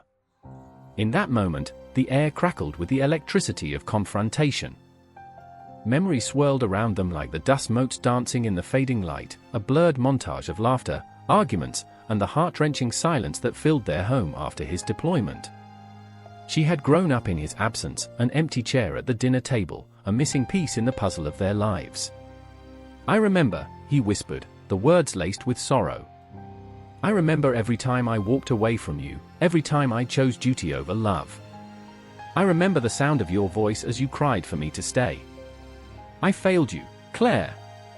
The admission hung in the air, a fragile thread between them, ready to snap under the weight of truth. "You didn't fail me," she replied, her voice softer now, but still laced with bitterness. "You just didn't care enough to try." The words struck him, each syllable a dagger piercing the armor he had built around his heart. He wanted to scream, to tear at the walls they had both erected, but instead, he felt the tears pooling in his eyes. "I was trying to protect you," he said, desperation rising in his throat. "I thought if I fought for my country, I could create a better world for you. And you think that's enough?" Claire's voice quivered, a mixture of disbelief and pain. "You think I wanted a world without you? A world where you were just a name in the paper, a distant memory? I needed a father, Sam, not a hero." In that moment, a flash of understanding ignited between them, a recognition of their shared grief, of the shadows that loomed larger than life. Time warped around them, bending as if the universe itself held its breath. He could see the little girl she had been, the dreams she had nurtured, now replaced by the relentless reality of an adult who had learned to survive without him. "I'm so sorry," he said, the weight of his regret crashing down like waves against a cliff. She stepped closer, the distance between them shrinking, and for a flicker of a heartbeat, they were back in that moment of laughter, of love, before the war, before the darkness. But then, the silence returned, colder and harsher, swallowing them both whole. "Do you even remember how to love?" she challenged, her voice steady now, cutting through the fog of his sorrow. "Can you even look at me without seeing the soldier you left behind?" He opened his mouth to answer, but the truth was nowhere in sight. Instead, he felt the room thrum with the weight of their unshared history, memories that clawed at him from the shadows. And just like that, the clock chimed, each note a reminder that time was slipping away, that each second was a heartbeat lost, a moment they could never reclaim. The words fell silent as he felt the walls closing in, suffocating him with the weight of his failures. "I don't know if I can ever be what you need me to be." "I don't need you to be anything but real," Claire replied, her voice breaking, her eyes glistening with unshed tears. "Just be here, with me. For once, just be here." And in that moment, the world outside faded, the tumult of life beyond the walls quieting into nothingness. The shadows peeled back, revealing the raw tenderness of their connection, a fragile thread that bound them together, even through the pain. As the darkness thickened around them, Samuel reached out, trembling, his hand hovering in the air. He could taste the starkness of the moment, the unbearable weight of what lay unspoken. "I'm here," he said, the vow echoing in the silence, a flicker of hope igniting in the depths of despair. "I'm here." But the clock continued to tick, each second a relentless reminder that the past could not be rewritten. And the ghosts of their shared history lingered in the corners, watching, waiting, as father and daughter stood on the precipice of a fragile reconciliation, a moment caught in time, forever teetering on the edge. The clock struck 3, its chime slicing through the suffocating silence of a forgotten library, the kind that housed us thicker than the secrets it guarded. I stood there, heart pounding, surrounded by tomes whose spines cracked like brittle bones under the weight of neglect. Shadows danced in corners, whispering tales of lives lived and lost, yet here I was, an unwilling historian, fumbling through the wreckage of a world that had long since buried its past. I remember the chill of the air that day, the way it seeped into my bones, and I couldn't shake the feeling that I was being watched, that ghostly eyes were tracing my every move. There was a name that echoed in my mind, a name that slipped through the fingers of history like water through a sieve: Eli. He once stood at the center of a storm, a tempest of ambition and heartbreak. I remember how he used to speak of changing the world, his voice vibrant and full of fire. Now? Now he was nothing more than a faded photograph lost in the attic of someone else's memory. How had he become overlooked? How had the world turned its back on the boy who once dreamed of greatness amongst the stars? Who was I to question the currents of time? I, too, was lost in the tangled roots of my own obsessions, the echo of my own shadows trailing behind me. The laughter of my friends felt like a distant echo, muffled behind walls of my self-imposed isolation. They said I was obsessed. They were right. I was. I remember long nights spent poring over yellow documents, chasing ghosts through the labyrinth of history. But in that library, the weight of neglect was suffocating. Then there was Maeve, Eli's twin flame, who had danced through life with a reckless abandon that I had never dared to adopt. Her spirit was bright, yet the grief of losing Eli had turned her into a spectre, haunting every corner of the world they once inhabited together. I remember how her laughter mirrored the wind, a melody that grew fainter each day, until it was replaced by the hollow echo of her heart breaking.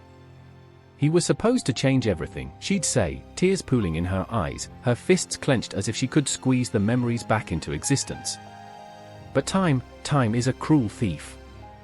I could feel their pain, the weight of unfulfilled potential pressing down like a heavy shroud. The clock continued to tick, each second a reminder that history had a way of erasing the very people who shaped it. Eli's great ideas, like fragile butterflies, crushed under boots of indifference.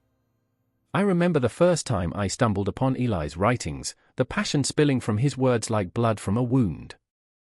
I will not be forgotten, he had written, an oath that felt as mighty as thunder, and yet here we were, in a world that had chosen silence over remembrance.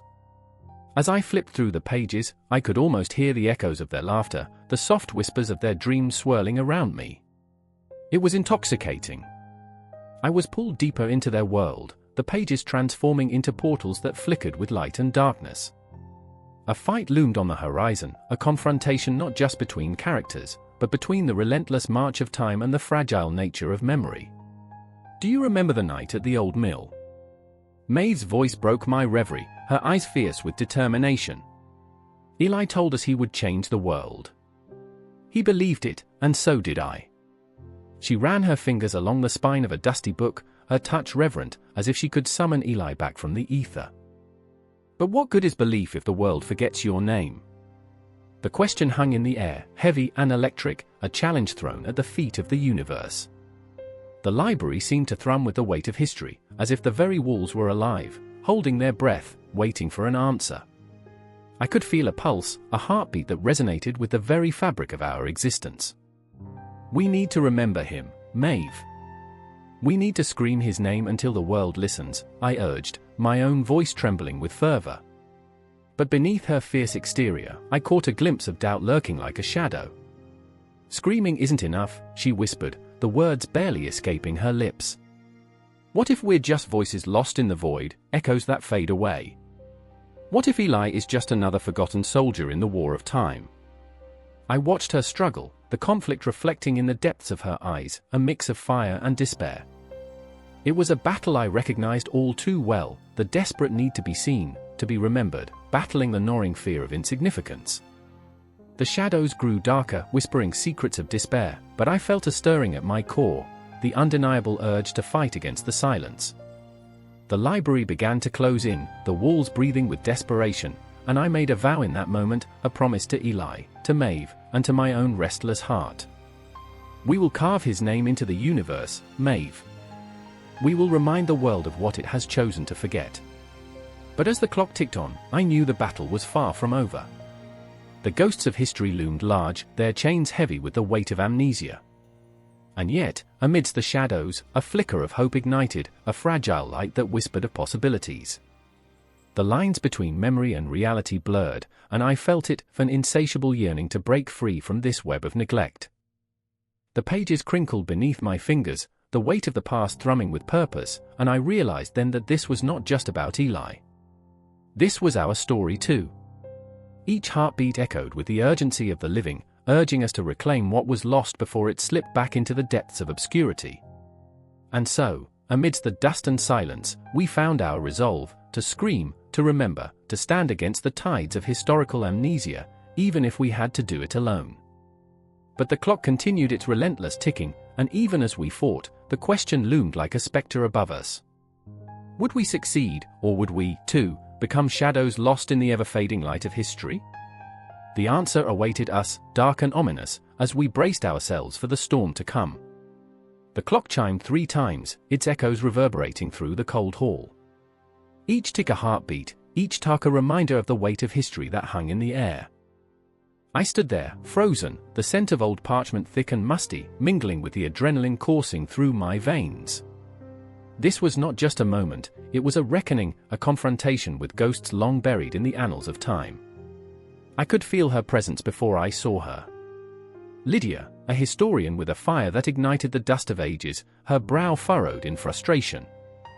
This isn't just about facts anymore, she shouted, her voice slicing through the silence like a knife. She was shaking, beautiful in her rage, eyes bright as stars fighting against the pull of a black hole.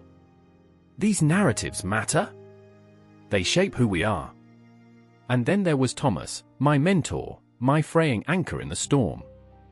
His fingers trembled over a stack of faded documents, the ink smudged, like memories that refused to be forgotten. Lydia, you're too close, he murmured, but his voice was weak, drowned in the weight of her truth.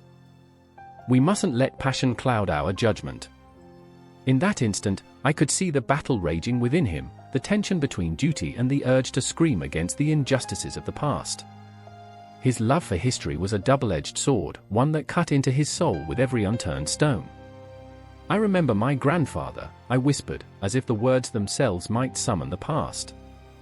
He used to tell me stories that felt more real than the air I breathe.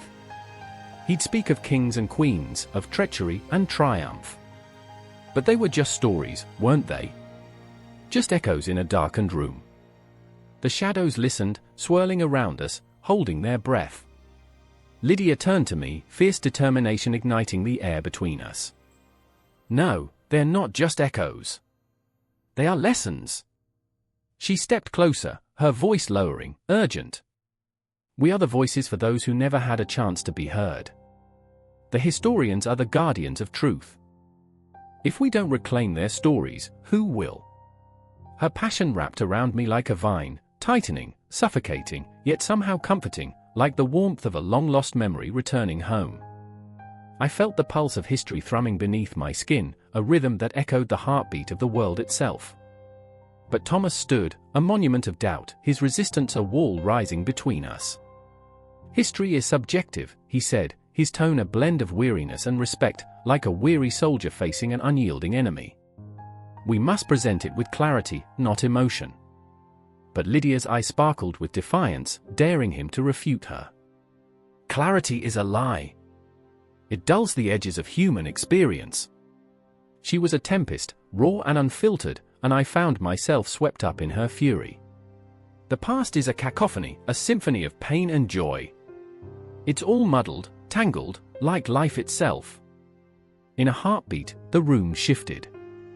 I could almost hear the whispers of those long gone, the voices fading into the cracks of time. I caught glimpses of their lives, children laughing in sun-drenched fields, mothers weeping for lost sons, warriors clashing in desperation. I shuddered at the weight of it all, the burden too heavy to bear. Time was slipping through my fingers, and I felt the push and pull of 1,000 years. The walls closed in as Lydia's passion ignited a fire in my chest. What if we let that chaos in? I asked. What if we allow the flaws, the heartbreak, the absurdity? My heart raced as I spoke, the words tumbling out like a river breaking through a dam, flooding my senses with all that history had to offer. The shadows seemed to grow taller, listening, waiting. The air crackled with the energy of 1,000 unspoken stories, each begging to be told. I could almost taste the dust of ancient scrolls on my tongue, the pungent aroma of secrets long buried clawing at my senses. We are not just writers of history, we are its keepers, Lydia pressed on, her voice trembling with conviction. Every document, every artifact is a piece of a puzzle that tells the story of who we are. We owe it to them to ensure their voices resonate in our own. But Thomas, ever the pragmatist, shook his head. And how do we choose which voices to elevate? History is filled with darkness. Do we bring forth the monsters? I felt the weight of his words, like a cloud hanging heavy over the room. The specters of tyrants and heroes danced in the corners of my mind, and I wondered, too, about the nature of our stories. Did we glorify the past or expose its wounds? Were we mere observers, or did we have the power to change the narrative? I remember, I whispered again, the words falling softly like petals from a wilting flower, how history feels like a dream. Sometimes, it's absurd. Like how they bathed once a year. Romance must have been earthy. Lydia broke into a laugh, a sound so rich it filled the room with light, piercing the gloom. Exactly. Love and pain, they're all tangled together. We mustn't sanitize the past, it's raw, it's real. And there it was, that flicker of understanding. In that moment, we were all the same, flawed, confused, grappling with the weight of narratives that shaped our very existence. The walls of that cold hall vanished, replaced by the vibrant chaos of human experience. The clock ticked on, relentless, and I felt the urgency of time moving beneath us like a tidal wave, threatening to drown everything in its path. I could see the path ahead, jagged and uncertain, but it was our truth, and we had to chase it, no matter the cost. Are we ready to face what we find? I asked, the question hanging in the air, heavy with implication. The shadows danced closer, waiting for an answer, a commitment, a promise that we would not turn away. In that lost moment, I felt the cosmos shift, a rift opening up beneath our feet, and I knew we were on the brink of something monumental. The stories would not remain dormant, they would rise like specters from their graves, and we would either stand witness or stand in their way. The choice was ours, and the clock ticked on, relentless and unyielding. The flickering neon lights cast ghostly shadows on cracked pavement, a distorted reflection of humanity's pulse. I stand there, breathless, as the sound of sirens wails like a haunting melody, echoing through empty alleyways. It's midnight, and the city is alive, a creature of desperation, hope, and despair. The distant screams of laughter mingle with the cries of anguish, a brutal symphony that reverberates in my chest. Then there's Sarah, her eyes glistening with a mix of fear and defiance. She grips her phone, the screen illuminating her face like a beacon in the darkness, capturing every fleeting moment of this chaotic world. "Did you see what they did?" she gasps, her voice trembling, but there's fire beneath it. "They twisted the truth, like always, just for clicks." Her anger, raw and palpable, lashes against the night, sparking something within me. I remember a time when we believed in the stories spun by our screens. I remember the comfort found in fiction that felt more real than reality itself. But now? Now the media is a labyrinth, each turn filled with shadows that distort our truths. I watch Sarah, her spirit like a flickering candle against a storm, unwavering yet fragile. And then there's Ethan, lurking in the shadows, a ghost of his former self. He used to be the life of the party, the one who could make us laugh until our sides hurt. But now his charisma is a mask, hiding the weight of despair he carries like a shroud. He leans against a crumbling wall, the neon lights casting a kaleidoscope of colors across his face, illuminating the cracks in his facade. "What's the point?" he murmurs, almost to himself, the words hanging in the air, thick with the weight of resignation. None of it matters. They'll twist it all, like they always do. I feel the sharp pang of his pain wash over me, an electric current that connects us in this moment of collective vulnerability. The media has spun narratives that suffocate our voices, turning our fears into fodder, our dreams into headlines. Ethan's gaze shifts to Sarah, his heart aching with a longing to fight back, to reclaim their stories from the grips of a faceless system. But how? How do you battle a giant that feeds on chaos? We stand on the precipice of a storm, the air thick and charged. The tension coils like a snake, ready to strike. I can see it in Sarah's eyes, a flicker of hope, the belief that maybe, just maybe, we can reshape the narrative. "We can't let them control us," she says, voice steady now, the fire rekindled. "We need to make our own stories, share our truths." But Ethan shakes his head, the heaviness of his disillusionment crashing down like a tidal wave. And who will listen? They don't want the truth. They want the spectacle. I feel the despair in his words, a haunting echo of countless voices drowned out by the noise of sensationalism. A flicker of a memory flashes through my mind, a moment caught in the web of time. I remember watching a documentary, the kind that strips away the glossy veneer of celebrity culture, peeling back layers to reveal the raw, unfiltered humanity beneath. I remember the feeling of hope, of connection, of understanding. But that hope feels like a ghost now, drifting through the hallways of my heart, elusive and untouchable. The asphalt beneath our feet feels more like quicksand, every step forward pulls us deeper into uncertainty. I glance at Sarah, her determination igniting a spark within me, a whisper of courage amidst the fear. What if we use their tools against them? What if we become the storytellers? Ethan's brow furrows, the glimmer of intrigue piercing through his mist of despair. "You mean, like social media?" His voice is cautious, like a child approaching a beast. "But isn't that the same thing? Aren't we just feeding into their chaos?" But Sarah shakes her head, her voice unwavering, a clarion call in the night. "No. It's different. We can share our truths, our experiences, unfiltered. We can create a movement, a ripple that shatters their narrative." Her words swirl around us, a tempest of passion, stirring something deep inside. The night grows heavy, the silence thick with unspoken fears and anxieties, the weight of our choices pressing down. But in this moment, amidst the chaos swirling around us, I feel a flicker of hope ignite again, a tiny flame in the darkness. It's fragile, yet fierce, a heartbeat that refuses to fade. Each breath I take is heavy with the weight of what's to come, confrontation, revelation, a collision of souls. I can feel the universe shifting, the tides of change gathering like storm clouds on the horizon. The city waits with bated breath, a cacophony of whispers swirling in the night air, teasing possibilities yet to unfold. I glance back at Sarah and Ethan, two souls wrestling with their inner demons, their destinies intertwined in a way that feels both terrifying and exhilarating. A spark ignites within me, a surge of determination that blazes like wildfire. "Let's do it," I whisper, the promise hanging in the air, heavy with the anticipation of the unknown.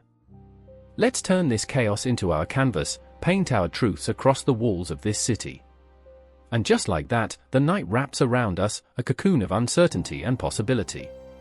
The sirens fade into the background, replaced by the rhythm of our hearts echoing in sync, a pact forged in desperation and hope. The shadows loom large, but we stand together, ready to face whatever comes next, armed with our stories and the fierce belief that we can change the world. As the clock ticks on, time feels both infinite and fleeting, the cosmos swirling above, indifferent yet watchful. The stars wink down, igniting a silent promise that echoes through the vastness of existence. The air crackles, pregnant with tension, as the city around us pulses with life, a living, breathing entity.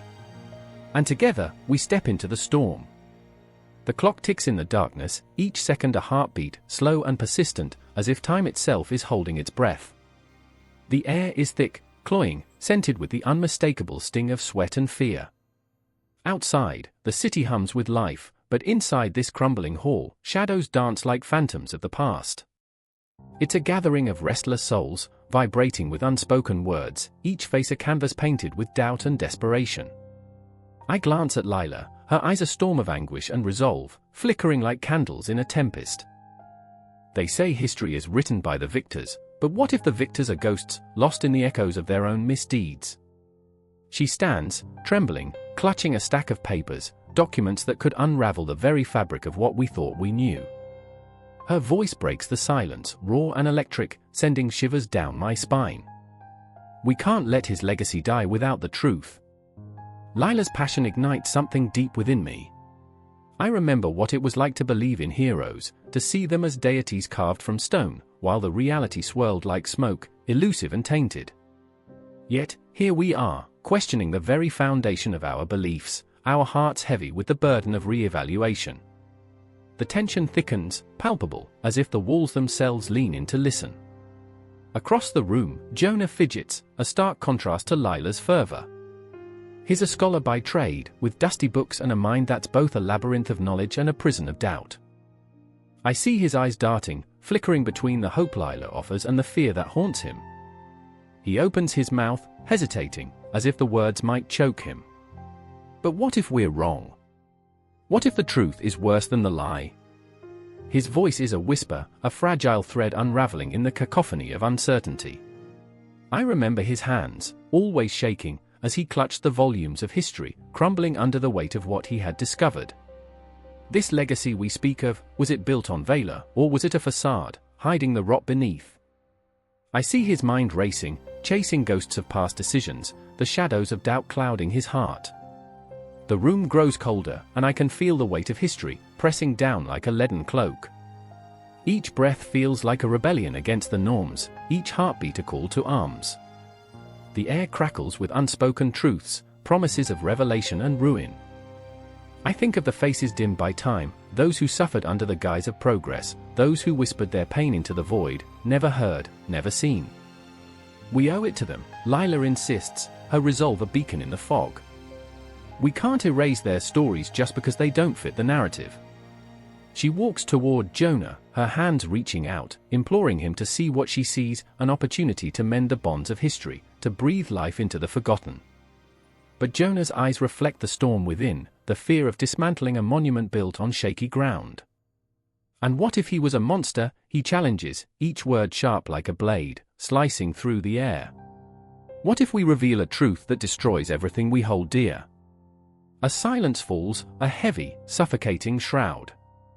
I can almost hear the world outside, oblivious to the tempest brewing within these walls. The echoes of laughter, the cries of vendors, the distant wail of sirens, everything feels like a mockery of our struggle. Here, in the cradle of our history, we are on the brink of confrontation, teetering between light and darkness.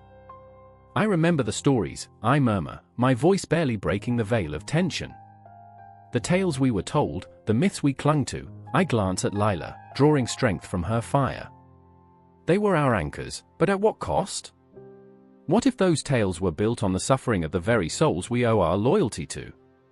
The words linger in the air, a bittersweet melody that dances between hope and despair. I see Lila's eyes glistening, her spirit unyielding, while Jonah's brow furrows deeper, caught in the quicksand of his own fears. The only constant is the ticking clock, a reminder that time does not wait, that truth demands its moment, whether we are ready or not.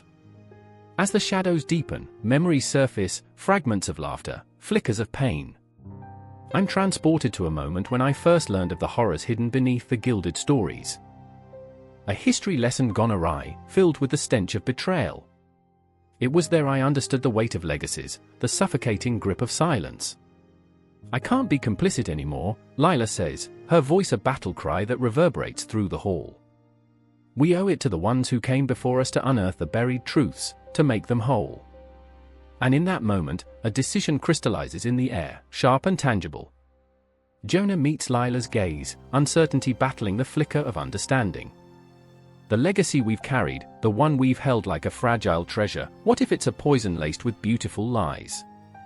I watch as Jonah's resolve begins to falter, cracks appearing in the fortress he's built around his heart. The air crackles with unspoken promises, the weight of history pressing upon us, urging us to choose. What if, he starts, his voice trembling like leaves in the wind, what if we rewrite the story? The room holds its breath, the shadows creeping closer, as though the very walls are anticipating our next move. The tension escalates, a storm brewing on the horizon, and yet, there's a strange thrill in the air, a promise of liberation, a taste of the unknown.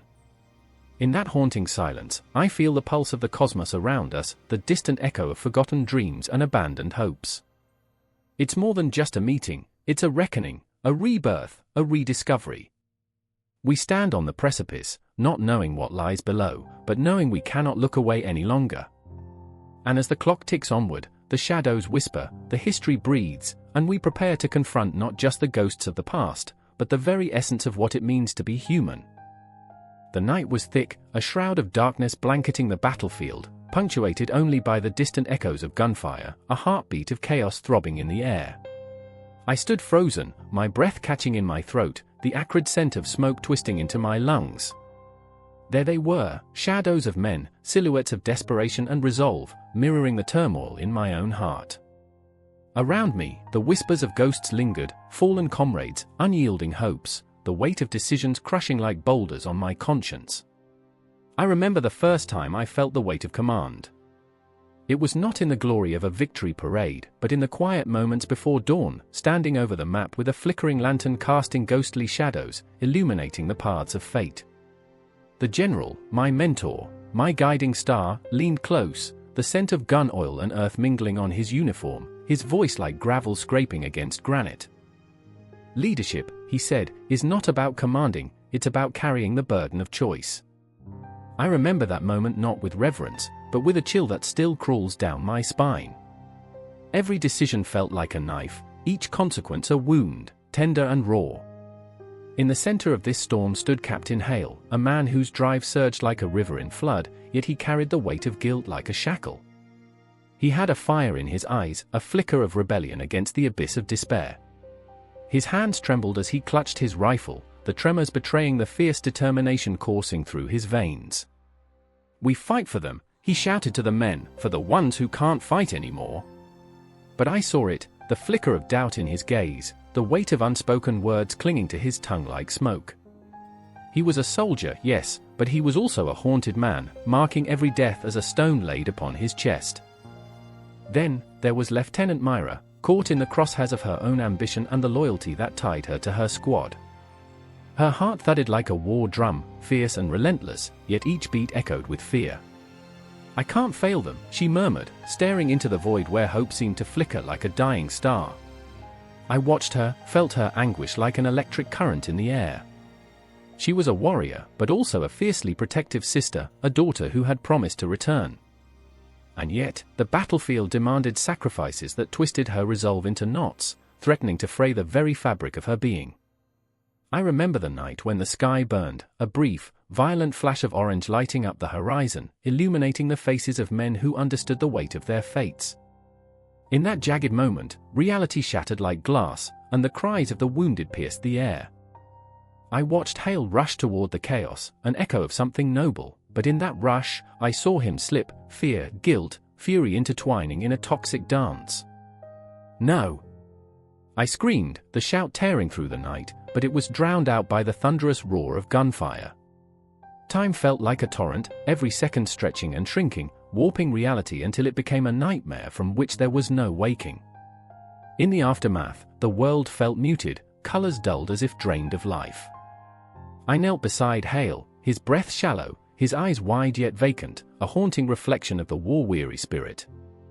I couldn't save them," he gasped, the words spilling like blood from a wound too deep to heal. "I failed." And in that moment, I understood the true lesson of leadership. it was not about the victories, not the accolades, it was about the scars we carried, the weight of sorrow that threatened to consume us whole.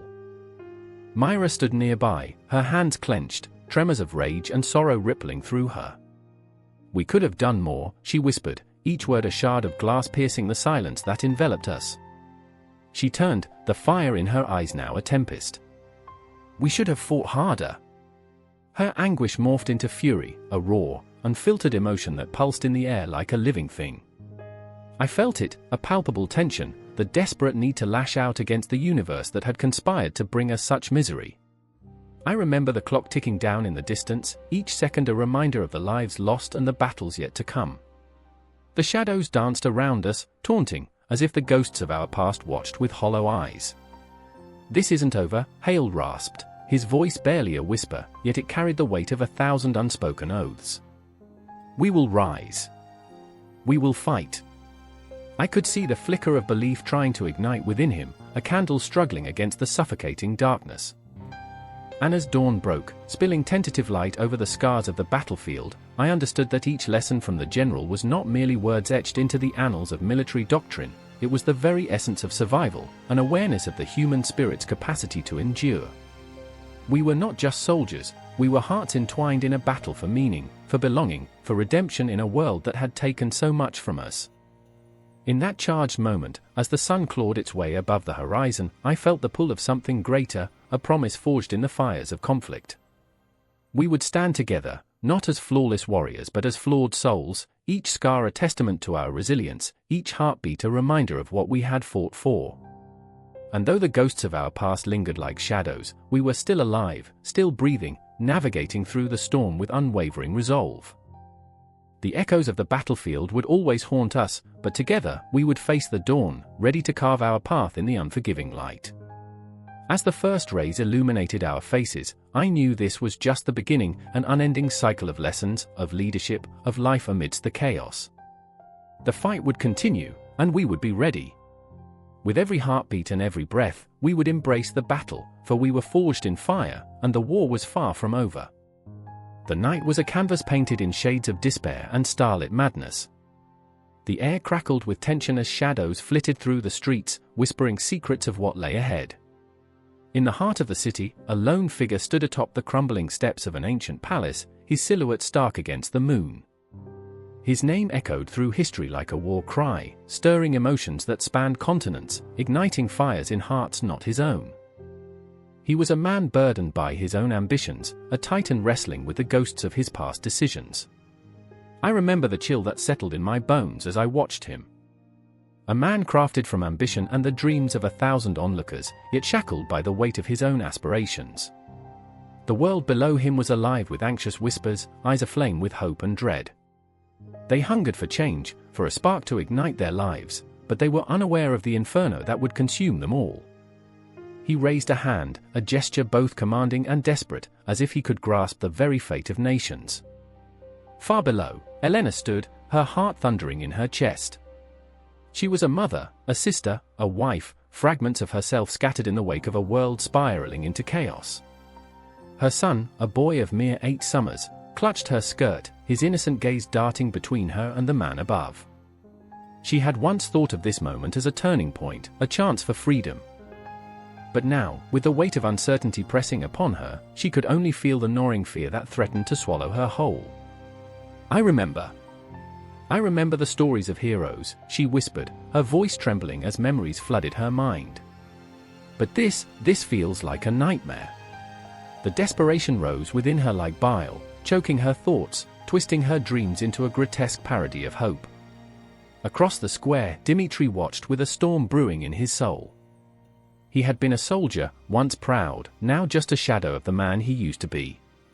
The clamor of swords and shields echoed in his ears, a haunting reminder of battles fought and lives lost in the name of glory.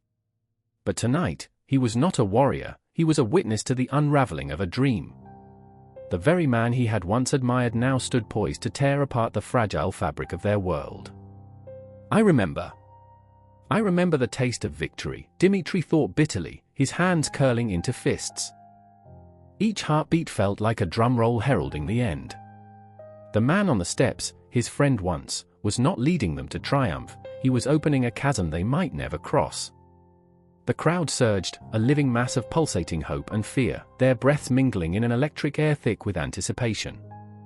With every word that fell from the man's lips, nations shifted, alliances forged and shattered like glass, reverberating in their hearts as tremors of change. In the shadows, we lay waiting, they thought. Is this our moment or our doom? But he spoke with fervor, his voice a tempest that swept over the masses, drowning out the murmurs of dissent. A new dawn awaits. Together, we will rise. The words, powerful yet laced with a thick undercurrent of desperation, hung in the air like a mantra. Elena felt her heart race. She wanted to believe, to grasp at the threads of hope, but they felt like wisps of smoke, slipping through her fingers. The clock tower chimed, marking the hour with a haunting resonance. Time felt elastic, stretching and contracting, bending around these fragile, human moments. Each chime was a countdown, a reminder that the precipice approached.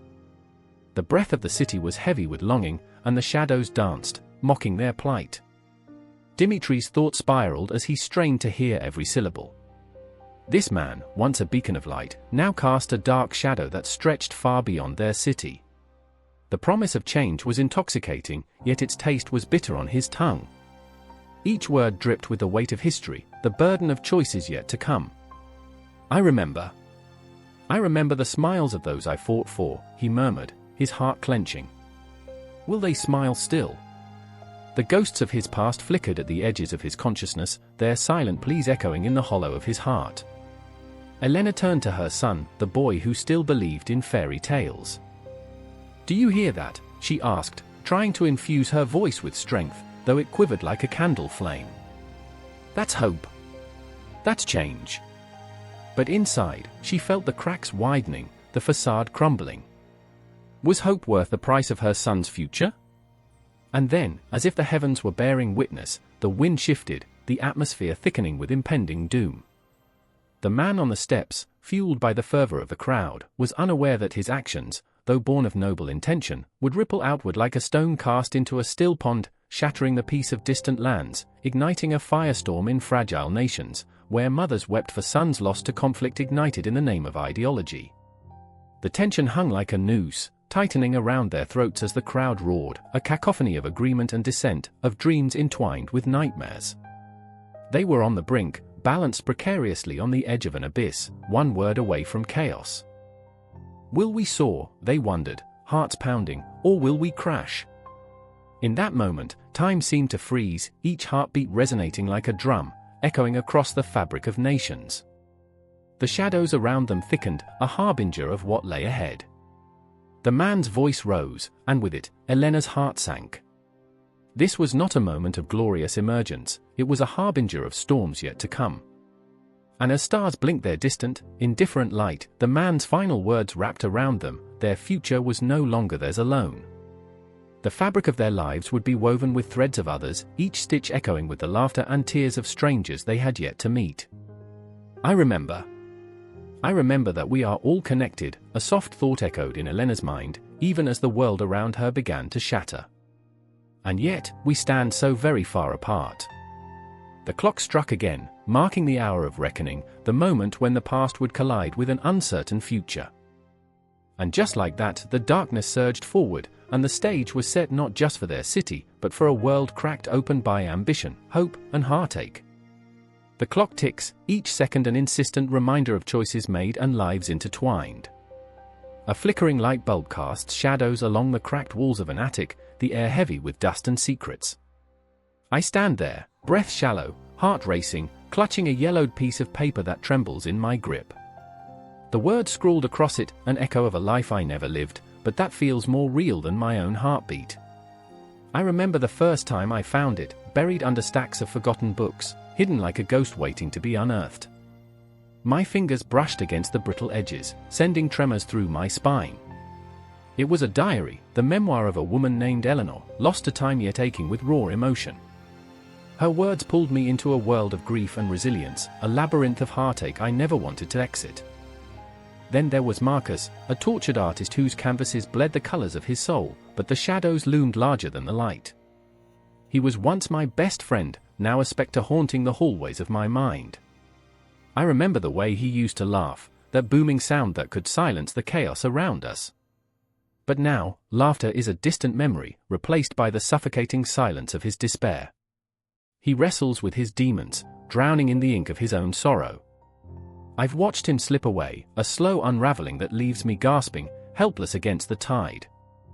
Eleanor's words weave through our lives like a thread, stitching together the fabric of our pain. I lost him, she wrote, not to death, but to silence. How do you mourn someone who is still alive, still breathing yet unreachable? Marcus's eyes, once so full of light, now reflect a darkness that threatens to swallow him whole. I want to scream, to shake him awake, but the weight of his memories lies on my chest, heavy and suffocating. I remember the night we stood on the rooftop, I whispered to the ghosts of our past, the night the stars felt like they were teasing us, as if they held the answers to all our questions. Marcus was painting the sky with his dreams, and I was there, caught up in his brilliance. But now the rooftop is just a desolate space, and the stars seem to mock us. I glance at the diary again, the ink smeared from tears long shed. Eleanor's pain resonates with mine, a haunting melody that reverberates in the silence. Love is a battlefield, she wrote, a truth that slices through me. Marcus and I have fought, but not just against each other. No, the true adversary has always been the shadows creeping into our lives, the suffocating doubt that coils around our hearts like a serpent, whispering sweet poison. What do you do when the memories are too much to bear? I remember asking Marcus one night, our voices barely above a whisper, as if the walls themselves had ears. He looked away, a flicker of something, fear? Regret, crossing his face. You write, he said, the words heavy with longing. You write until the pain bleeds out onto the page. But what happens when the ink runs dry? When the weight of the unsaid crushes you? Eleanor's memoir is a warning, a mirror reflecting our own struggles. I once believed that love could conquer all, she wrote, but love can also be a prison. The very essence of her words wraps around me, a shroud of anguish. I feel the creeping dread in the pit of my stomach as I turn another page, the taut silence between us thickening. What are you afraid of? I want to ask Marcus, but the question hangs in the air, heavy and unspoken. Fear of losing ourselves, fear of the memories that linger like shadows even in daylight. The attic creaks under the weight of unexamined truths, and I can't shake the feeling that we are all just characters in a story penned by fate, each line dripping with the ink of our despair. I look at Marcus, at the way his fingers twitch, as if he's trying to grasp something just out of reach. In that moment, he is both the artist and the canvas, a masterpiece painted with pain and longing. Eleanor wrote about ghosts, I say, my voice barely a whisper, and he blinks, the depths of his eyes revealing a flicker of recognition, a spark of life. She said they linger, haunting the places we once loved. Silence hangs between us, the weight of unspoken words pressing us down. The ticking clock becomes a metronome, counting down the moments until something has to give. Will it be our friendship? Our sanity? Or perhaps the closing of a chapter that neither of us is ready to let die? In a burst of emotion, I tear the page from the diary, the sound slicing through the stillness. We can't let them win, Marcus. The ghosts can't own us. I can almost hear the echoes of Eleanor's voice, urging us to fight, to reclaim what was lost. But he shrinks back, the shadows swallowing him whole, and I feel the weight of all our unvoiced fears swirling in the air. I am running out of time, and each heartbeat feels like a countdown to an inevitable confrontation. I remember the laughter, I plead, the words tumbling from my lips, desperate and raw. I remember the dreams we painted together. His eyes flicker, a brief moment of connection, and the air crackles with unspent energy. It's a fragile moment, teetering on the edge of something profound. I can feel it, that electric tension that pulses between us, a longing to break free from the chains of our own making. Through the window, the moon casts a silver glow, illuminating the attic like a stage awaiting its players. We stand on the precipice, the abyss below threatening to pull us in. I reach out, my fingers brushing against his, a silent promise that we will face the ghosts together. Eleanor's words echo in my mind, a refrain that won't let go. Our stories are not just ours, they ripple through time, connecting us in ways we can't yet understand. And in this moment, I understand something profound. We are all intertwined, bound by the weight of our experiences, our memories, and the echoes of those who came before us. As the clock strikes midnight, everything shifts. The shadows deepen, and I know we are standing at the edge of something vast and terrifying. I take a deep breath, the air thick with unspoken words, and together, we prepare to plunge into the unknown. The line between memory and reality blurs, and the story continues, a relentless wave of emotion crashing against the shores of our lives. The clock struck midnight, a single chime echoing through the heavy air of the abandoned library, dust particles swirling like ghosts caught in a dance of long-lost memories. Inside, Mia stood frozen, a thick tome clutched to her chest, her heart pounding like thunder in her ears. Shadows stretched across the walls, reaching out like desperate hands from the past, and she could almost hear their whispers, a symphony of stories waiting to be told. This wasn't just a library, it was a mausoleum of dreams, a sanctuary of the forgotten. Did you hear that? A voice broke the stillness, and Mia's pulse quickened. It was James, his breath ragged, eyes wide with both fear and excitement.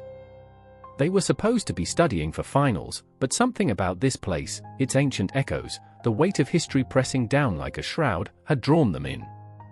I think something's in here with us. I remember, Mia's voice was barely a whisper. I remember the stories my grandmother told me about this place, how it was once filled with laughter, how the air vibrated with the pulse of knowledge. But now, the laughter was silenced, replaced by a tension so thick it could be sliced with a knife. The library felt alive, as if each book was holding its breath, waiting for someone to unlock its secrets. Mia's fingers brushed against the spine of the book she held, the leather worn and cracked, as if it had witnessed centuries of despair and triumph. The title, faded but discernible, hinted at tales that begged to be resurrected.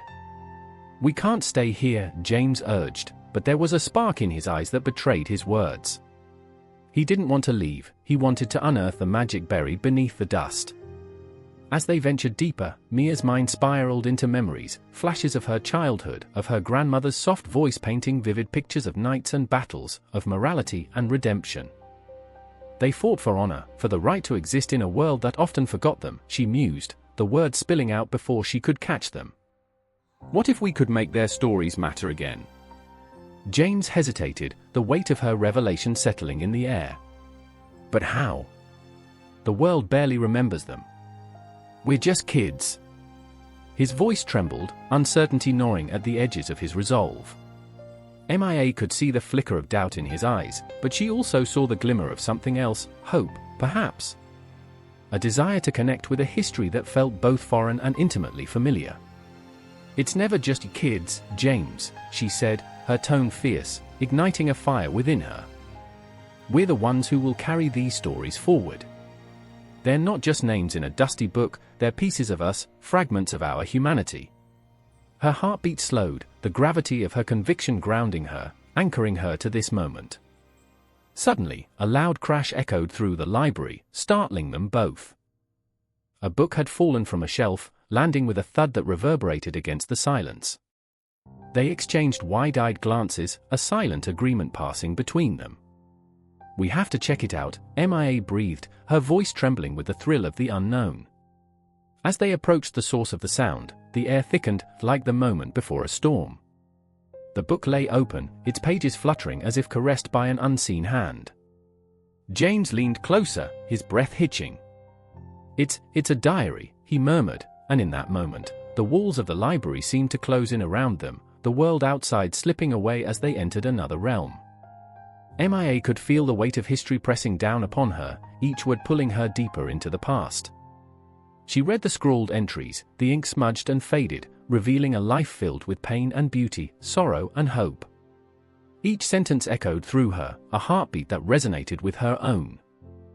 "They were just like us," she gasped, her voice barely a whisper. "They felt everything we feel, fear, love, loss. Do you think we can bring them back?" James asked, his voice trembling with longing. "Can we make their stories matter again?" A shiver coursed through Mia, igniting her spirit. "We have to try," she insisted, the passion igniting a fire in her chest. "We can create a project, a gathering, a space for people to share their own stories." This isn't just about the past, it's about connecting, healing. As they stood together, the weight of their resolve anchored them. The library, once a tomb, now felt like a cathedral, a sanctuary for the broken and the brave. Outside, the city throbbed with life, a cacophony of noise that contrasted sharply with the silence of their sanctuary. But within these walls, they could resurrect the voices of the past, weaving them into the fabric of the present. Just then, the lights flickered ominously, casting elongated shadows that danced across the walls. The air grew heavy, thick with the palpable tension of 100 untold stories. MIA could hear the clock ticking, each second a reminder that time was both an enemy and an ally. "We need to act fast," she said, urgency lacing her words. "Before the world forgets again." They made a pact in that dim light, two souls bound by a shared mission, a commitment to breathe life into forgotten stories. As they stepped away from the diary, the shadows whispered their blessings, urging them forward. There was no turning back now, the weight of history was on their shoulders, and they would carry it with pride. "Let's tell them who we are," James whispered, a grin spreading across his face, and in that moment, they felt the warmth of 1,000 ghosts wrapped around them, pushing them toward the edge of something grand. They would be the new generation, the torchbearers, the storytellers, and the world would listen. With resolve coursing through them, they left the library behind, stepping into the cacophony of the night, ready to fight for a past that longed to be heard. The clock struck again, and this time, it echoed with the promise of something extraordinary. The stories of old would rise again, ignited by the flames of their passion, and they would carry them into a future that was waiting to embrace them. Darkness clung to the edges of the city like a predator, its breath hot and heavy against the skin of the vulnerable. In the heart of it, illuminated only by flickering street lamps and the distant glow of neon signs, stood three figures, their shadows stretched like ghosts, merging with the night. An urgent hush enveloped them, pregnant with unspoken words, each second thickening the air with the weight of impending chaos. Mara's heart thundered in her chest, drowning out the distant sirens that wailed like banshees, a warning of the storm that loomed. She could feel the pulse of the city, it matched the fear coursing through her veins. "We need to act now," she whispered, urgency curling around each syllable like a snake ready to strike. Beside her, Ethan's jaw was set, eyes dark pools of uncertainty. He shifted, the tension in his shoulders screaming louder than his clenched fists. "If we push forward, there's no turning back," he murmured, a hint of doubt threading through his voice. His mind raced, a kaleidoscope of memories flickering past like a broken film reel. Every decision that had led him here, tangled with regret, gnawed at his insides. He could still hear her voice, the way it had cracked when she begged him to choose wisely. And then there was Ava, standing slightly apart, her gaze lost somewhere in the folds of the shadows. She had always been the heart of their trio, the one who could diffuse tension with a smile or a laugh. Yet here she was, fractured and silent, the weight of their fight pressing against her chest. "Ethan, we have to trust Mara. We can't let fear dictate our choices," she finally said, her voice trembling, a fragile whisper carried on the wind. But fear clung to them, a sticky film that wrapped around reason, and Mara felt it coil tightly around her throat. "Do you think they'll listen?" she shot back, her words laced with a desperation that felt like claws raking against her soul. "Do you think they'll spare us if we hesitate?" The question hung in the air, a tangible thing, pregnant with possibility and dread. The clock on the nearby church tower chimed midnight, each note a hammer striking against the walls of their resolve. Tick, tick, tick. Time was slipping through their fingers like sand, and the abyss yawned wide before them, waiting to swallow them whole. "I remember," Ethan began, his voice dropping to a reverent hush. "I remember the day I first heard what they did. The whispers behind closed doors, the rumors that slithered through the streets like ghosts. They think they're untouchable, that they're gods among men." His words spilled out in a rush, raw and unfiltered, memories flooding back like a tide. But they're not. Mara's heart quickened, she could see the fire igniting in Ethan's eyes, a fierce determination that nearly swept her up. "And we're going to show them," she said fiercely, feeling the echoes of her own fears bounce against the walls of her mind. "That's the plan, isn't it? To bridge this gap between their power and our desperation." Ava's breath caught. But at what cost? Silence swallowed her words as they all faced the truth. There was always a cost. The ghosts of their pasts drifted through the fog like veils, whispering their warnings. Mara had lost so much already, her heart a mosaic of shattered dreams and half-forgotten hopes. "We're not just fighting for ourselves," she said, her voice steadying. "We're fighting for everyone who's been silenced." Ethan stepped forward, a spark igniting within him, fueled by the memories of those they'd lost, faces that haunted him, voices that echoed in the night. "Then we can't back down now. We have to push through the darkness, break their chains." For a moment, the world stood still, the weight of their resolve hanging heavy in the air. They were three against a tide of cruelty, and the enormity of their goal threatened to drown them.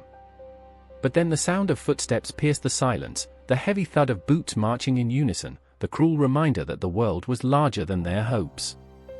The shadows shifted, revealing figures cloaked in darkness, eyes glinting with a hunger that made Mara's skin crawl. Now, she breathed, adrenaline electrifying her senses. Ethan reached for the weapon at his side, fingers trembling, fear and resolve dancing a volatile tango in his heart. Ava stood firm, her resolve crystallizing, ready to confront the shadows that threatened to engulf them. "Remember why we're here," she said, a fierce light igniting in her gaze. "This is our moment. We either fight, or we fade into nothing." And just like that, the world exploded, their emotions tangled into raw energy, fear metamorphosing into defiance. They surged forward, hearts pounding in unison, weaving through the shadows, bridging the gap between despair and hope, rebellion and submission.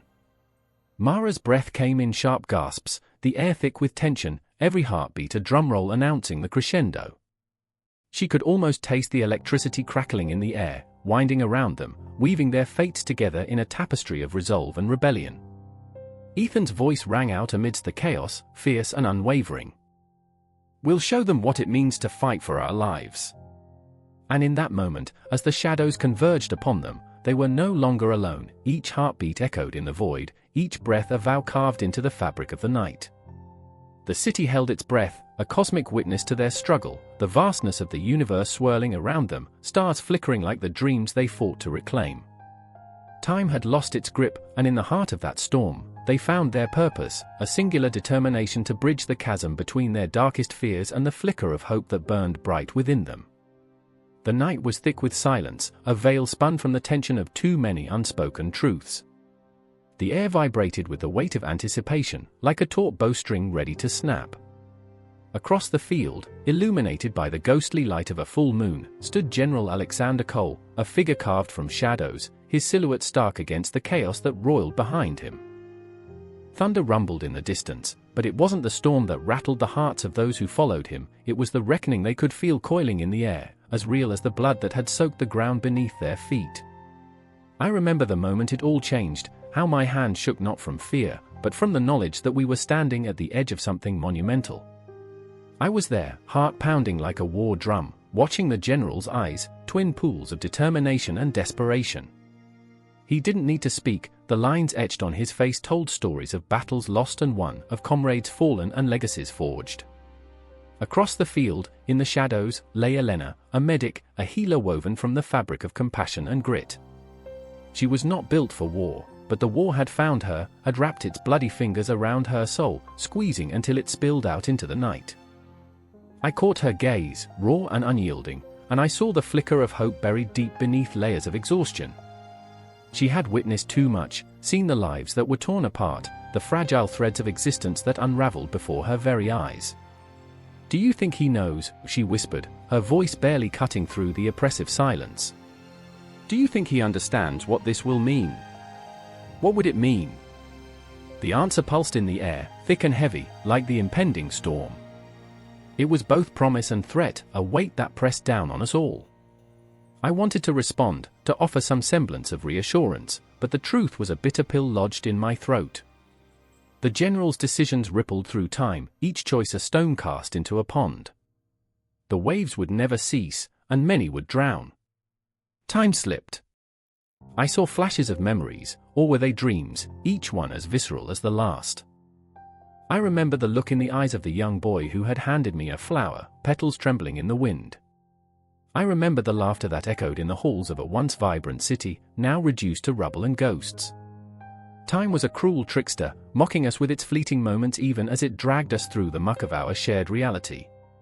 Are we ready? The general's voice shattered the silence, a thunderclap that sent ripples of dread through the ranks. His gaze swept over us, a fierce storm brewing behind those dark, fathomless eyes. This is not just another battle. This is a statement. Our legacy. Legacy. The word hung like smoke in the air, curling around our thoughts. What kind of legacy were we building? Blood-soaked banners waving over the graves of those we once called friends? I could see the men around me, each face a canvas painted with fear and resolve, each heartbeat a reminder of our fragility. The night pressed closer, swallowing the uncertainty, and yet, I could not shake the feeling that we were on the brink of something both extraordinary and terrifying. I caught Elena's eye again, and in that moment, we were two souls adrift in a sea of chaos, seeking the shore of understanding. She was a mirror reflecting my own doubts, my own fears, and yet, there was a spark, the ember of something deeper between us, ignited by the flames of war. In the distance, shadows flickered, dancing across the horizon as if they sought to swallow us whole. The enemy was coming, and with each passing second, I felt the gravity of our choices closing in. What if we failed? What if history remembered us not as saviors but as destroyers? The general stepped forward, his resolve a blazing beacon. We fight not just for ourselves but for future generations. For a world where we can lay down our arms and finally breathe. His words echoed through the night, thrumming in my chest like a war drum, but as I listened, the sound turned hollow. What kind of world could rise from ashes? I remembered the city, the laughter, and how quickly it all turned to silence. The threads of our lives were tangled in the loom of fate, each decision weaving us into something greater yet terrifyingly unknown. The first shots rang out like the crack of lightning, splitting the night open, and the air ignited with chaos. I saw Elena springing into action, her hands flying as she rushed to tend to the wounded, her very essence a balm against the storm.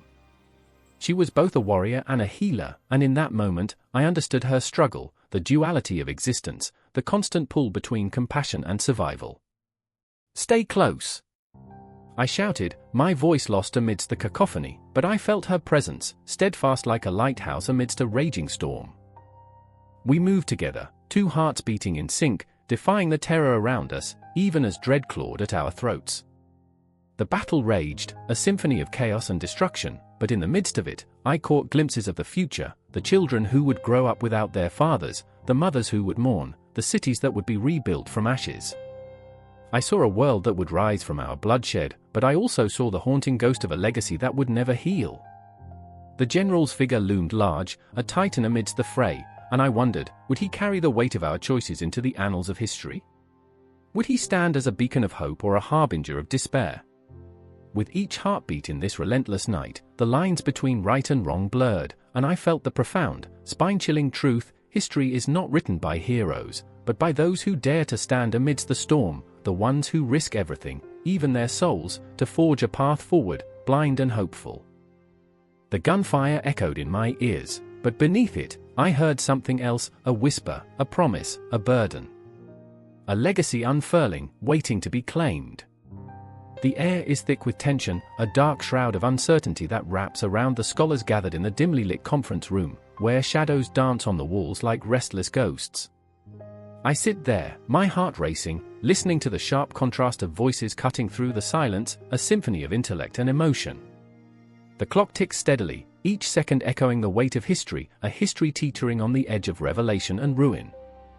"Why does it matter?" whispers Rachel, her voice a brittle thread, barely holding together the weight of her doubt. Her fingers tap anxiously against the table, each beat a confession of fear. She's brilliant, yet plagued by an insatiable need for validation. I see it in her eyes, those deep, questioning pools that seem to reflect every scholar's struggle. She's exhausted by the ghosts of the past, the burden of interpretation pressing down on her like a stone. Across from her, Nathan sits, arms crossed, his brow furrowed in fierce determination. He's a bulldog of a man, fierce and unyielding, yet I can sense the cracks beneath his bravado. A timeline spirals in his mind, a complex web of dates and events that he clings to as if they were lifelines. Because he was a catalyst. A force that changed the course of history, he bellows, the fervor in his voice igniting the room, but I can see the flicker of doubt in the corners of his eyes. Or was he? The question hangs in the air, heavy and suffocating. Around us, chairs creak, papers rustle, and the murmurs rise and fall like a storm threatening to break. Histories clash, opinions collide, and the raw energy pulsates, electrifying the atmosphere. I feel it in my bones, the urgency, the need to answer the unanswered, to put a stake in the ground and claim a truth that feels as slippery as smoke. I remember the first time I encountered him, I say, my voice cutting through the chaos, drawing their attention. A dusty book, pages yellowed with age and secrets. He leaped off the page, a spectre in my mind. I pause, letting the memory wash over me, the thrill of discovery wrapped in a cloak of unease. But was he a hero? Or the harbinger of disaster? Rachel's gaze snaps to mine, her eyes wide, searching for answers. That's just it. History isn't black and white. We paint it with our biases, our fears, our desires. The plea hangs between us, a fragile thread that could snap at any moment. Can we even trust ourselves? Nathan scoffs, but there's a tremor beneath the bravado. Trust? No, but we must try. If we don't, he becomes nothing more than a ghost, a mere shadow dancing to the tune of our imagination. His voice rises, and I can see the desperation clawing at his throat, the unyielding desire to be right, to be heard. But I feel the truth lurking just beneath the surface, ready to shatter the illusions we cling to. I remember the dreams, those haunting visions that swirl in the depths of night. A city shrouded in fog, where whispers of the past echo through the narrow alleys. What if, I venture, each word a delicate thread weaving through the tension? What if he was a man of his time? A man shaped by forces beyond his control? Rachel's face softens, the lines of her worry easing just slightly. But doesn't that make him more tragic? A pawn in a game far larger than himself. She leans forward, the spark of understanding igniting between us, a flicker of hope in an otherwise dark room. Nathan's face contorts, the anger bubbling beneath his skin. No. He was a player. He made choices. We can't let him off the hook that easily. The room shakes with his intensity, and I fear the walls might crumble under the weight of our debate. As the conversation spirals, I feel the pull of history wrapping around me, suffocating and intoxicating. I close my eyes, envisioning the past, a distant realm where decisions were made in the blink of an eye, where empires rose and fell, and where every choice echoed like a bell tolling through the ages. I remember, I whisper, the words spilling out like water from a cracked dam, the faces in the crowd, the weight of expectation hovering in the air. They called for a leader, a hero, but what they got was a man burdened by the weight of their dreams. The silence that follows is thick, dense, and heavy with unsaid words. It's as if we've entered a sacred space, a moment suspended between what was and what is yet to come. Rachel glances at Nathan, an unspoken understanding flickering between them, a tentative alliance born from the chaos. Maybe it's not about who he was, she ventures softly, but what we choose to see in him. The clock ticks once more, each movement a reminder that time waits for no one, that history is ever changing, a fluid tapestry woven from the threads of our interpretations. And perhaps, I add, my voice steady, the true horror lies in our relentless search for absolutes in a world painted in shades of grey. A wave of silence washes over us, reverence mixed with realization. There's no single truth, no clear answer to the question that binds us. We are but spectators, each wrestling with our ghosts, our biases, and our dreams. And in that moment, the debate becomes a living thing, pulsating with life and uncertainty, a reflection of our greatest fears and desires. The shadows around us grow longer, the weight of history pressing down, alive and breathing as we stand at the precipice of understanding, hearts racing, minds ablaze with questions that may never find answers. But with each heartbeat, I know we will continue to fight, to argue, to contend, to feel. Together, we forge onward into the darkness, driven by the belief that perhaps, just perhaps, the journey is the destination. And as the night deepens, time slips away, the scholars' voices blending with the whispers of the past, the debate stretching onward, a haunting echo in the corridors of memory, resonating through the fabric of history itself. The air crackled with tension, thick as fog draped over a silent battlefield. A single candle flickered in the darkened room, shadows dancing wildly against the cracked walls as if the ghosts of forgotten heroes were fighting for their stories to be told. The weight of their absence pressed down heavily, a reminder that memory is both a gift and a curse. Outside, the distant clang of metal echoed, a heartbeat against the night, a reminder of what was lost and what was still to come. I remember the whispers. They clung to me like smoke, curling around my thoughts. They will forget, people said, their faces etched with despair. But I refused to let them slip away. I had to remember. I had to remember Ella, with her fierce spirit, who bore the scars of her battles proudly, each one a testament to her courage. And Liam, who fought not with a sword, but with words that could cut deeper than steel, yet now stood silent, haunted by the shadows of those he failed to save. "Stay close," Ella said, her voice barely above a whisper, yet it resonated within me like a war drum. I could see the fire in her eyes, a raw intensity that spoke of loss. We were there, in that moment, fighting for the memory of those who could no longer fight for themselves. The world outside blurred, a cacophony of chaos and despair, but within those four crumbling walls, a different battle raged, the struggle to keep their stories alive, to etch them into the very fabric of our society. "Do you think they will remember?" I asked, the question a soft tremor escaping my lips. Ella turned to me, her gaze piercing through the shadows, searching for the truth hidden beneath my fear. "They must," she replied, her voice fierce as a lion's roar, "or we lose everything."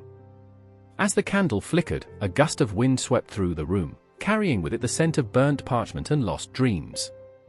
I could almost hear the voices of the fallen, a choir of the forgotten, urging us on. They were more than just names carved into stone, they were the essence of our spirit, the embodiment of sacrifice and heroism, and we were their last hope. Liam leaned against the wall, his hands trembling as he clutched a worn notebook filled with words that begged to be spoken. "Every hero has a story," he said, his voice thick with emotion. "But what happens when those stories fade? When people stop telling them?" I could see the storm brewing within him, a tempest battling against the tides of oblivion, and a part of me ached to reach out, to remind him that memory is a living thing, as vital as breath itself. "Then we become ghosts," I murmured, feeling the chill of the night seep deeper into my bones. Just echoes in the dark. The room fell silent, the weight of our shared fears settling around us like a heavy shroud. Ella shifted, her eyes scanning the room as if searching for an answer among the shadows. "We must make them remember," she said, determination igniting the air. "If we do not, they will vanish into the void." With those words, she ignited a fire within us. I felt it swell, a surge of defiance against the darkness that threatened to engulf us. We gathered our voices, each one a flickering flame in the encroaching night. As the moon cast its pale light through the cracked window, illuminating our faces, I saw in Ella's eyes the reflection of every hero we carried in our hearts. They were not just memories, they were the heartbeat of our society, the threads that wove us together in this tapestry of hope and despair. I remember the stories we told, tales of valor, of love, of lives lived fiercely. Each word dripped with emotion, punctuated by laughter and tears. But the deeper we delved, the more I realized how fragile these recollections were, as fleeting as the wisps of smoke curling from our candle's flame. Time, relentless and cruel, sought to erase them, leaving a void that threatened to swallow us whole. The longer we spoke, the more our voices intertwined, creating a symphony that resonated through the walls. It was a call to arms, a primal urge to fight against the erasure of those who had sacrificed so much. I could feel the tension crackling like electricity in the air, an impending storm poised to unleash its fury. And then the confrontation came, not in the form of an enemy, but in the shape of our own doubts. Liam's voice trembled as he admitted, "What if we fail? What if no one listens?" The raw vulnerability of his fear pierced through the air, and I felt the weight of it settle heavily in my chest. The specter of despair loomed large, threatening to drown us in its suffocating embrace. But Ella, fierce and unyielding, stepped forward. "We can't afford to think that way. We must fight for their memories, even if it's just for ourselves. Her words hung in the air, a lifeline thrown into a turbulent sea of uncertainty. As we stood together, the three of us, broken yet unyielding, I realized that our battle was not just for the fallen, but for our own souls. We needed to remember, to honor the heroes who had paved the way, to ensure that their legacies lived on. The stories we had were more than fragments of the past, they were the essence of our humanity, the heartbeat of our society. In that moment, our connection deepened, a bond forged in the fires of our shared struggle. I could feel the pulse of our collective memory, wrapping around us like a warm embrace, defying the darkness encroaching from all sides. I remember the crack in the wall, the flickering candle, the whispers of the forgotten. They were not just shadows, they were the light guiding us through the storm. We were the keepers of their stories, the guardians of their memories, and nothing could extinguish the flames we ignited within ourselves. As the winds howled outside, I braced myself for the fight ahead, knowing that with every heartbeat, every breath, we would rise. Together, we would etch their names into eternity, weaving their stories into the very fabric of our existence, ensuring they would never fade into the void. Together, we would remember. And in our remembering, we would live. A gunshot splits the night, an echo of despair that dances through the chilling air. The stars blink, unsure, while the city, a sprawling labyrinth of shadows and secrets, trembles in the aftermath. In the distance, sirens wail, a haunting lullaby for broken hearts. I stand there, breathless, a spectator and a participant, the weight of history crushing me as the specter of a forgotten general looms large in my mind. His shadow is woven into the fabric of this chaos, and I can feel him watching, waiting. Lena, eyes wild like storm clouds, grips a soldier's hand as if it's a lifeline, a fragile connection in a world unraveling. "We shouldn't have come," she whispers, her voice a threadbare whisper that barely pierces the night. The fear in her eyes glimmers like shattered glass, sharp and beautiful. She's courageous, yes, but beneath that bravery lies a tumult of doubt. I remember her laughter, echoing through the barracks, a symphony of hope in a place filled with echoes of despair.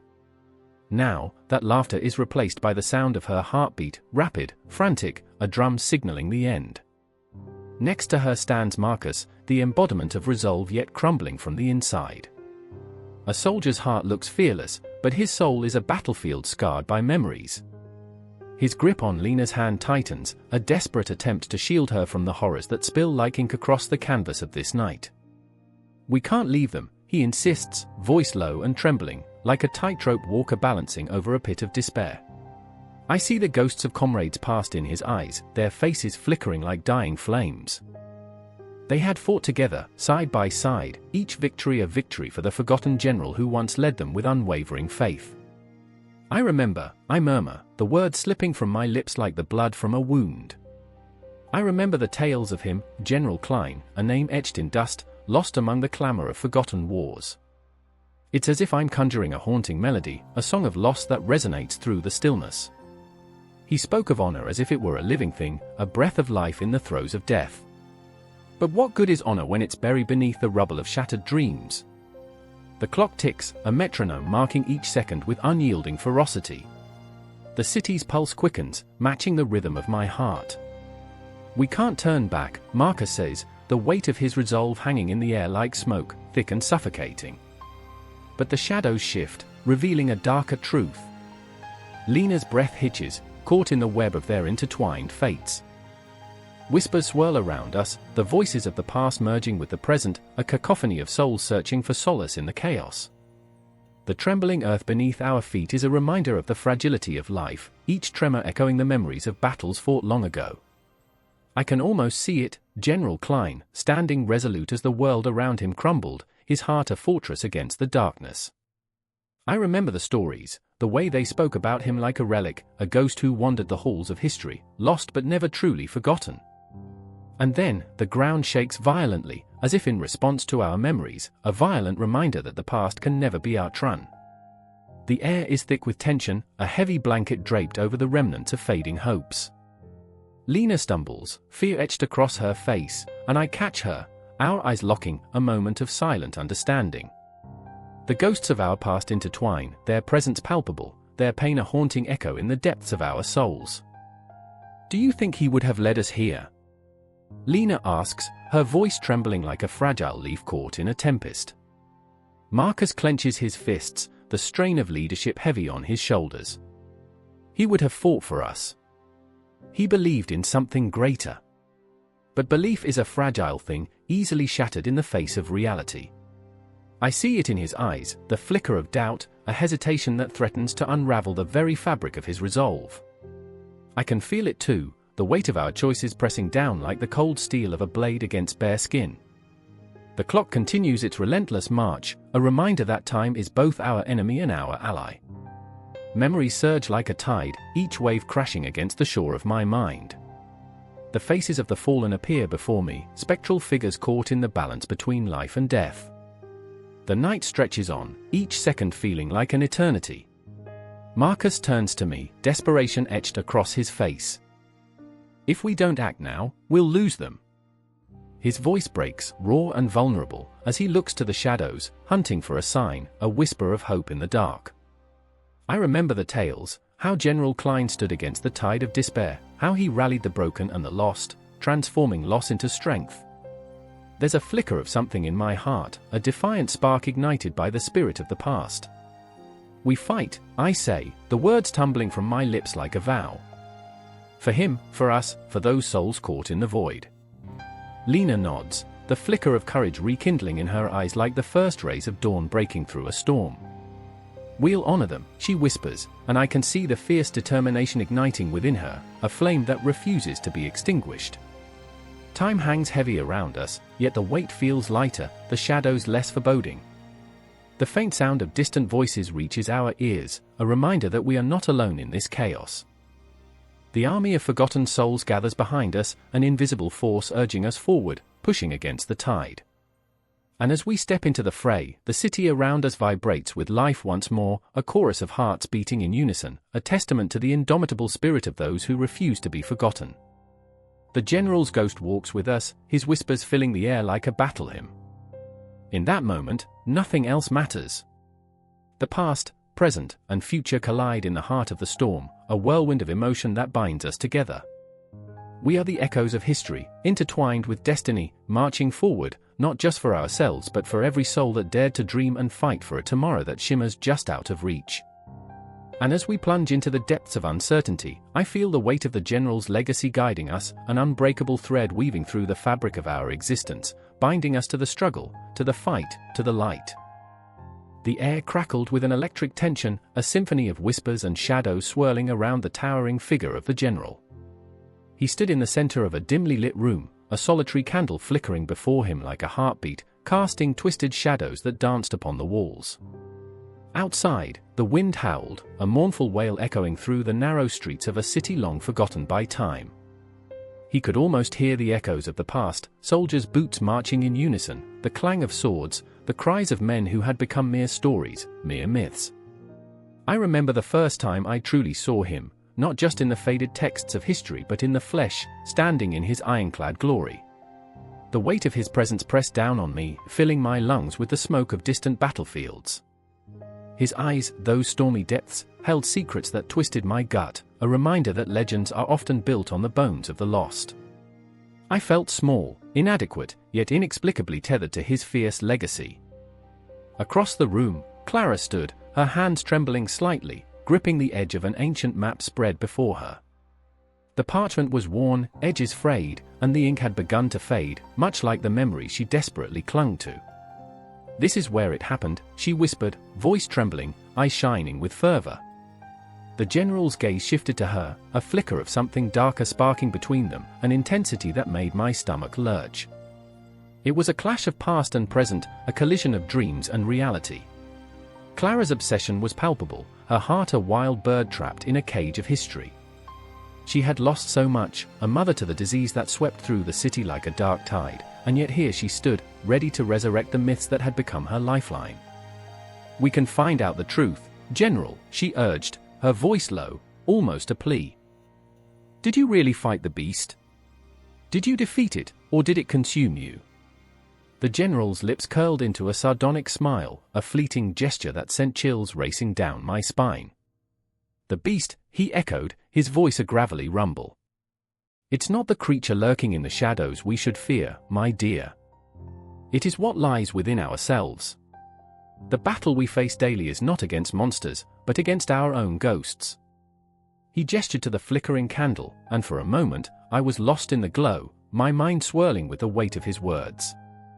I remember standing in the tension between them, my own heart pounding with the rhythm of their conflict. I was an observer in this raw moment, torn between belief and skepticism, between the harsh truth of history and the seductive pull of myth. The city around us faded, the wind outside no longer a howl but a whisper, carrying the weight of forgotten souls. Clara leaned closer, her breath warm against the cool air, her desperation palpable. "But if we unravel the truth, we can bring them back. The stories, they'll live again." The general's eyes flickered, a storm brewing within their depths. "And what if the truth is darker than the stories, Clara? What if the legends are but a thin veil over the horrors we dare not face?" His voice dropped to a near growl, a palpable anger laced with an underlying sorrow. The shadows shifted, as if the room itself recoiled from his words.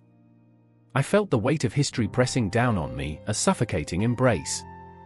Each story, each thread of myth, held a mirror to our own fears, our failures. As Clara's hope collided with the general's cynicism, I could feel the tension thicken like the smoke of forgotten bonfires. Outside, the city was alive with echoes of its past, a child's laughter, a mother's lullaby, the haunting cries of those who had perished.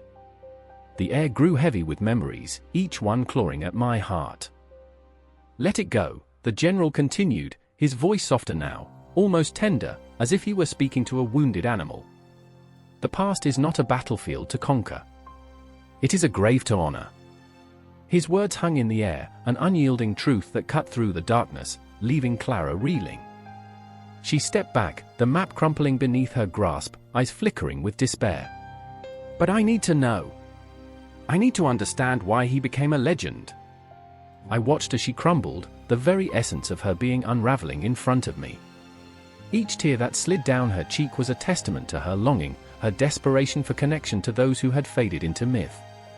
I wanted to reach out, to console her, but I was paralyzed by the weight of the moment, caught in the crossfire of history's haunting dance.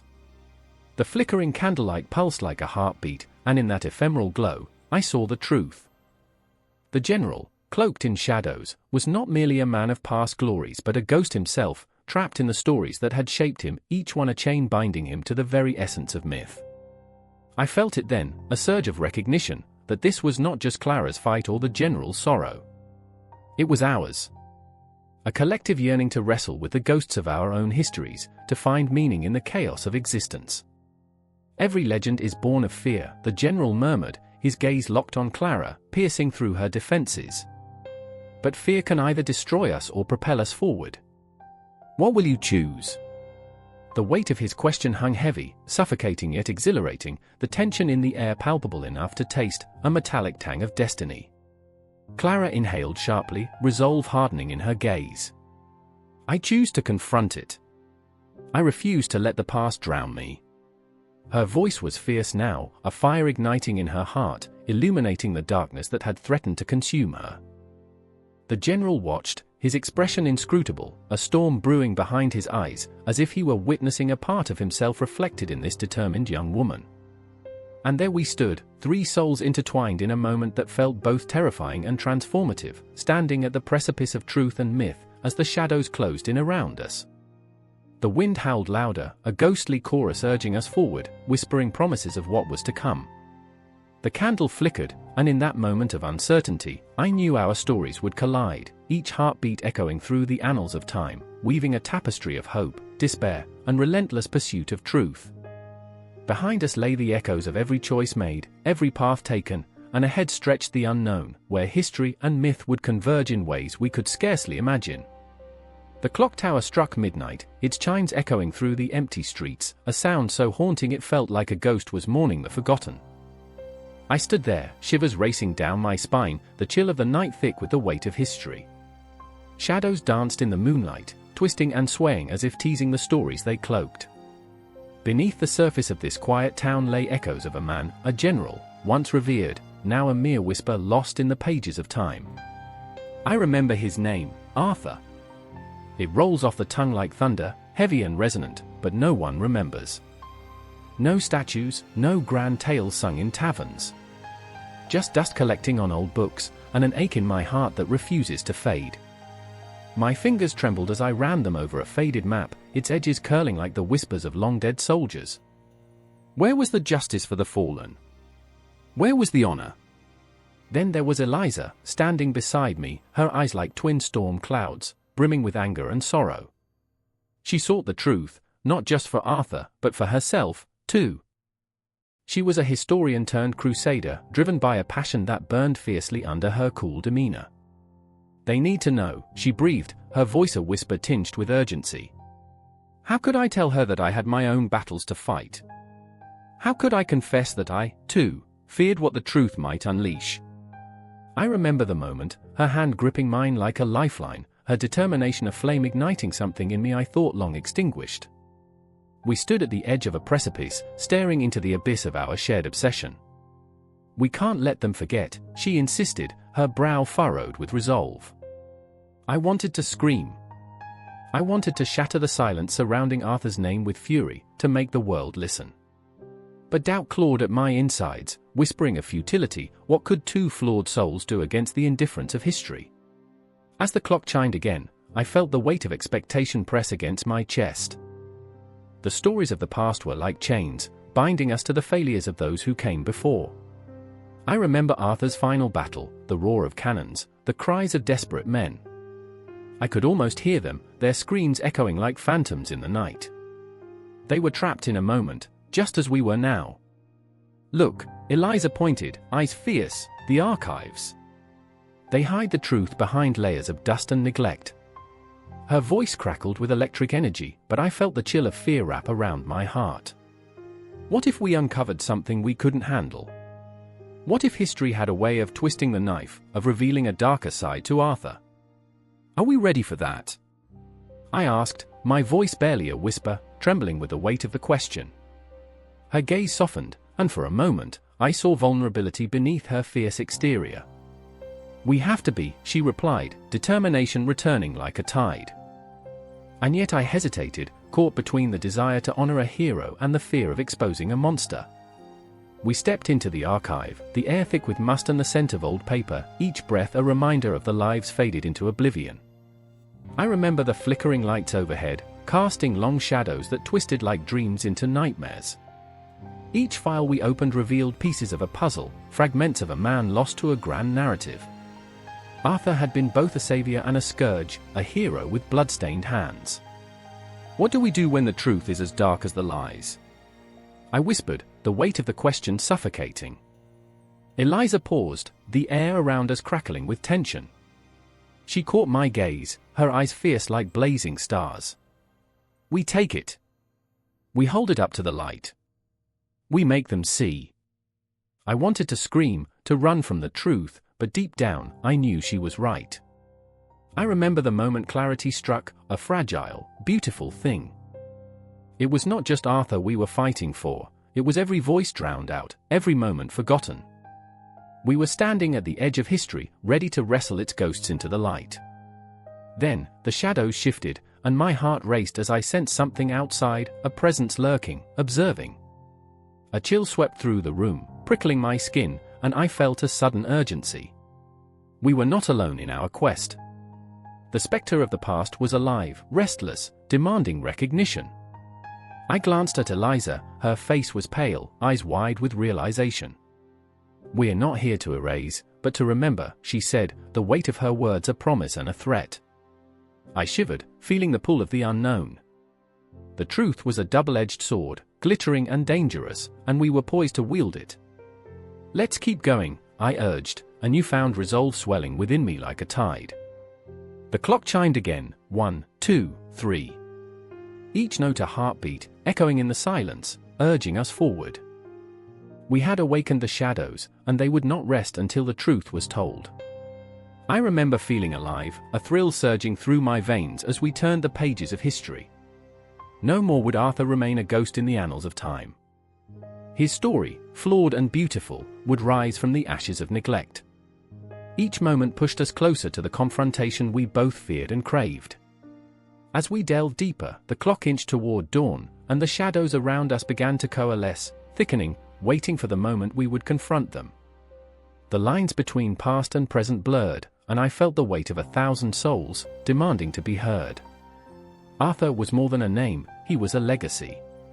And in our quest to bring him back, we realized something terrifying, breathtaking, a singular truth: history is not merely a collection of facts, it is the pulse of humanity, aching to be acknowledged, aching for remembrance.